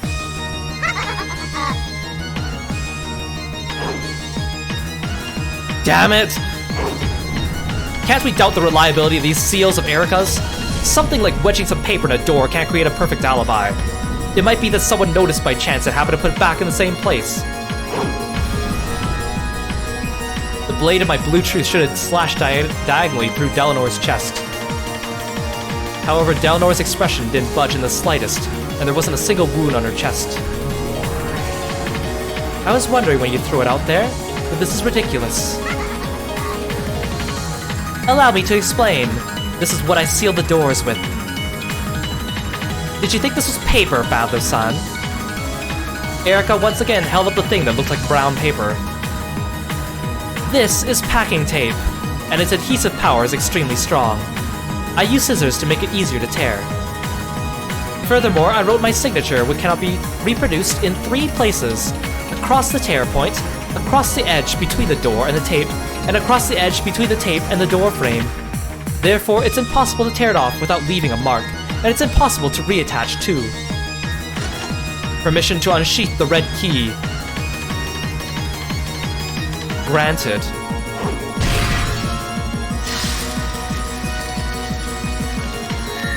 Due to the above, the seals are guaranteed to be perfect.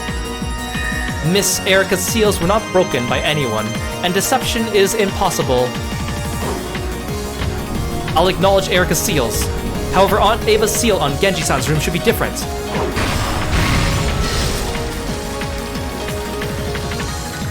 Ava's seal was of the same type as Miss Erika's. That is because this method of sealing was one that Miss Erika and Ava conceived of together after dinner. Erika said something about a scientific investigation and fished through the chemicals in grandfather's room, right? There might be some kind of solvent in there. If you use that, you might be able to tear off the packing tape without leaving fingernail marks. Please allow me to speak. It is impossible to tear off any of the seals by any method without leaving marks.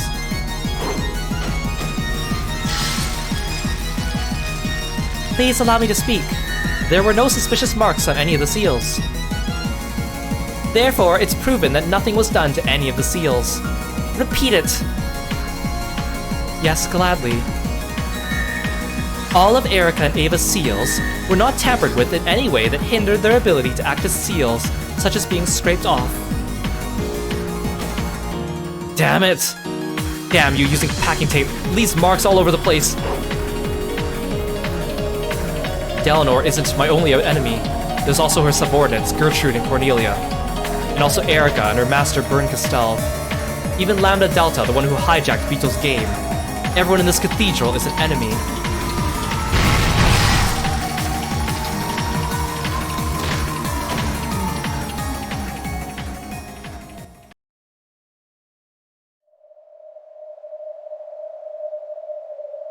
That fierce rush of red immediately repelled my feeble truth. It's obvious why. I don't have any alternate truth. Even at this final stage, I have nothing. .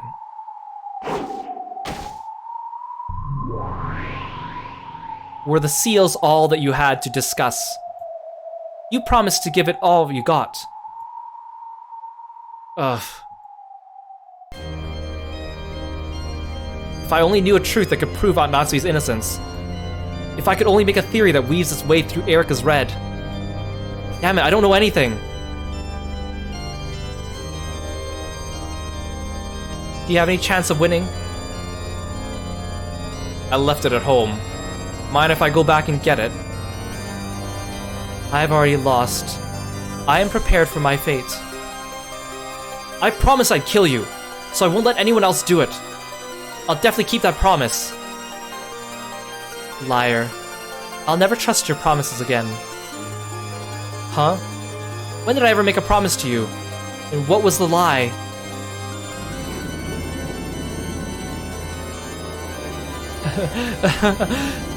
After hearing you say that, hell might not be so bad. Kill us! Burn Castell, Lambda Delta.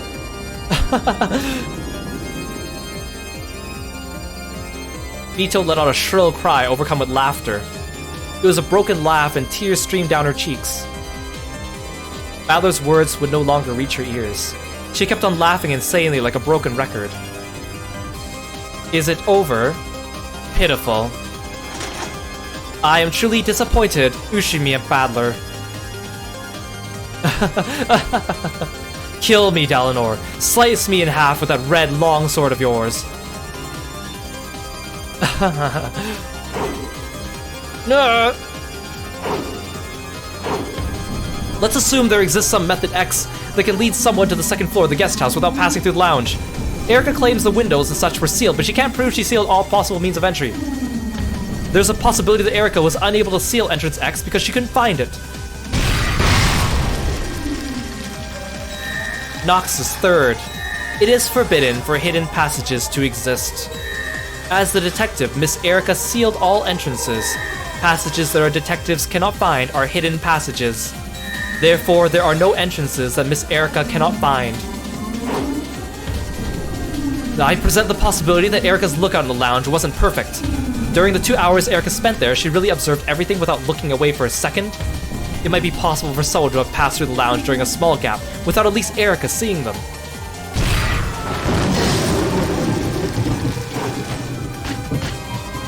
Please allow me to speak. Lady Erika's lookout in the lounge was perfect. There were no small gaps or carelessness or times where she looked away for even a second. Please allow me to speak. Therefore, during their entire meeting in the lounge, only Rosa went up to the second floor.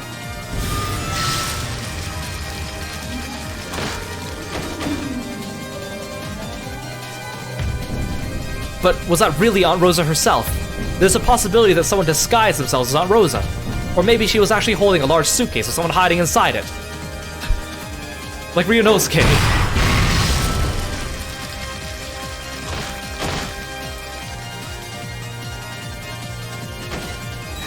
Nox's 10th. It is forbidden for a character to disguise themselves as another without any clues. There have been no hints suggesting someone had disguised themselves as Rosa. Furthermore, Erika has confirmed that she wasn't carrying any luggage large enough to hide a human in. Aunt Natsui was being threatened by someone. The uninvited unknown guest X is the true culprit. How can you be so sure that we're the only ones on this island? The true culprit is someone else.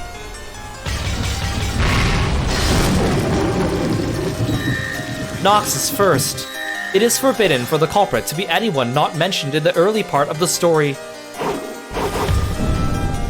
Maybe they were killed with poison in a remote murder.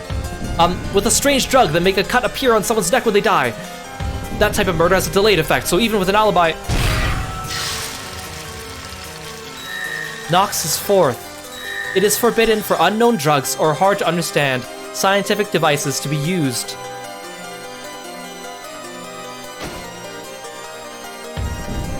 There's a chance that there existed a murder device, X in the cousin room, and Genji-san's waiting room that made a remote murder possible. It had some secret mechanism that still hasn't been discovered and...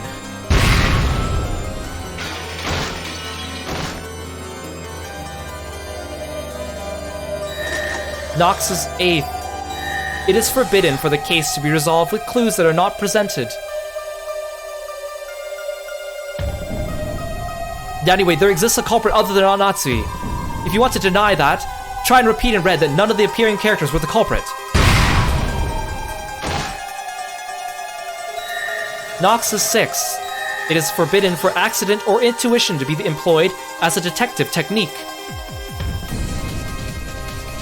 You say that everyone except Aunt Natsui has an alibi. You're forgetting one person. Who's gonna prove that Erika herself has an alibi? Nox is 7th. It is forbidden for the detective to be the culprit.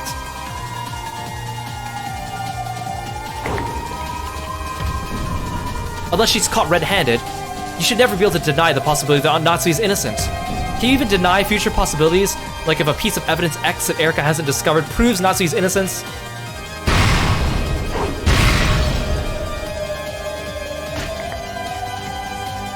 Nox is 8th. It is forbidden for the case to be resolved with clues that are not presented. This tale is filled with malicious lies. The tale itself has become a trap to capture Natsui. The tale should be constructed only from impartial truths.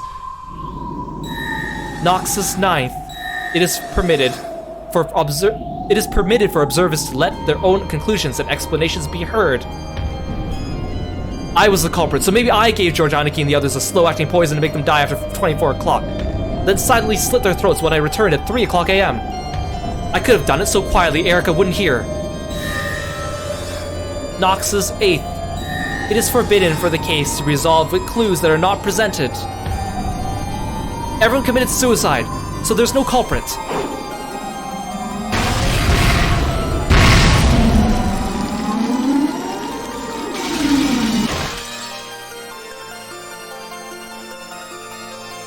Please allow me to speak.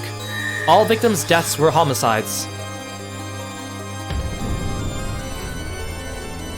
Yeah, these Nox's rules are actually real rules that are written by an author about detective novels. His name was Ronald A. Knox, which is where Delanor gets her name, because Delanor is Ronald spelled backwards. But these are actually real mystery novel rules, quote-unquote, that this author wrote about, and a lot of people still follow to this day. But not everyone. Erika didn't personally examine the corpses, right? It should be possible for people who aren't the detective to make a mistake when examining corpses. Please allow me to speak. Know that no examination of the corpses could have been mistaken.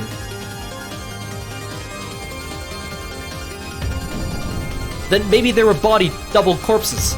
They prepared corpses beforehand that closely resemble the victims. Know that no corpses exist except those of characters who have appeared in the story. Then how can you claim that Uncle Kraus is dead without his corpse? Doesn't that violate Nox's something or whatever? Know that the red truth is simply truth, and there's no need to provide evidence or proof.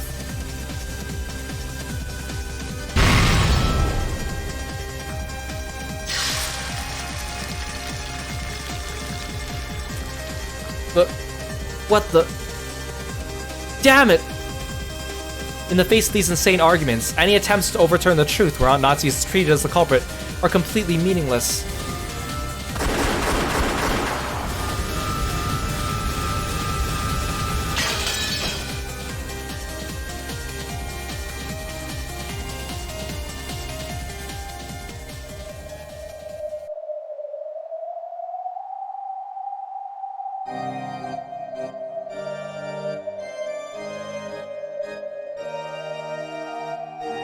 You know Natsui's being targeted, but is there something she can do? Everyone should be ashamed for believing it's her. I mean, I think that, like, if you were in Natsui's position, with all this mounting evidence against you, and all you had was your word, and you couldn't provide an alibi, it'd be really hard to think of what you could say to try to convince them otherwise. I don't know what I would do in this situation. Is there an exit here? Who knows? Remember, episode 5 is called End of the Golden Witch. But there's still like 3 hours left of this episode, which includes the tea parties. So, I think I'm going to be just as cruel as Bern Castell. And I think this is a good place to leave you guys on a cliffhanger.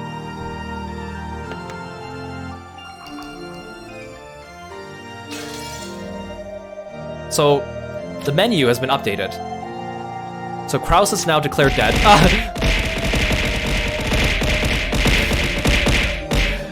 Thank you for the chaos, I deserve it. See, Kraus has been proclaimed in red as dead now, along with the other victims. Hideyoshi's also new for this episode, or this stream.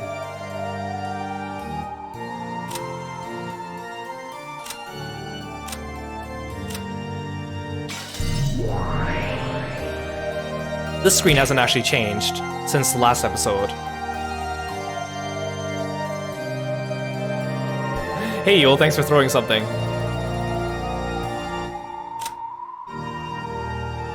But man, today was a ride. Like, this is, I think, this is where the Answers arc really shows you what it's made of. And I mean, we kind of saw that at the end of the last stream. But like the music here, like Patchwork Chimera is such a good track. And then the music that played during Battler's Rebuttal. And the music that played during when Ava was beating up Natsui was just so sad. I found myself almost tearing up reading some of those lines as everyone was watching Natsui getting abused by Ava. It was so powerful.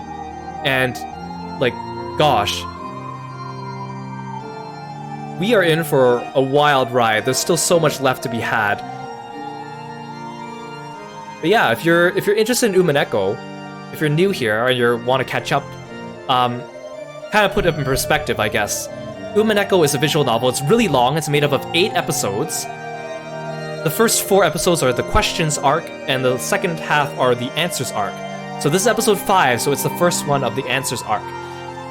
If you want like a quick cliff notes of Umineko up till now, the anime actually covers episodes 1 to 4. I think it's about 25 or 26 episodes long. Of course, taking 70, 80 hours of visual novel and putting it into 25 or 26 episodes is really hard, so they cut out a lot of the details. So a lot of true Umineko fans don't like the anime, but I think it serves as a good introduction just to tell you what has happened up till then without all the extra fudge that kind of gets in the way. Some clues might be left out, but it gives you the general idea. Unfortunately, the anime doesn't cover episodes 5 to 8, so in other words, the anime ends on a cliffhanger, so the Answers arc is really where a lot of people don't know the plot, because a lot of anime fans or Umineko fans only watch the anime. The manga covers all of it, which is shorter to read than the visual novel. I think it's a good stopping point between, because you still get the illustrations. But of course, it still leaves out stuff, so the visual novel gives you a lot. So yeah, all my previous Umineko streams are up on YouTube. It's a lot to sit through, but I guess if you want to listen to me read like an audiobook, it is quite the ride. The episode 5 episodes have not been uploaded to YouTube yet. I will upload them after we finish Xenoblade 3, Future Redeemed, and Aviary Attorney. Those will be going up as well, but some of them are still up on Twitch now. But yeah, there's a lot to unpack here with all these rules, the red truths, the blue truths, the witches, what are they fighting for, why are they trying to prove that witches exist or don't exist, why there's a murder mystery going on, why there's culprits, why there's fragments.